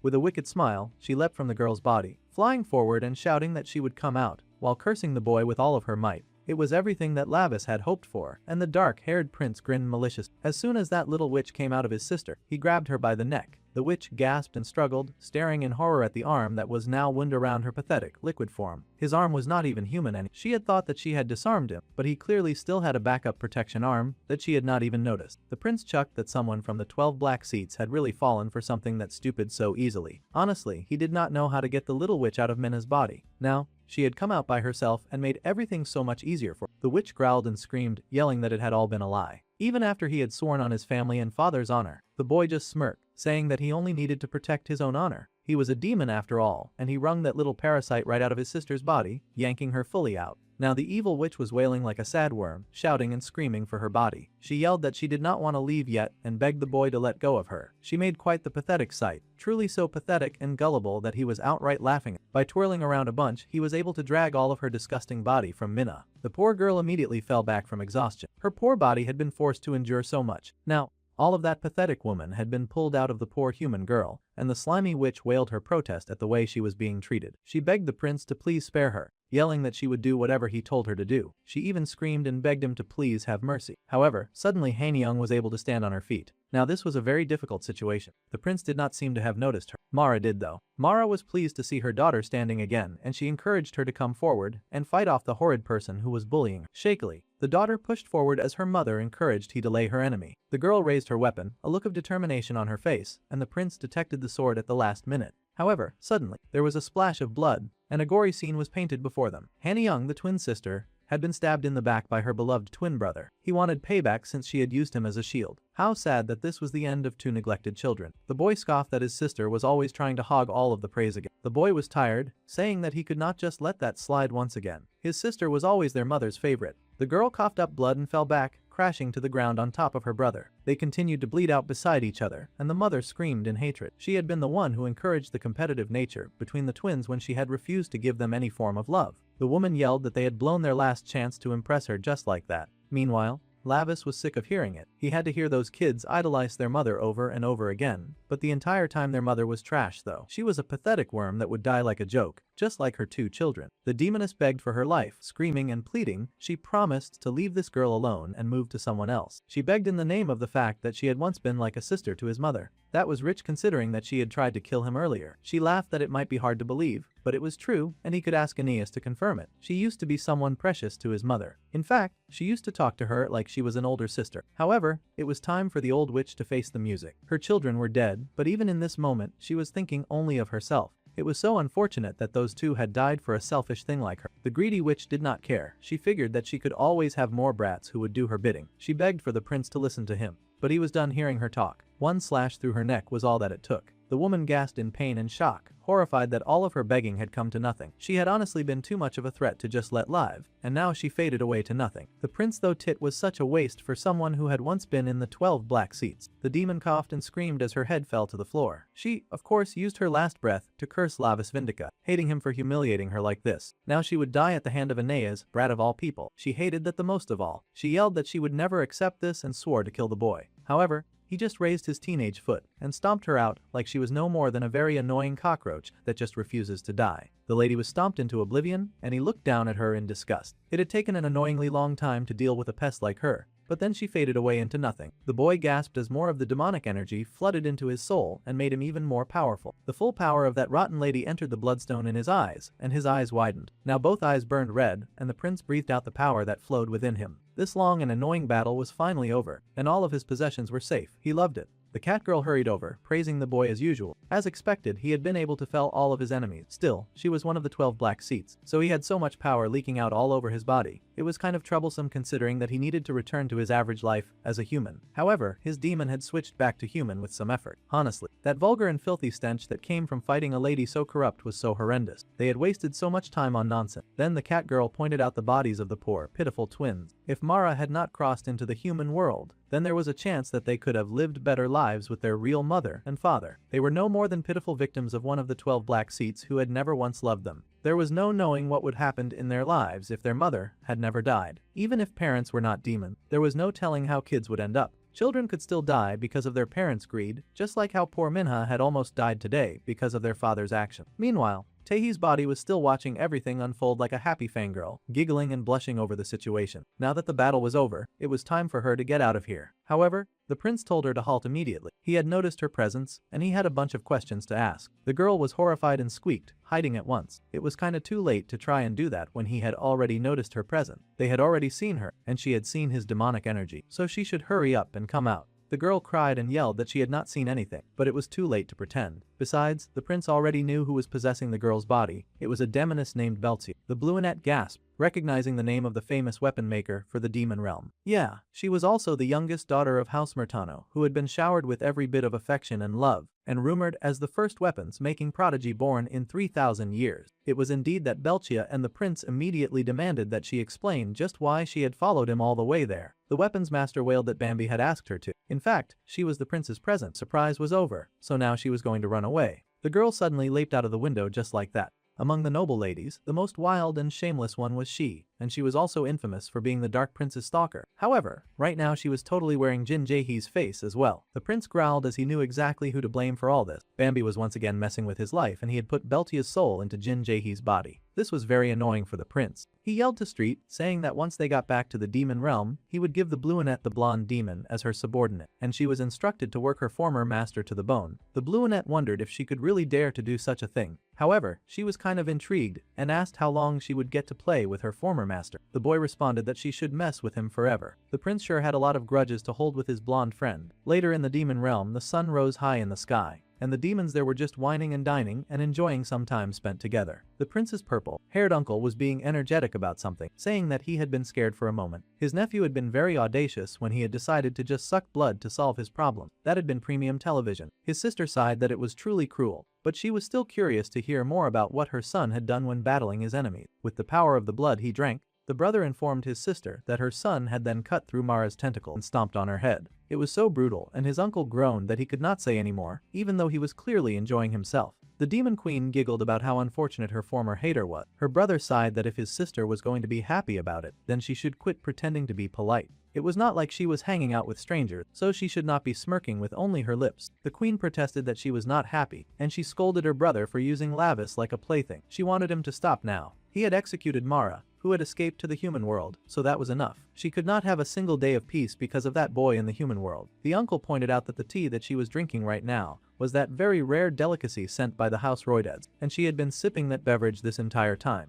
The lady sighed that her drinking this tea had nothing to do with it. The uncle sighed and then said that he was just joking anyway. Now that Lavis could use his true power, the sister did not have to worry. She should relax and keep drinking her tea. The queen paused to glare, calling the names of her brother, his little blonde servant, and her husband. She had the feeling that the three of them were definitely plotting something. But the uncle insisted that the great demon king was not aware of his fooling around. Still, the demon queen pointed out that there was no way the blonde could slip a blood stone into her son's body without his father noticing. He was a king, and he had not become king by being an idiot. Well, she had a point, and her eyes widened when she wondered if her son was being used to catch Morgath. Her brother beamed and gave her the okay sign of a perfect score. The queen was horrified by this admission and immediately tried to strangle her brother. How dare they use her son so recklessly as bait for such a powerful monster? The purple-haired demon wheezed, saying that the prince had wanted to catch that guy too. Besides, an uncle would not just sit by and watch his nephew fail to fulfill his dreams. The woman growled and yelled that she should have killed that dude 1,000 years ago. The man yelled, saying that it hurt so much. As all of this was happening, Bambi just sipped his tea. He sighed and wondered if siblings were not just people who wanted to kill each other in a past life, and then they reincarnated to meet again under the same parents. The blonde set his cup down and thought deeply about their current situation. Morgath, the target in question, was the one who commanded death. He was also known as the demon god of the end, who returned all existence to nothing. When the winds of death blew, the celestial realm, the demon realm, and the human world would all go out one by one. It was rather terrifying to think of. The cruel architect who sought to devour the human world and reshape the demon realm was, of course, Morgath. He was a very serious foe that needed to be dealt with immediately, and the blonde put his knuckle under his chin with his most serious expression. Wherever that guy was right now, he should just wait a little longer, because Lavis was coming for him. Meanwhile, the boy in question gently put his younger sister to bed. He had brought her to safety, and he watched her as she lay unconscious. Jung Minho, he had repaid the debt for borrowing his body by saving his precious little sister. Suddenly, the door opened, and someone yelled, asking why a kid who was supposed to be at the dorm had collapsed. Their mother ran in first, calling out for her children and asking what had happened. The boy just said something about how the girl had gotten hurt in the practice room. The mayor contestant, of course, stated, yelling about what the boy was doing to the precious body of a soon-to-be superstar. He yelled and asked if Minho was the one who hurt his sister. In fact, he yelled and asked if the siblings had planned this together to ruin him. The mother was horrified by such an accusation, asking how they could say something like that. The man yelled that they had both opposed Minho becoming an idol, and every time Minho posted online, her comments were filled with praise for him. Yeah, well, it was about time that he stopped taking credit for work that he had never put in the first place. The man yelled that they were all doing this because they hated seeing him succeed. He was going to just keep yelling. And he told his secretary to take pictures of his unconscious daughter, deciding to spread a scandal that she had been stalked, and that was why she was now unconscious. Then they would get even more attention and sympathy votes, and he could finally win the election. Well, this was the height of demonic behavior, and Lavis was just about done with his fake father's nonsense. It was one thing for the man to act like a demon. It was another for this guy to take all the credit for all of the prince's hard work. It was time for that pathetic mortal to know his place. The boy was about to speak, but before he could, his mother spoke up. She yelled, telling her husband to stop. He could not even see the state that her child was in. The man asked what she was talking about, but she yelled that she had believed that he would be a good parent. But as soon as her father died, the man had siphoned off their fortune and had used their family connections to prepare for the election. Now he even wanted to use her daughter to the point that she would collapse. The woman had suffered and endured many things in this household, but she refused to let her children suffer because of this man. She could not take it anymore. Meanwhile, the man yelled back that he was the one who took in a woman who ran away from a poor man after having 2 kids. He yelled that her father had thanked him for looking after her. He yelled that the woman had eaten up her ex-husband and now she wanted to kill him too. It was accusation after accusation with this unhappy couple, and the man yelled that his wife was very ungrateful. Well, the son had heard enough. Every word out of this man's mouth reeked. He almost could not believe that man was even human. It was hard to tolerate any more disrespect. It was a shame that the boy could not kill humans in the human world, but breaking a bone or two should definitely be fine. Once again, before Lavis could react, the mother yelled at her stupid husband, telling him to shut up. She even called him trash, and he was heated, yelling and asking what she had just called him. Even the demon prince was shocked. The man was trash and his attitude was trash. She did not want to hurt the kids again. She worried about them losing two fathers, but a hypocrite like him could not become the mayor. He was a horrible liar who used good people for his own benefit. The man cursed and said awful things about his wife, but she yelled back that she was not on his leash anymore. From now on, she would be the hand choking on his neck. Obviously, the more she spoke, the more enraged he felt. The prince had thought their mother was no more than a weak human. However, in this moment, she almost reminded him of his own mother. She was fierce and determined, and she would not let this man hurt her children anymore. The wicked man continued to get angry. He called them brats and asked how dare they do this to him. Suddenly, he screamed in great rage, like a child throwing a tantrum. In the Middle East, at a US military facility, Fort Vulture, someone seemed to have raided the base and was trying to figure out which button to press. There were too many buttons, so it was really hard to decide. The man in the base begged the person not to press the launch button on the missile, and the person asked why. The man explained that if it were launched, then thousands of innocent civilians would die. The stranger's hand hovered over the button and for a moment they went silent. Suddenly the person said that was exactly what the machine was made for. If they did not want civilians to die, then they would not have built it. The wicked stranger pushed the button and the missile launch sequence was initiated. The man yelled and asked why this person was doing this, and he asked what he was. The hooded stranger replied that he was a demon. It was hard for the military man to believe, but he turned demon, saying that he would let his men live so that he could go up there and tell his bosses that Morgath had done this. It was a bright and sunny day over the city, and everything looked pretty calm and peaceful. The red light clicked on, and a little boy happily pointed at the traffic light for some reason, as he had never seen a light before. Everyone was having the best time of their lives until a bomb suddenly dropped on them. It really felt like some kind of targeted racism, because there was no reason for the bomb to drop on a Muslim country, of all places. The officer shook with pain at the reckless carnage that this guy just caused. That thoughtless demon had just ruined a bunch of lives with no regret, because that was the kind of soulless monster that he was. The demon was very unbothered, and then he called for his minion, Shua, to bring in the fragment. The assistant appeared briefly, agreed to do as commanded, and then left pretty fast. Then the demon sighed, asking why humans would spend so much time and money creating something this good only to hide it away. It did not make sense to him. They had created bombs, but they only went about threatening to use them. At any rate, thanks to that, he had found the fragment with a single finger, so that worked out in his favor anyway. Bro really dropped a bomb on people just so he could finish his stupid treasure hunt. Meanwhile, in the main character's very mundane life, he sighed because his mother was not getting a divorce. Apparently, she could not recover the family fortune if she divorced that horrible man at this point. It was really annoying to the young prince. They needed money to live comfortably in the human realm. That was the only reason that they had to keep that horrible old man around. Deep down inside, Lavis truly wanted to end that stupid wreck of a father with his own hand. Unfortunately, that was impossible, so he asked his genius friend to find a way to get the money back. Cyan was surprised by how much his friend overestimated his abilities. He had no idea how he was supposed to figure that out, but the demon boy just said that his human best friend was the smartest human that he knew. Well, that was kind of flattering, but he was also the only other human that the prince knew outside of his family, of course. Still, the prince told his attendant not to underestimate himself or his abilities. The boy had, after all, developed the app responsible for that terrible drug distribution. It was at this point that Lim Xion had to shut up his friend immediately. It was not like he wanted information going around that he was mixed up in that crazy, messed up incident. The prince should not go about sharing that information in public, though he was more offended that his friend would dare to manhandle him. Maybe he would be manhandled less if he understood the principle of time and place. At any rate, the boy asked how long they had to keep drinking this stuff, and they should get going now. The boy insisted that they had to finish the drink before they could leave. Someone was hanging around dressed in a teddy bear costume, and she flinched to hear the prince raise his voice. Just as he had suspected, she was Belita, and he was not so pleased to see her. The prince growled and yelled at her to hurry and go back to the demon world. He was tired of his stalker following him everywhere. The girl skipped away and hurried to serve other customers. Pretending that she had not heard him, she encouraged the new customers to stop by and to have an Americano so cold that it would freeze even their hearts. San figured that the girl could not hear the origin, but the dark-haired boy muttered that the girl did not even look at him when she talked most of the time. The genius weapon maker, Belzia, was the new character they were focusing on. Truly,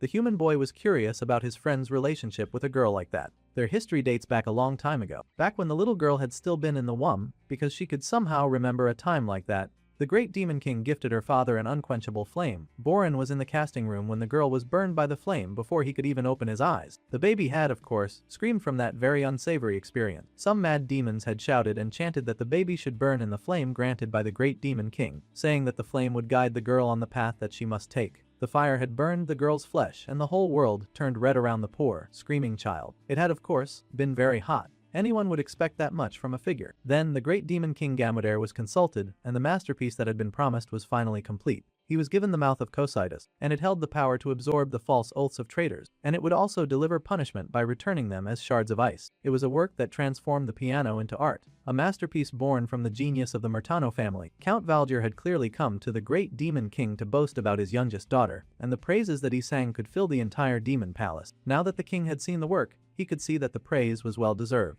This mouth of Cocytus would remain a masterpiece in the demon realm for ages. This young demon's skill was truly second to none. The little girl took the praise with barely an expression on her face. She was cold as most demons often. The king sighed that he had to envy Lord Valdero for having such a genius in his family line. Meanwhile, he had birthed a little menace that only gave him headache. The man bowed, saying that hearing the king speak weighed heavily on his heart. The king sighed that it was merely the grumbling of an old king. The lord did not have to pay it any mind. He would accept the gift with gratitude. The future of the weapon development in the demon realm would now rest in the hands of the Murtano family, so the king was counting on them. Later that day in the demon palace, all the windows shone bright with light, and the Lord Valdir escorted his daughter out of the palace, asking if she had heard the praise from the king himself. The noble great demon king had loved her work and her father beamed with pride, but still the daughter remained cold with barely a smile on her face. She was really the greatest masterpiece that their family had ever made. Suddenly, they paused when they heard a sound coming from the hallway. There was grumbling and arguing between two people, someone complaining of pain and another saying I told you so. It seemed the queen was wrestling with her son and yelling that things would be difficult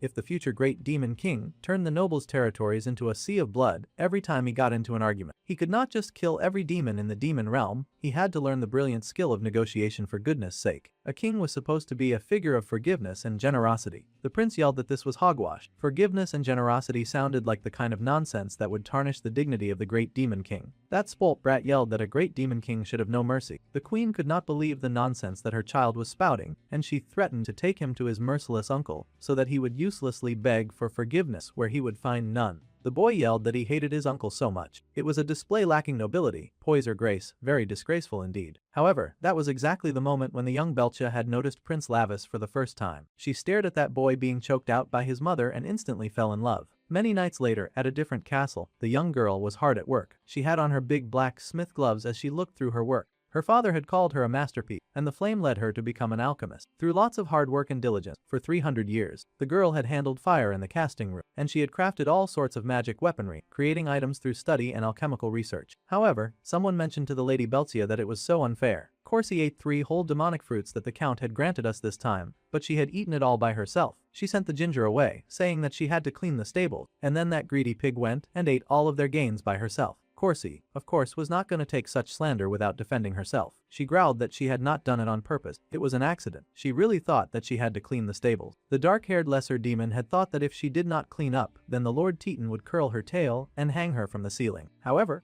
that was no reason for her to gobble up the fruits by herself. She should have eaten only 2 out of the 4, but she went ahead and consumed all 4 like a bottomless pit. The noble lady sighed and said that Zhuang could have the one that was given to her to make things fair. Corsi protested. She did not want to deprive their sweet Lady Belcia of her own fruits and earning. That was just something that happened yesterday, and the dark-haired demon whined because she would not be getting any today. She wanted Zhuang to eat 1, but she also wanted 1. The noble lady could not care less and encouraged the pig to go ahead and stuff herself on the available fruits. The orange-haired maid wailed and hugged the head of their sweet young lady. The count never takes such a cute and lovely lady to a party, and it was such a shame. Keeping this beauty locked away in the casting room every day was surely going way too far. Their misses were so sweet and wonderful that their love should be shared with as many people as possible. The dark-haired noble smiled, saying that if only her father rose to the position of a black seat, then he said that she could leave this place. In other words, the sweet young girl was a tool crafted to uplift her father into the right position. The dark-haired helper smiled and said that she hoped that day would come quickly so that they could show off their wonderful young lady. They should take their Lady Belcha to the great demon king's castle to see the prince, Lavis. Now that definitely got a reaction out of her, and the young maiden smiled so sweetly at the thought of getting to see the prince. A blush painted her cheeks, and she read through her study books with way more enthusiasm than before. To her,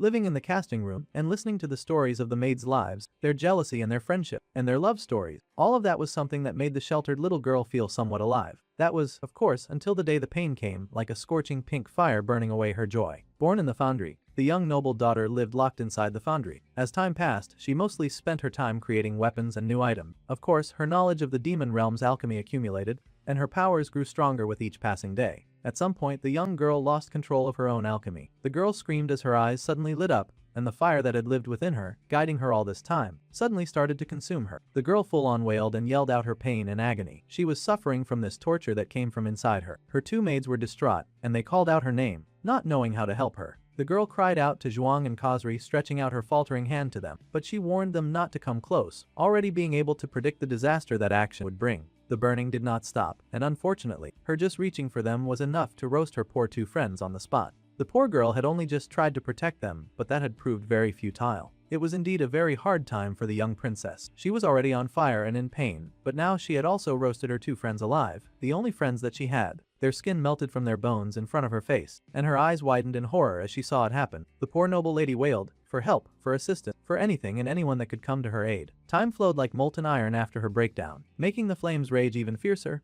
and her heat burned even stronger until it melted her friends away, leaving just their skulls behind. The girl sobbed as she stared at the broken remnants of what used to be her only friends in the world, tears falling from her violet eyes. In anger, in pain and regret, the young noble wailed to the sky. From that point on, demons with weak power were no longer allowed near the foundry. Her father took care of the cleanup process, of course, and the little noble lady was left by herself, even lonelier than before. Her father smiled with pride, telling his daughter that she had now become the flame itself. He was proud of her fast growth and development, but it was really hard for her to feel any form of joy at the situation. The girl spoke to her dad, telling him that she really wanted to leave this dungeon as soon as possible. Her father was furious, asking why she was saying that. She was just about to master the flame and create even greater discovery. Plus, he was not even a member of the 12 Black Seats yet. Until his goal had been fulfilled, he had no desire for his daughter to leave the foundry. That place was to be her home. If someone were to steal her away, the family would surely collapse, so this was also for her protection. Their family had finally just risen to one of the 12 Black Seats, so the goal had been completed. But her greedy father still planned on keeping her locked away and out of sight.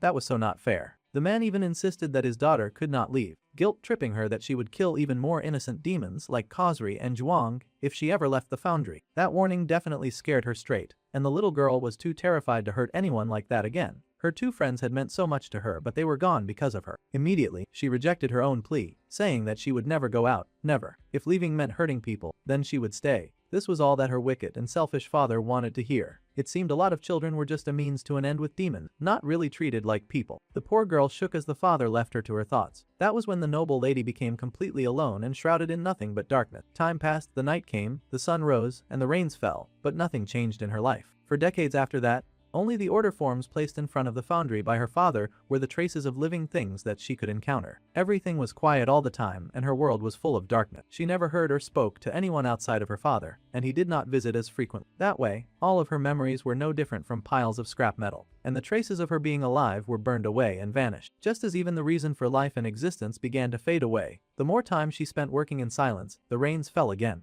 and they brought with them an unlikely visitor. It was Lavis, of course, breaking rules as usual as he snuck into places that he was not allowed. He had his blonde friend with him, of course, and the blonde wailed that he was the idiot for following around this lunatic. He had got completely soaked because of him. The prince just told his attendant to stop whining. He needed a weapon worthy of the one who would one day become the great demon king. However, father absolutely refused to allow the boy to have a weapon, so he was going to sneak into the foundry and get one himself. With all of the chaos that Lavis causes as a child, it was no wonder that his father wanted the boy nowhere near any form of demonic weaponry. He had heard a tale that there was an alchemist who lived inside the foundry, and they could make exactly what he asked, so he had to try to ask for a super cool weapon that he could wield. The whole thing sounded rather bogus to the young blonde, but he did ask his master what kind of weapon he wanted. The boy grinned and said that he wanted the most perfect sword in all of the demon realm, so his friend should hurry up and look for the alchemist so it could be made. Meanwhile, Belcha had just noticed her two very unusual visitors. She had been alone for so long that she probably thought that they were just her hallucination. Bambi had only heard it as a rumor, so he was not sure what her name was. He started calling out random names, not knowing that the girl was standing right behind him. He called Verdi and then Belzi. After that, the genius alchemist was born in the house Murtano, which used to make nothing but torture devices. They secured a spot in the 12 Black Seats, so she was clearly no ordinary alchemist. Right now, she was crafting weapons for every demon in the Demon King's castle, except for the prince, and he could not stand that favoritism. He was the one who would one day rule all demons after all, and he deserved a perfect weapon. The girl stared in absolute confusion at these people who had suddenly broken into her house. It was like watching a very limited version of television. The prince grumbled that his blonde friend was being so loud, and he was also annoyed that there was so much stuff here, which was making it hard for him to find the weapon that he was looking for. He had to see what that person looked like, no matter what.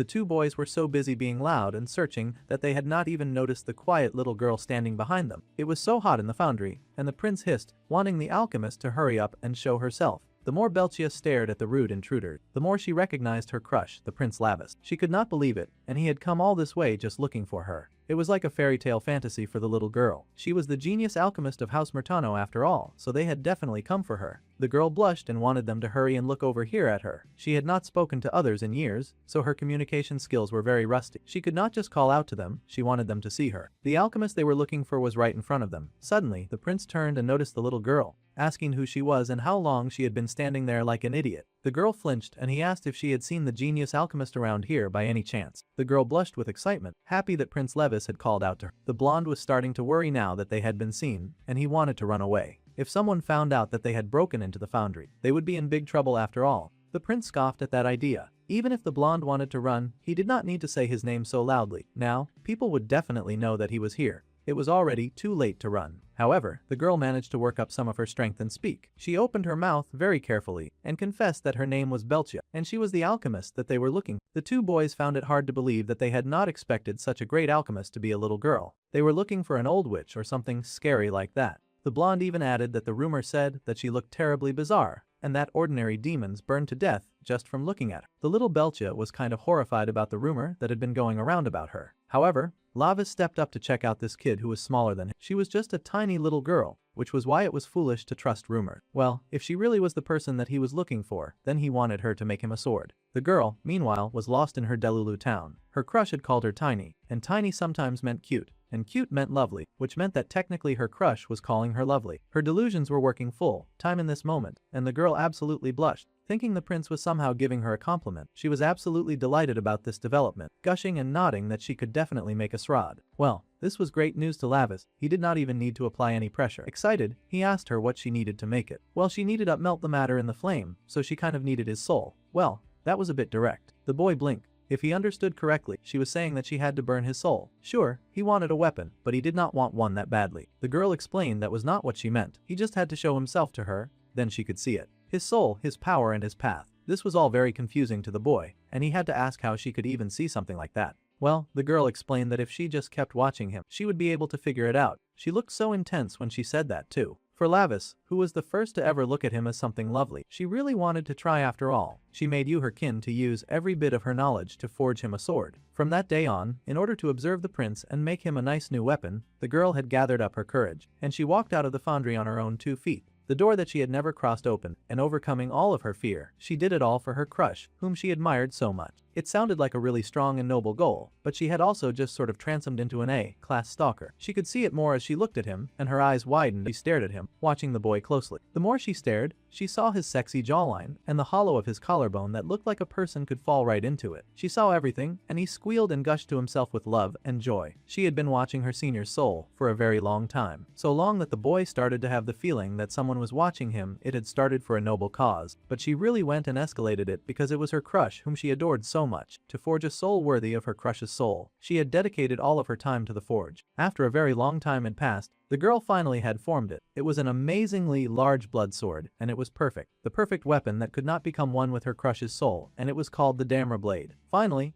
the girl had forged a sword made only for her crush, and it was a sword that she had poured every last bit of her knowledge into. Meanwhile, in the deep, dark castle that could exist nowhere but the demon world, the little blacksmith was so excited and dancing around with joy. She had finally crafted the perfect weapon for her sweetheart, and she was so excited for him to come and see it. She wondered how to give it to him now. She had spent all of that time stalking him, but now she was acting about to give him the weapon she had made. She was so embarrassed and worried that he would hate her if she did not like it, and all. Fortunately, she did not have to wait that long because her rude, boorish crush banged his way into her forge and demanded that she hand his weapon over already. At this point, it was time for him to collect. He had been waiting for ages. His impatience was good because now she did not need to work up the urge to find him, and he did not want to wait any longer anyway. It had already been 100 years, so maybe his patience was definitely valid. 100 years for a special item was crazy. The girl was so intimidated that her secret crush had come all this way himself just to get the item that she had promised. Still, she worried that he would not like the sword. She was the most skilled weaponsmith in the entire demon realm, and yet she doubted her skill just because she wanted to impress her crush. She worried that he would not be impressed with the blade's power, and then he would hate her. Belcha was busy overthinking herself into a deep pit of nonsense, and the boy scoffed, calling her name. Tomorrow he had to go and annihilate the traitors of Zeoganon. He needed a weapon for that, so he wanted his own fancy weapon made by her. Today was the day that he decided to collect, so he stretched out his hand and waited for his prize. The girl gasped as she looked at the beautiful face of the boy she loved most in the world. He had come all this way, and he had even said please. In that case, then she was more than happy to do anything for him. Her sweet crush had come desperately begging. Yeah, this girl was clearly delusional, but at least she had found something to make her happy in her very long and depressing life. She gasped that he desperately wanted her and then joyfully gave up the sword that she had made. It was to her pleasure, and she gasped and giggled, dancing around and asking what she should do in a situation like this. The boy was pleased to find that his fancy weapon was already finished. He could not wait to go out and cause havoc with it, too.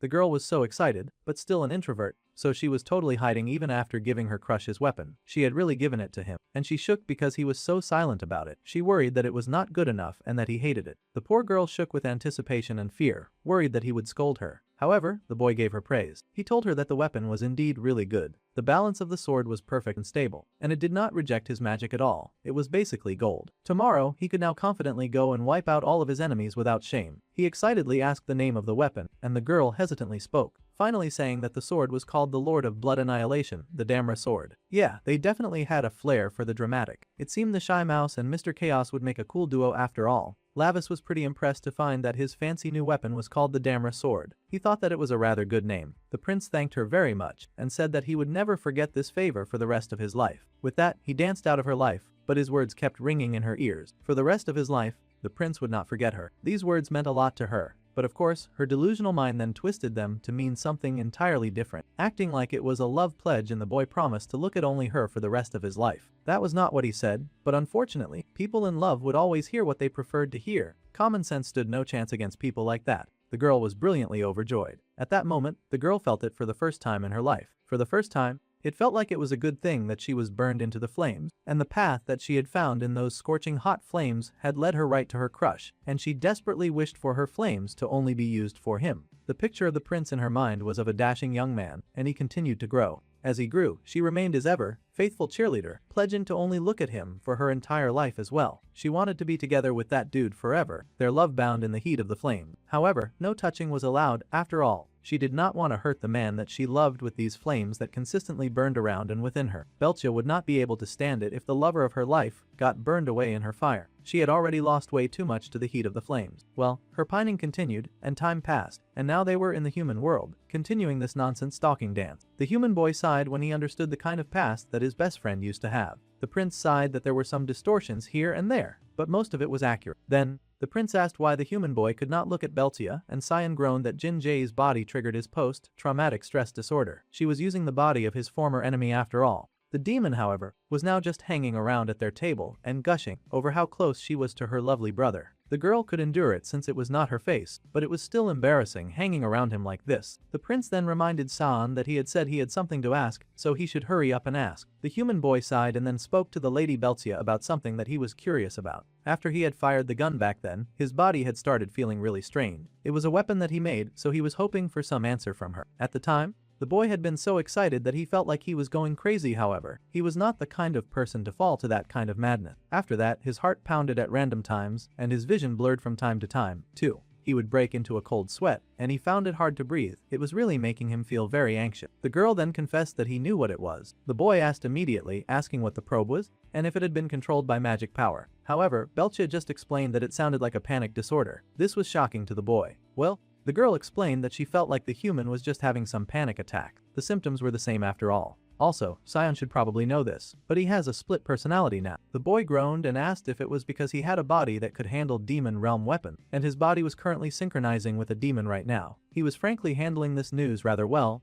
but that was not the situation at all. The dark-haired lady said that a panic disorder patient should just go to the hospital and take some medicine instead of doing anything crazy or extreme. The prince then laughed at his human friend for underestimating himself. Then he asked if it was because of his fancy new split personality. The poor boy groaned. He had hoped that it was something different, but at least he knew there was a cure. All soul in the world possessed their own unique energy. Their energy, celestials, humans, and demons each had a different energy. If the body that held the energy was to disappear, then the remaining soul would, of course, vanish with. The little human was impressed that she could see all of that. The weaponsmith admitted that she could indeed see that, and the soul of the one who ordered a weapon. She found what kind of energy the soul needed, and then created a weapon suited to it. However, he could only adjust a weapon to fit the soul. She could not change or create the soul's energy. That was why it was really important for her to accurately understand the soul of the one who ordered the weapon that she was making. Then the human asked if it meant that he got excited after receiving the gun, because it was a weapon suited to his split personality. That seemed to be the case. The girl had matched the weapon to the energy of this other person, whom he had not recognized until it burst out.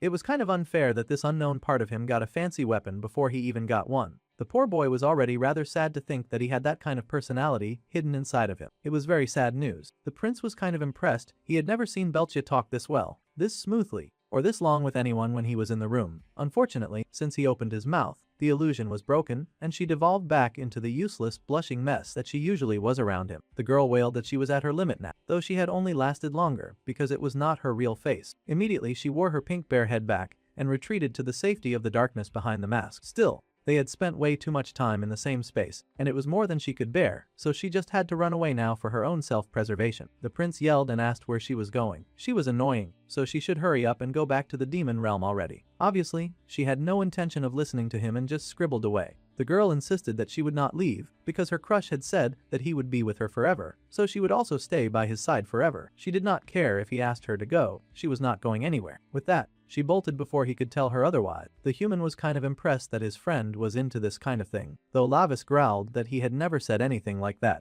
He had just jumped to that conclusion by herself. It was so annoying, but this was all because of that darn Bambi. Feeling very heated, the prince leapt to his feet and yelled to the sky. He bet that his stupid friend was laughing at him, and he yelled at his friend to hurry and show himself in front of him. Surprisingly, there was a splash of magic in the air, and the blonde actually whooshed himself into existence at the prince's request. The prince was absolutely shocked that he dared to show his face, and the young Xion was also pretty in shock. Lavis had no idea why his friend was suddenly in the human world, and he asked if he had somehow been improvised too. The blonde laughed that he was an entirely different case, and he could come here as a messenger through official channels. He then said hello to his fellow Glasses character, who also happened to be Lavis' attendant. The blonde smiled that an idiot like Lavis would always need a smart character like them so that he could survive longer. The gray-haired boy laughed nervously, saying that he had heard a lot about him. The blonde beamed and said that he was just a friend of a friend, so the gray-haired human should speak casually. Of course, the prince was not fine with being ignored, and he demanded that the blonde explain why he was here. Bambi sighed that his prince still did not get it. He had not even considered why he had come to the human world. The dark-haired boy yelled that it was because he was a criminal. He would obviously not choose to be tapped in such a miserable place after all. Then the blonde asked why he had gotten the demonic bloodstone, and the foolish dark-haired boy remarked that it was because he was the great demon king's son, and the blonde wanted to get on his god side. Lavis was kind of slow,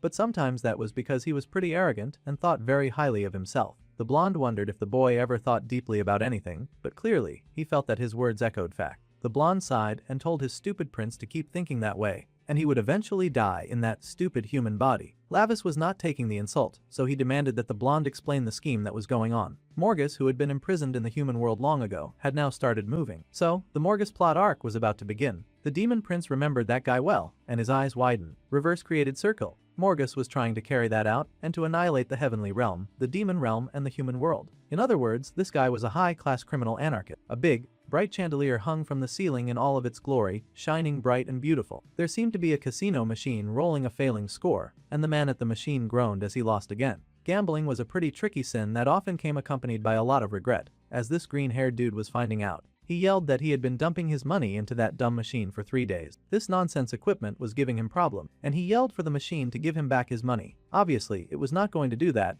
and his creepy assistant with chapped lips told him to calm down. The green-haired person was Namuja, and his dark-haired attendant happily offered up some chips if that was okay with the fussy green goblin. It was not much, but it should work to play a few more games. The green-haired dude did not even know who that guy was, but he was grateful for the extra cash. He even promised that if he won, he would pay the dude double. Happily, that gambling addict leapt right back into the fray, gambling like his life depended on it. The machine rolled again, and the weirdo held his breath as he waited and prayed for a jackpot to roll out. The man was so fixated on the possible win that he was barely paying attention to what the person beside him was trying to say. The weird stranger with the chapped lips explained to Mr. Nomura that he had something to tell him. That was 2 sevens down, and the green-haired guy did not care. He just needed 1 more 7 to hit a jackpot, and he was praying for some kind of win. All he had to do was match 3 symbols to win, and he would cash out. Someone else was yelling that it was so close and they had won a jackpot. All of their joy and celebration was, of course, ticking Nomura off, but he stayed with his machine, he prayed for success, He bet everything on getting what he wanted, while cursing the other guy for winning, of course. However, the dark-haired man informed the green-haired person that Lavis had appeared in the human world as a prisoner. So that was the reason the green-haired guy looked so demonic. It seemed that he used to be some kind of demon in the past as well. The demon paused when he heard this news, and now he turned his attention to the dark-haired guy hovering around him. This was dangerous and very important news. Suddenly, the green-haired guy pointed at the happy winner and yelled out the word pop.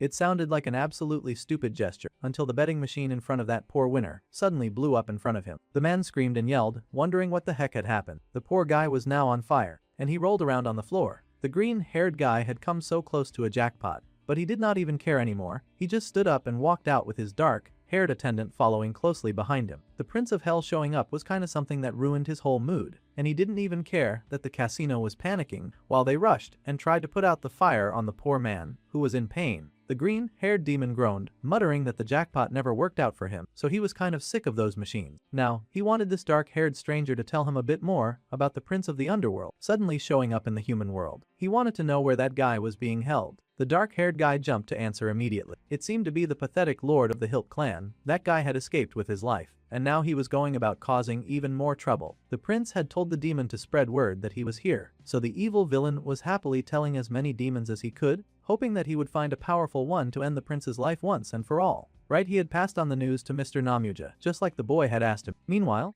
in a nice and quaint corner of the neighborhood, the boy was sitting and having a bit of a drink while gossiping with his blonde friend, with whom he had a love-hate relationship. Apparently his father, uncle and the blonde had all teamed up to find a way to banish the prince to the human world, but it was all a ploy so that they could handle the threats that were bubbling in this dimension, especially Morgath. However, the prince was not satisfied at all. If he was the one supposed to stop Morgath, then why did his enemy still retain all of the powers he had in his original body? There was no way a demon imprisoned in a weak, lowly human body could be able to stop someone like that. The blonde chuckled and said that their opponent was not exactly a normal demon anymore, either. It had already been a few hundred years since he had been imprisoned, but in that time, it looked like the man had managed to remodel his body into a human-demon hybrid, kind of like the twins that they had fought before. So now the demon Morgath could use both demonic power and human energy a bit more freely. It was a very interesting situation. That was why Minho was also being remodeled with a bloodstone like Morgath. Exactly, Bambi was so proud of Sion for easily figuring that out, and he ruffled his hair with a smile. Then the prince groaned and asked why it had to be him. The blonde attendant explained that the dark-haired troublemaker was the only one in the demon realm who could stop Morgath. The prince found that hard to believe, considering both his parents were considerably stronger and older than him. However, the attendant explained that if a child of the great demon king came down to the human world through official means, it would give the Celestials a pretext for war, which was why they had added the prisoner restriction. The Celestials would not think that a war was starting, and they would stay within their own lane while they cleaned up the Morgath situation. It all felt very nice and easy. This was their way of implying that this had nothing to do with the celestial realm, and it was just demon business. Still, the prince was not satisfied, and he asked why no one had told him from the start. Well, Lavis was hardly the most subtle person. If he had known that all he had to do was deal with Morgath, then he would have acted way too suspiciously when they were sending him away. Plus, Bambi bet that their Lord Highness would never agree to come down to Earth in a human body. The prince would throw a fit, refuse, and probably find a way to sneak off and deal with the issue using his own rules. The boy was annoyed because his friend was right. So, if he was understanding correctly, they wanted him, as some half-finished experiment, to stop Morgath and save the human world, while preventing a war between the celestial and demon realms. It all sounded very complicated, but that was the basic idea. If the demon realm troops descended to the human world, the Celestials would treat that as a war and rush it, so the boy would basically be getting no extra reinforcements either. The whole situation felt like rubbish. The blonde was so proud of the prince for somehow being able to understand the situation. He congratulated his usual idiot for being pretty smart this time. The blonde was lucky that Lavis did not just wipe that stupid smile off his face. At any rate, the main character was currently the first blood stone test subject, but the blonde had also made sure that he would be better than the opponent that they were going to fight, so the prince did not have to worry too much. Lavis scoffed and asked how he was supposed to trust that when he had struggled so much in his last battle against a stupid witch and her stupid babies. The attendant just continued to gas the prince up, saying that the boy had absorbed all of Mara's powers too, and he now had extra fighters to help him out. The human boy was not so enthusiastic about getting involved in a fight between demons, especially now that he had found that he had another personality. Still, the prince needed to know if his father had thrown him away, or if his uncle was sick of him now. This mission was like a suicide endeavor, so he wanted to know if his friend had betrayed him to take the demon king's throne in his place. None of the current situation made any sense to the dark, haired boy, and he yelled, asking how he was supposed to kill Morgath, the most feared demon from their realm, in a body as useless as this one. The blonde protested, saying that he had sent adequate backup in the form of Beltia, and then goaded the prince, asking if he was scared or something. Yeah. Lavis was temperamental, but he was not stupid. It turned out he was kind of stupid because he did end up falling for that rage bait of being called the scaredy cat. As soon as Bambi knew that he had Lavis on the hook, he kept milking in the rage bait, laughing and pointing and calling the boy a scared brat. The boy fumed, growling in rage at the audacity of his friend. He knew that the other boy was just trying to provoke him with that cheap language, and then he yelled that, of course, he could beat Morgath. He would kill that stupid criminal with his own 2 hands. The rage bait had been absolutely successful, and the blonde beamed, pointing at the boy and grinning, telling him to be this life on it and give it a shot. That wicked Bambi was truly setting up his own prince for failure. The worst part is that the boy was totally falling for that stupid bait too. San could not believe just how simple his friend truly was. It was almost sad to see. Suddenly, the main character growled and asked how Beltia was supposed to be any form of backup troops. She was just a weapon master after all, and she was kind of annoying, so he urged the blonde to just take her back with him while he was at it. The blonde insisted that being by her side was the safest place for the young demoness at the moment. Now the prince got serious and asked what that was supposed to mean. The blonde asked if the prince remembered what kind of family House Murtano was. Then the prince's eyes widened in shock. A letter that appeared from thin air, covered in ominous purple smoke. It landed on the table before the gray-haired boy, and he stared, wondering what he was looking at. It looked like a Joker card, and it said that to the one qualified to support the nameless, they were invited as a very important person. The invitation was sent by Mr. Namuja. The prince paused that discussion, recognizing the name of that one dude who broke out of prison. The blonde chuckled that the escapee had walked right into their hands. Alright, the blonde would leave them to handle the rest and head out. And the prince was surprised that he was leaving already. Reapers did not really get a lot of time to just hang around doing nothing, so he asked Sean to kindly press the seal once for him. The boy turned in surprise, but he saw the seal that was being indicated. He reached out to press it, but the prince yelled for him to stop. Unfortunately, the human boy had already put his hand on the seal, and a voice called out that he was Sean. The prince cursed in rage as they got registered and instantly sucked into the Joker's world, his stupid human friend screaming in fear. And just like that, the two disappeared into the envelope. The blonde looked at it and wished the two good luck, they would probably need it. Meanwhile, there was a burst of power and Lord, so shiny object. The boy looked around in shock, wondering why they were suddenly inside a casino. The prince was irritated, grumbling that he had told the boy not to press that stupid seal. He already had a headache because of Jung Taesik, and now they had walked into a huge pain. The little gray-haired boy shook and asked Minho if, by any chance, they could earn money here and take it back to reality as well. His silly nerd friend had money on the brain when they should focus on staying alive. The dark-haired boy even asked if this was his other personality acting up. They did not have time for money right now. This was a gambling den where people bet their lives, and they had to get their heads straight. He told the little human boy to stay by his side at all times too, because one chip could cost their life. While all of that madness was going on, our kitten was busy with her very important secret, an undercover mission, as she worked very hard at spying through the vents. The little demon that was now disguised as a rat took her job as a warden of the human world very seriously. She watched over sinful demons with strict reporting and control, and lived with pride that she would not let them escape her grasp. However, after meeting Lord Lavis, the girl had not been able to properly monitor all of the prisoners roaming around the earth. After Mara, that guy was definitely the next person that her gracious prince had asked her to watch. That was right, the fearless warden of the demon prisoners currently had all of her attention focused on a human of all things. She was watching Minho's evil adopted dad. The man seemed to be very deep in thought as he considered the options available to him, whether it was a bank password or a password for a safe. The young prince had instructed his little attendant to steal any information for him. One way or another, he planned on breaking his family out of the bondage of that household. Still, it was kind of sad that a warden of the human world was reduced to such pathetic chores. The poor girl had to sneak off with a phone twice her size, waiting for the dumb man to enter the password, just so that she could access it. Meanwhile, the man was pondering out loud. In a week, he would be called the mayor's wife of Unchan, and he cursed, hating that his wife was now holding him on a leash. He thought she was rather insolent for attempting to do anything like that. He wondered if the woman had some kind of dirt on him or something. Suddenly, his assistant burst into the office and yelled to tell his boss that the latest poll results had flipped. The man yelled and asked what his assistant meant, grabbing the information and looking at it. He cursed to see that the other candidate was rising in way more support than he was. It seemed the worker accident at their Haemyeong construction site affected the drop in the approval rating. That was to be expected when he refused to take proper care of his staff. The man growled and yelled that the staff had tripped and died on their own, refusing to take responsibility and yelling that there was nothing that he could do about it. He cursed and tossed the gadget to the floor in anger, wondering why all of this was happening at this point. His assistant apologized, saying softly that they were maintaining first place in the polls thanks to Miss Minna. The father gritted his teeth at the mention of his daughter, who who was no longer pulling in the winds that he needed to succeed. He wondered if they should just clean everything up at this point. So later that day, at the office building, the man made a call to President Hong, saying that it had been quite a while since he had contacted. He was calling about the Unchen Station Transfer Center site, and if he became the mayor, then he could not exactly have Haemiwang Construction win it. This was why he thought that President Hong was the right person to claim that title. They had to help each other out after all, and there was no need for compensation between them. So, he was working very hard to obtain favor from other influential. If that was the case, then the man smiled and carefully mentioned that he was a bit short of votes, and a few sympathy votes would of course be appreciated if the man could help him out a bit. So it seemed this old crook could soften his voice and sound like honey when he wanted something. He laughed with joy as he closed the deal, telling the President Hong that he was counting on. The man then laughed once he hung up the phone, chuckling that the gangster he once knew sure had grown a lot.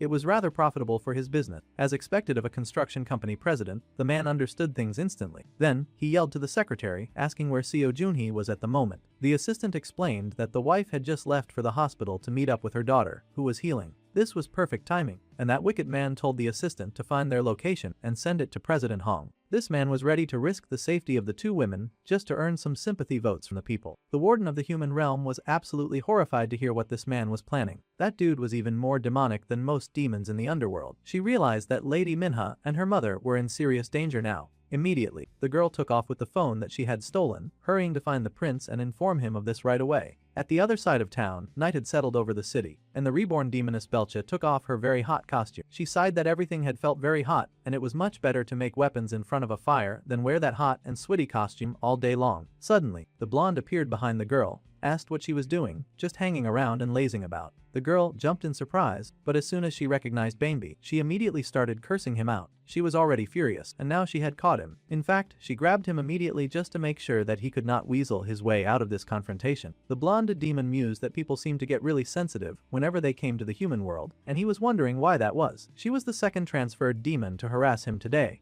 the first being her crush. Of course, the weaponsmith yelled that the awful blonde had sent her sweet crush to such a rich household, but she had ended up in a body with absolutely nothing. Obviously, this was a devastating situation for her. She was stuck with all sorts of odd drawings on her body, too, so people kept looking at her weirdly. The girl cried that she had to work all day just to survive. That was not all, either. If she walked around and showed her face like normal, weird guys would keep coming at her and trying to kill her. It was not fair. She would enter a public space, and people would chase her, yelling for her to give them back their money and reputation. She had been the one to sell the blue ribbon to them, so they all wanted her to pay. Belcia was quite tired of running from all sorts of gangs on someone else's behalf. She was not even the one who offended them, and she was not a fan of paying for the wicked girl's sins. She sobbed and asked what the body's original owner had even been involved in. The blonde just smiled and mentioned that the human girl had mentioned that he should find the crypto wallet before she died. Possibly, there was some money in there. Now, the blonde figured that he should have possessed her after finding that wallet. The girl scoffed that no one could live well with just a coin wallet, and the blonde demon had to laugh. There were things that even the girl did not know, and crypto was more than just a simple coin. At any rate, it was good that Belcha now had the chance to achieve her dream as well. The girl rubbed her eyes, wondering what dream he was referring to. She had always wanted to work for herself and not live as a slave building day and night for the sake of her family. Now she got to do what she wanted to do and eat what she wanted to eat in total freedom. It did sound like a pretty good deal. The girl considered that now, and how she could finally live for herself.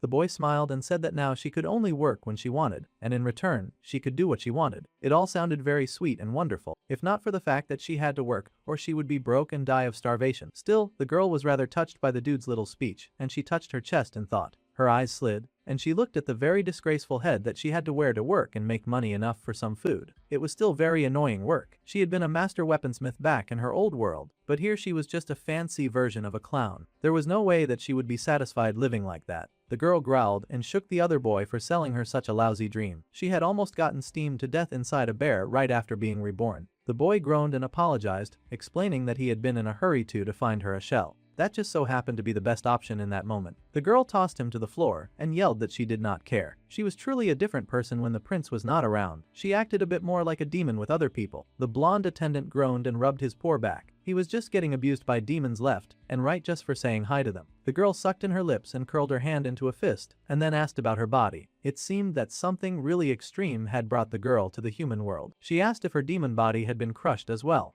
The blonde paused and looked at her for a moment. The boy then explained that her body had indeed been completely crushed right down to the last fingernail. He had even confirmed it with his own eyes. The girl mumbled that it must have hurt to get crushed like that. It would have been better if she had been buried, at least she was used to that. The conversation topic had suddenly turned very dark. Bambi called out to Belchia, but before the conversation could go any deeper, the blue-haired cat arrived suddenly, quite surprised to see the blonde in the room. Jin Ji was also here. Actually, that was the Lady Belcia. The blonde happily said hello to Street and asked how the cat had been doing. This was hardly the time to play catch up. She was here on serious business. This was bad, the password and the hidden camera. She had to tell the prince that his mother was going to die. She was not making a lot of sense though, as she was just shaking the blonde back and forth and info, dumping as fast as she could. The boy laughed, wondering what on earth she was talking about, and he asked her to just explain it from the start. The Bluenet explained that something terrible had happened, and she was watching to find the Jung family's account password. Jung Taesik had said that he had hit Lord Lavis' mother with a car to become mayor. She had heard him talking with a gangster. The Lady Bilia paused, wondering why the man would become the mayor if his wife died. The blonde was horrified though, because she quickly understood the situation. Jung Taesik was trying to kill his own wife for sympathy votes. He would believe it even if he said that he was a demon, not a human. The dark-haired girl wondered how the blonde attendant had even been able to understand that information. The Bluenet explained that she could strongly sense her prince around here, but she could not find him. She needed to inform him quickly. Well, that was going to be rather difficult for the prince because the blonde happened to know where Lavis was, and he knew that the prince was way too occupied. There was no time to wait around for the prince to get back, so Street had to tell them where Lavis' mother was at the moment. If something happened to the prince's mother while he was out,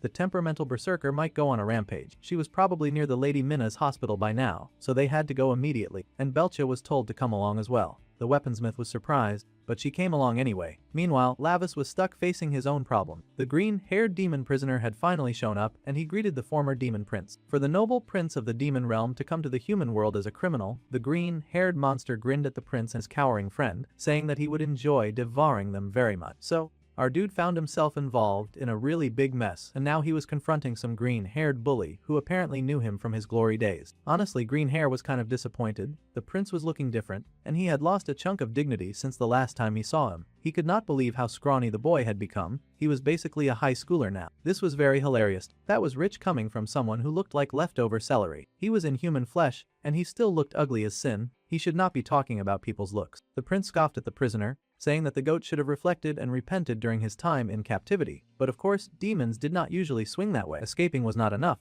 Now this joker was causing messes like this even in the human world. Then, out popped the pathetic Lord Hilt, who announced that the human-looking boy could somehow use his demonic powers despite being trapped in a human body. It was great that the old Hilt had shown himself because Lavis was itching to pick up from where they left off and end the Hilt's stupid line completely. All they did was cause him nothing but trouble. Bauer was becoming the biggest thorn in his side, and all because that card had skipped the mandatory extermination day. The Origin was finding the whole thing very inconvenient. The old ghoul laughed, saying that this time would be different for sure. Well, the news about Lavis' power was important to Namuja, as this made his game even better, and he could make it even bigger. He wanted to play a good and fun game after all. He had not been winning lately, and he was in a really bad mood, but he had gotten the chance of hitting the jackpot of seeing the day that the little terror of the demon world would be trapped in a rather inconvenient situation. Bro was not about to blow a chance like this. With a flick of his finger, the crazy scarecrow-looking demon asked if they should start with some form of betting. The prince saw the spinning game piece heading right for him, with a sort of resignation and preparation in his body language. Fortunately, Namuja was someone that he had encountered before, and he was well aware that the demon had once been an executioner of the demon realm. Back then, the old scarecrow had not looked too bad at all, actually. He was a man with the power to erase judge criminals without leaving a trace. Even vicious demons who resisted execution could not even think of escaping, and often fell flat before the handsome devil that he used to be.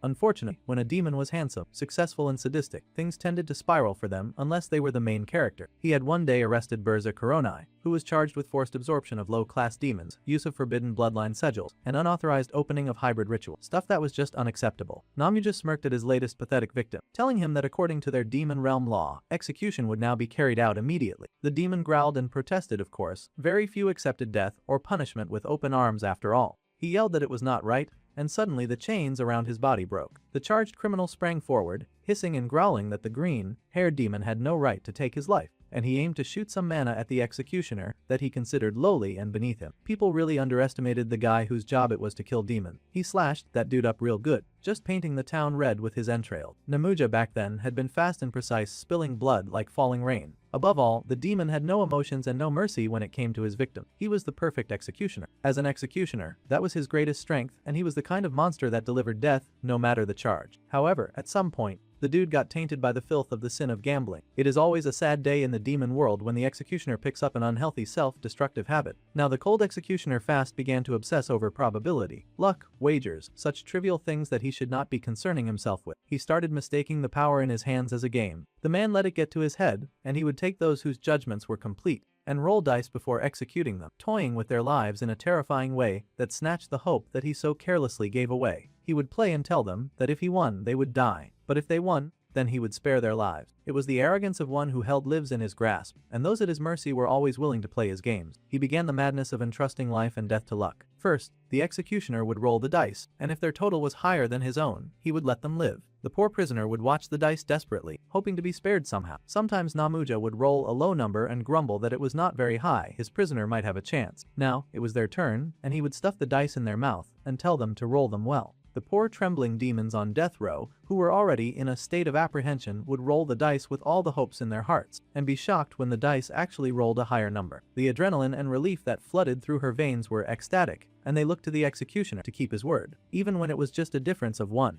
The game-obsessed demon would tell his attendant to free the prisoner on death row. The poor prisoner would cry and say their appreciation with all of their heart, thanking the Lord Namuja. However, the wicked creature would then point out that they had saved their life by 1 dice point, and so they were lucky. If Namuja lost the bet, he would release the criminal, and if he won, he would smile and cut off their head. It almost seemed like such a fair game, except that he was defeating the purpose of being an executioner in the first place. Most of the time, he dismissed his judgment as nothing more than just luck. However, what made the executioner even more despicable came next. It was the case of a trembling demon child, many children actually, to enjoy gambling with more lives. Namuja would force even those who did not know the rules of their world yet, weak and powerless beings, to gamble with him. This was where this wicked creature began to cross the line. Just playing around with criminal awareness was not enough for him, he started to endanger innocent lives. Namuja would read through what the children were being punished for, the first one being punished for unauthorized use of a dimensional gate and disobedience of gate orders. They were then sent to 100 years of magic confinement. A punishment like that was not enough for the bloodthirsty judge, jury, and executioner. He thought that kids these days were so cowardly, and they always somehow avoided heavy punishment. That was not his style at all. Then, he decided to make a bet, and the rules were simple. He told the child to flip a card, and if their number was higher than his, then he would cancel their punishment. However, if the child lost the game, he would die.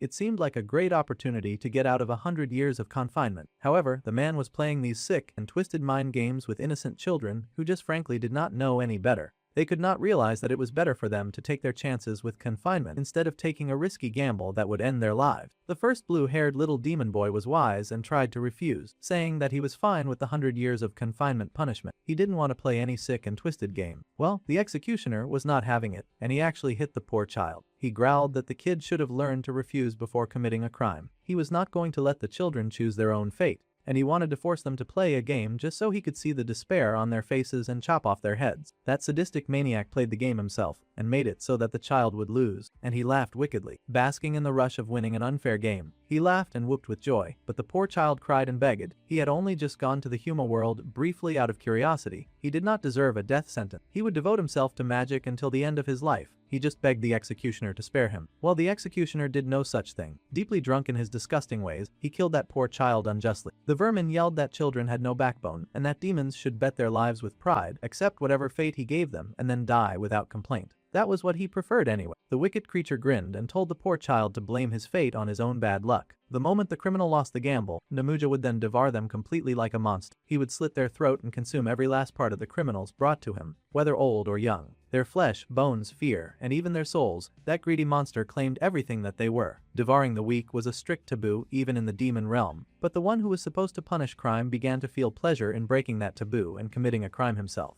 Namuja was no longer an executioner, and he had fast become a rather thirsty predator, a monster addicted to taking lives and evil gambling. One day, when the news of the green-haired murderer reached the majestic prince's royal ears, he had paused and listened closely to the rumor going round about the executioner. Immediately, the prince rebuked that green-haired menace and cursed him out. The demon's careless gambling nature had long since gotten out of hand, so the demon prince had to step in and handle the matter personally. He cursed the man, calling him disgusting. The prince's only desire was to shatter those filthy dice, snap that rotten wrist, and then return to him the very same death that he had so casually dealt out to others. Unfortunately, the laws of the demon realm were not so simple. Due to the judgment recorders that the gambling demon had latched himself onto, the prince was not allowed to kill him despite defeating the gambling demon. As an executioner under the government, Namuja could not be executed by a private individual. The prince was furious and asked if his title did not give him leverage over such stupid laws. Those horrible demons had watched this executioner abuse his powers, but they had done nothing to step in. The prince asked what the gambling demon had fed them for them to defend filth like this with all of their might. The gambling demon laughed from his place at their knees, chuckling madly at the prince as he said that it seemed he was fortunate today. The Namuja, who had escaped with his life, was like one who had once been a sword that enforced the law. Now the creature had become nothing but a corrupted execution wraith, staking his life on something as pathetic as probability, like a worthless discarded card thrown out from a gambling table. The man was also unreasonably ugly. In his human form, the man screeched, calling for the prince to hurry up so that they could play a game where they could bet their lives. That was the kind of game that made him drunk with glee after all. The prince was just as mad though, and happily returned his energy, tossing game pieces around. He yelled that he loved this too. He wanted the mad demon to stake his life as well, so he could kill him once and for all. The boy normally could not kill the humans here, but an escaped demonic being was definitely something worth being on the table. Meanwhile, at another part of the city, a car was driving down the road, and the person inside informed the attorney that they had just finished Minna's admission procedure, and they were on their way to the law firm now. The attorney was waiting for the woman who seemed to be our dude's human mother. The woman was on her way to file the divorce papers and post them on social media. She would also be in a meeting with reporters to end this sickly marriage once and for all. Her husband was the kind of man who was obsessed with how others saw him, so he would not be able to make a move against them so easily if she went to the media. She figured that somehow they would be able to find evidence of all the vile things that he had done.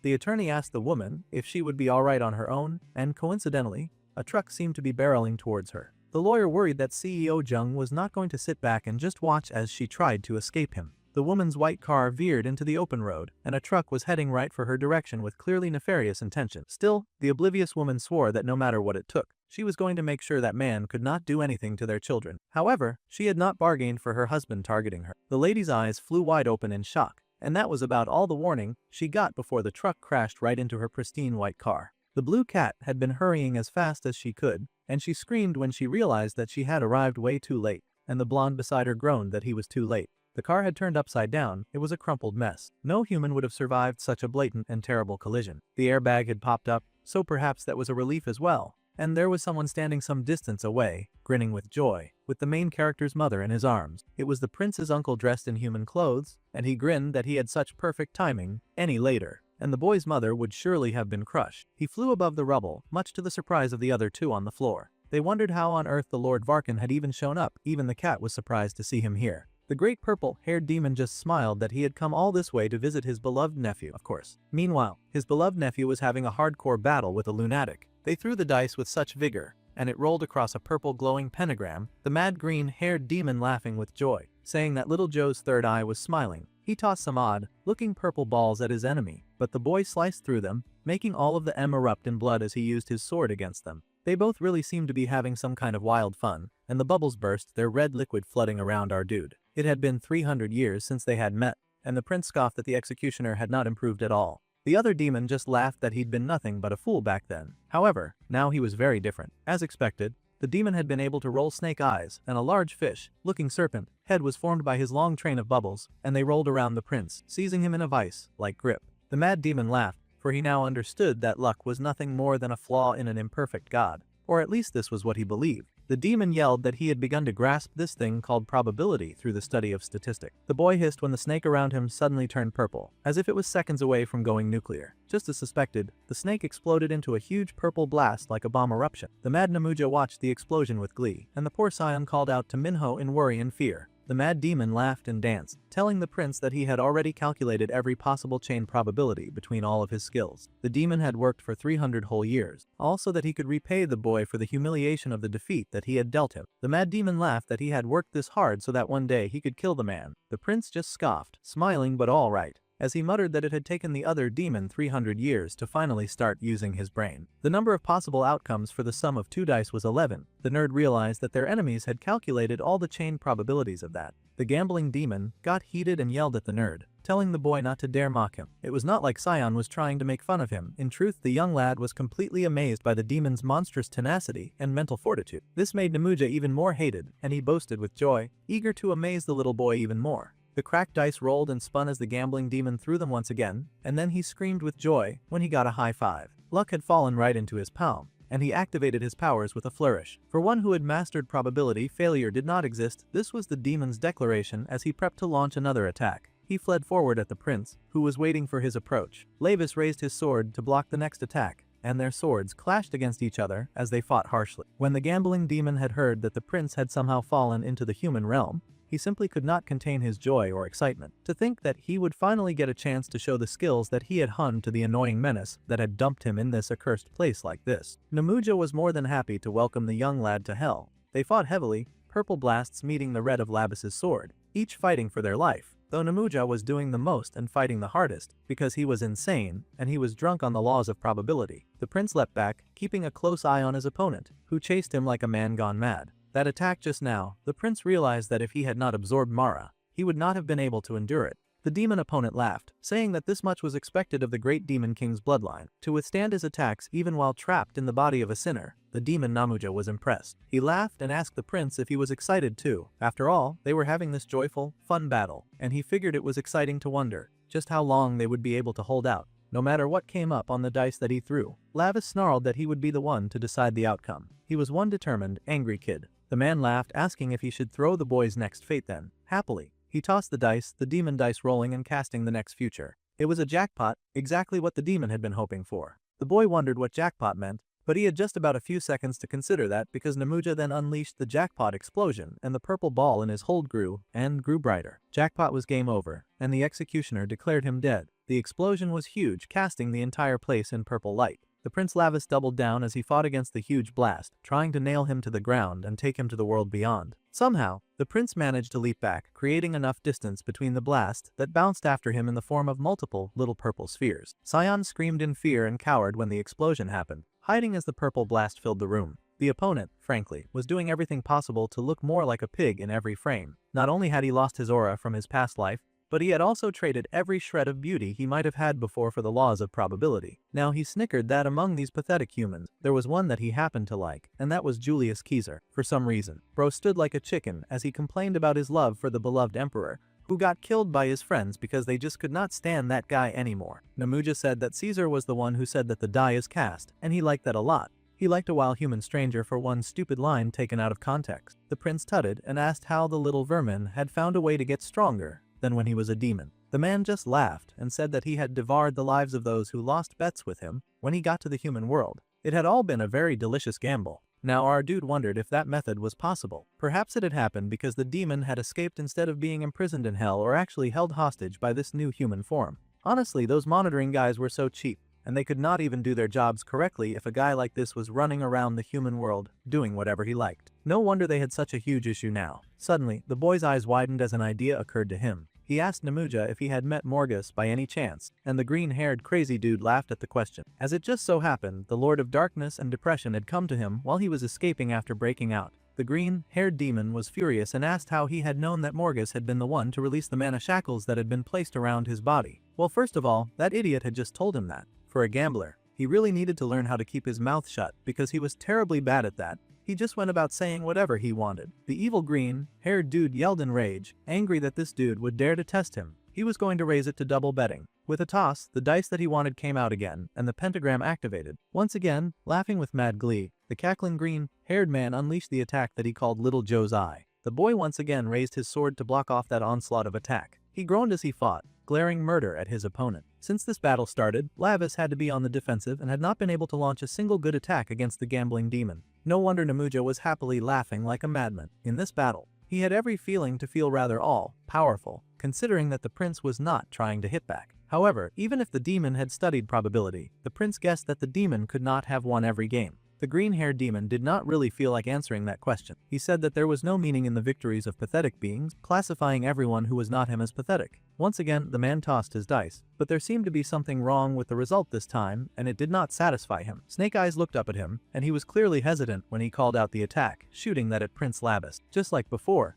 the prince got wrapped in a colorful snake made up of little explosions, and the prince looked up with his bloody face, then asked if this poser had then killed everyone who gambled with him, regardless of whether he won or lost. If that was the case, then he was not even respecting the rules of the game that he had started. However, the demon refused to point-blank answer to that question and just insisted that he was the one to devour them all. That was all that mattered to him. Once again he tossed his dice and got a 5. It seemed these rolls were really throwing him off compared to his confidence from the last time. Still, the gambler remained as enthusiastic as ever and tossed the high 5 at the prince, slamming into his enemy and producing a large purple blast. However, this time something went wrong, and the green-haired ugly creature stared at the prince in shock. This time the prince looked down on the pathetic creature doing battle with him, and he pointed out that the other was surely starting to realize it by now. Something was wrong with this stupid game that he was playing, and things were not working the way that he had planned. The demon hesitated, unable to understand it because he was sure that the dice that just played would give him the upper hand. The dice he had thrown had come out in the exact same pattern twice in a row. That was almost impossible. Statistically, it was messing up his calculation. The prince smirked and then called to his own nerd, asking if such a thing was possible. Sion yelled out from the safety of his corner that when rolling 2 dice, the sequence for 3, 2 and then 5, the probability of getting the exact same numbers of 3, 2 and then 5 again was not very high. He took a moment to do some pretty quick calculation, and the demons were so polite as to pause and wait for them. Finally, the boy reported that it was a 1 out of 5,832 chance, a probability of 0.17%. Lavis smiled because he was so proud of his little nerd, but there they had it. It was almost impossible. The prince grinned that Nemuja had heard that clearly. The green-haired fool had just rolled something that was impossible. Now Lavis was looking demonic, which meant the game was about to get very interesting. The former executioner leapt back in confusion, refusing to believe that such a thing could happen. He had understood all the probabilities in the world. That was what he spent 300 years calculating. After living 300 years as a human, the demon must have heard of something called DNA. Now the demon was staring at the boy in confusion, wondering what DNA had to do with anything. That was something that involved blood after all. The boy smiled because it was something that was learned in the human science class. DNA replication, inheritance, and transmission of information in the nucleus as well. In other words, the memory of fighting within his blood memory could somehow be replicated. The poor fool had no idea what the prince was talking about. All of this sounded quite insane to him, so he was kind of struggling to keep up. However, the demon suddenly realized that the red light that spread when the boy had drawn his sword was apparently blood. The reason Lavis had not been dodging certain attacks was that he had been working to spread his blood everywhere. For some absolutely crazy and logic reason, his blood membrane and DNA had caused the same pattern to repeat every time Nemuja played with his dice. That sounded insane even to the gambling demon, and he grew up in hell. The green-haired ugly pig cast his dice once again, and the boy chuckled, knowing that it was time for the gambling demon's jackpot explosion. He grinned as the dice did indeed roll his prediction, and the poor green-haired fool cried out in horror at the patterns repeated. The prince laughed, saying that he would not spill his noble blood for nothing. He raced forward, blood dripping from the tables and platforms. His blood had something called immunity. This meant that his blood remembered attacks it had received once, and that immunity would not allow for something like that to happen again. The boy then happily tossed his blood at the former executioner, and the green-haired idiot screamed in horror to see his magic getting absorbed. However, the prince smiled, promising to return that magic exactly as it was. He was going to do it demon style as he squeezed his hand into a fist, and then grinned as he said that he would turn it into fire to scorch his enemy alive. With a whoosh of his hand, the boy sent the spark flying towards the former executioner, and that little particle traveled a nice, long and far distance. It stretched all the way from Prince Lavis to where Nemuja was standing in denial. The green-haired demon squeaked in fear as that fire came to touch him, and then unleashed the explosion that they'd all been waiting for, frying the enemy. As he burned, the former executioner cursed the prince, yelling that he had endured so much all this time. But all of his screaming was for nothing as the fire continued to grow red and hot, and it consumed everything of the demon, burning him whole until only the dice remained, falling to the floor like pathetic tokens. The prince sighed and said that was exactly what he was saying. The terrible executioner should just keep living miserably like that, because he had not given that trash bag permission to invite him to a place like this. Now, there was nothing left of him but the dice that he loved so very much. Back with our dude's mum, the other two were still praising the purple-haired demon lord for his great timing. If it were not for him, the lady would have died instantly for sure. They had all gathered in a room after the very eventful evening, and the young prince asked his purple-haired demon uncle why he was dressed like a human. The uncle scowled and asked if he should somehow go around the human realm dressed in demon clothes. He would get arrested immediately. Still, the boy could never remember a time when his uncle wore clothes at all. The dark-haired blacksmith mumbled that the image was gross, and the older demon protested, scolding the girl that he would not go easy on her just because she had a sad story. He even threatened to pull something out so that she could not adapt to her new body. The girl just shamelessly accused him of being the strongest pervert in the demon realm. The man scoffed, saying that the girl called him dirty for not wearing clothes in the demon realm, but he was wearing them now, so they should be satisfied and praise him already. However, the girl still pouted and called the man a dirty pervert, infuriating the uncle, who looked ready to throw hands. He leaped at her and she screamed as well, raising her arms to defend herself as they fought. and she yelled for the purple-haired demon to hurry and go away. The blonde with glasses chuckled,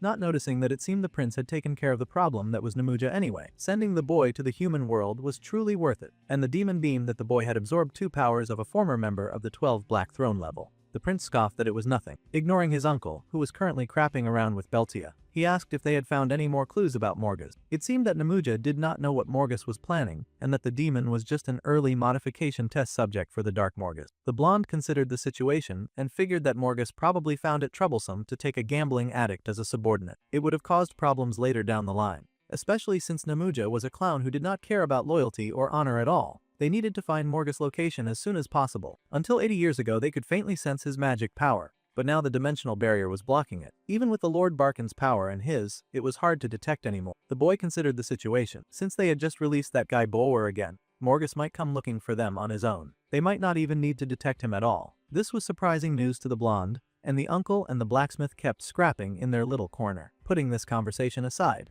the dark-haired boy yelled at all his demonic allies, asking which one of them was going to deal with the demon Jung Taesik, who was in the way right now. That man was currently more troublesome than any demon in our dude's path, especially since he kept trying to send his human family members to the hospital or the grave. Also, that stupid, greedy human was blocking the access to all of his mortal money. Well, first, the blonde pointed out that it was never lavish money to begin with. However, Street had been kind enough to leave a small gift. There were call records and videos of Jung Taesik hiring President Hong for murder, and she had slipped that into the woman's hands, so she hoped that his wife would make good use of it. However, the little cat demon had given the evidence to an unconscious woman. Anything could happen to that flash drive while she was out like a light. Well, the boy was impressed for now, and he congratulated his little servant for working so hard on this problem. The girl happily beamed and said that it was just the basic. By the way, they asked Bambi if he would be leaving soon. He had said that he could only hang around them temporarily after all. Since that was the case, the dark-haired boy growled that his demonic best friend might as well take his stupid uncle and the annoying stalker with him. The uncle wailed that he had gotten permission from the great demon king to come down there, and the poor girl wailed that she could not go because she had nowhere else to go.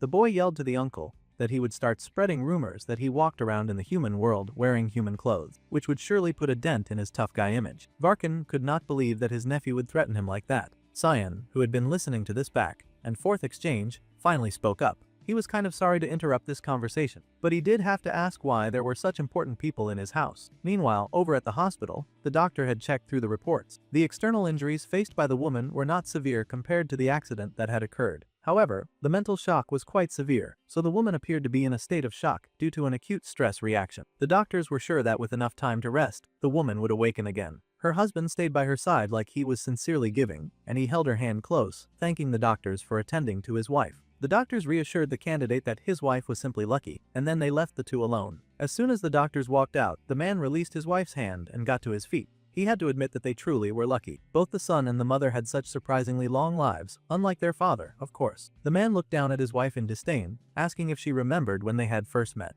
It was really nice back then. It was flashback time, and the story took us to a place where the adults were much younger. Taesik was told that no matter if he was the first in the entire school. School was also a small society, where people had to live together with friends. It seemed to be too much to report the entire class. Even if he reported directly to the education office, it would make the homeroom teacher look bad. The boy had written a full report just to complain about his classmates. However, the man insisted that the school should prioritize students' academy achievement, and that it was not a place for socializing. He believed that this was a necessary measure for the good students. The teacher just sighed and told the boy to return to his classroom because he was doing way too much. This did not satisfy the student, of course, and he mentally called his teacher useless and indifferent. The other students jeered when they saw Jung Taesik coming out of the office again, and they asked what he had snitched about this time, since this was a running occurrence with him. They asked how many times he had to be beaten just to come to his senses. They even laughed that crazy guys like Taesik were probably the kind to stab other people in the back. They could tell just by looking at his face. In fact, the bully thought that the boy looked so annoying that he raised his hand to beat him for having such a sharp gaze. They laughed at how quickly the boy flinched as soon as they raised their hand. They laughed at him for getting scared and trembling before them. They called him hilarious and told him to relax his face. They continued to laugh and jeer at him, and the boy continued to hate them. The boy promised them that once they were out in society, they would not even dare to say a word to him. In fact,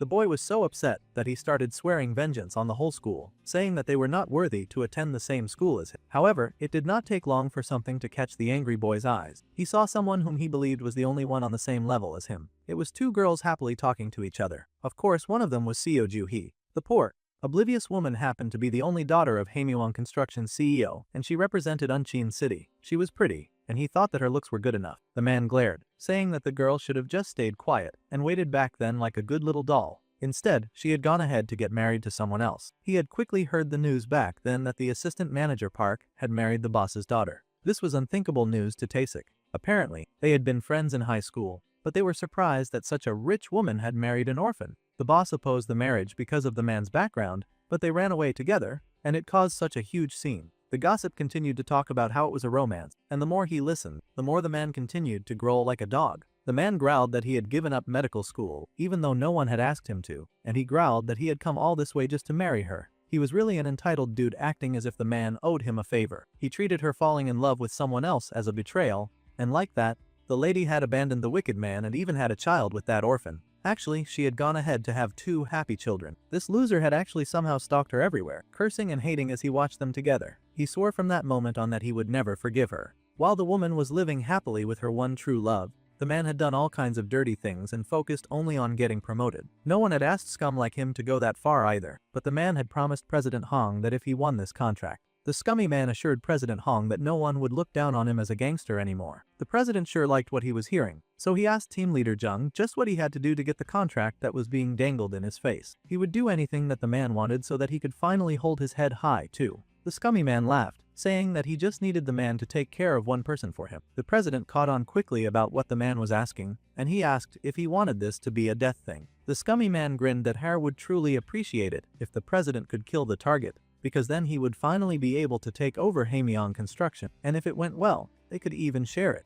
The gangster laughed with a huge smile, thinking that Jung Taesik was very bold to go after such an ambitious plan. However, he was ready to do it, and the man smiled. All this time, the scummy man had felt that someone who was not even worthy was lucky to be beside Jaehee, and he could not stand to see it. Now, he was going to get rid of him. Bro was such a hater that he had orchestrated the death of Minho's father. That's it for this episode. Until next time.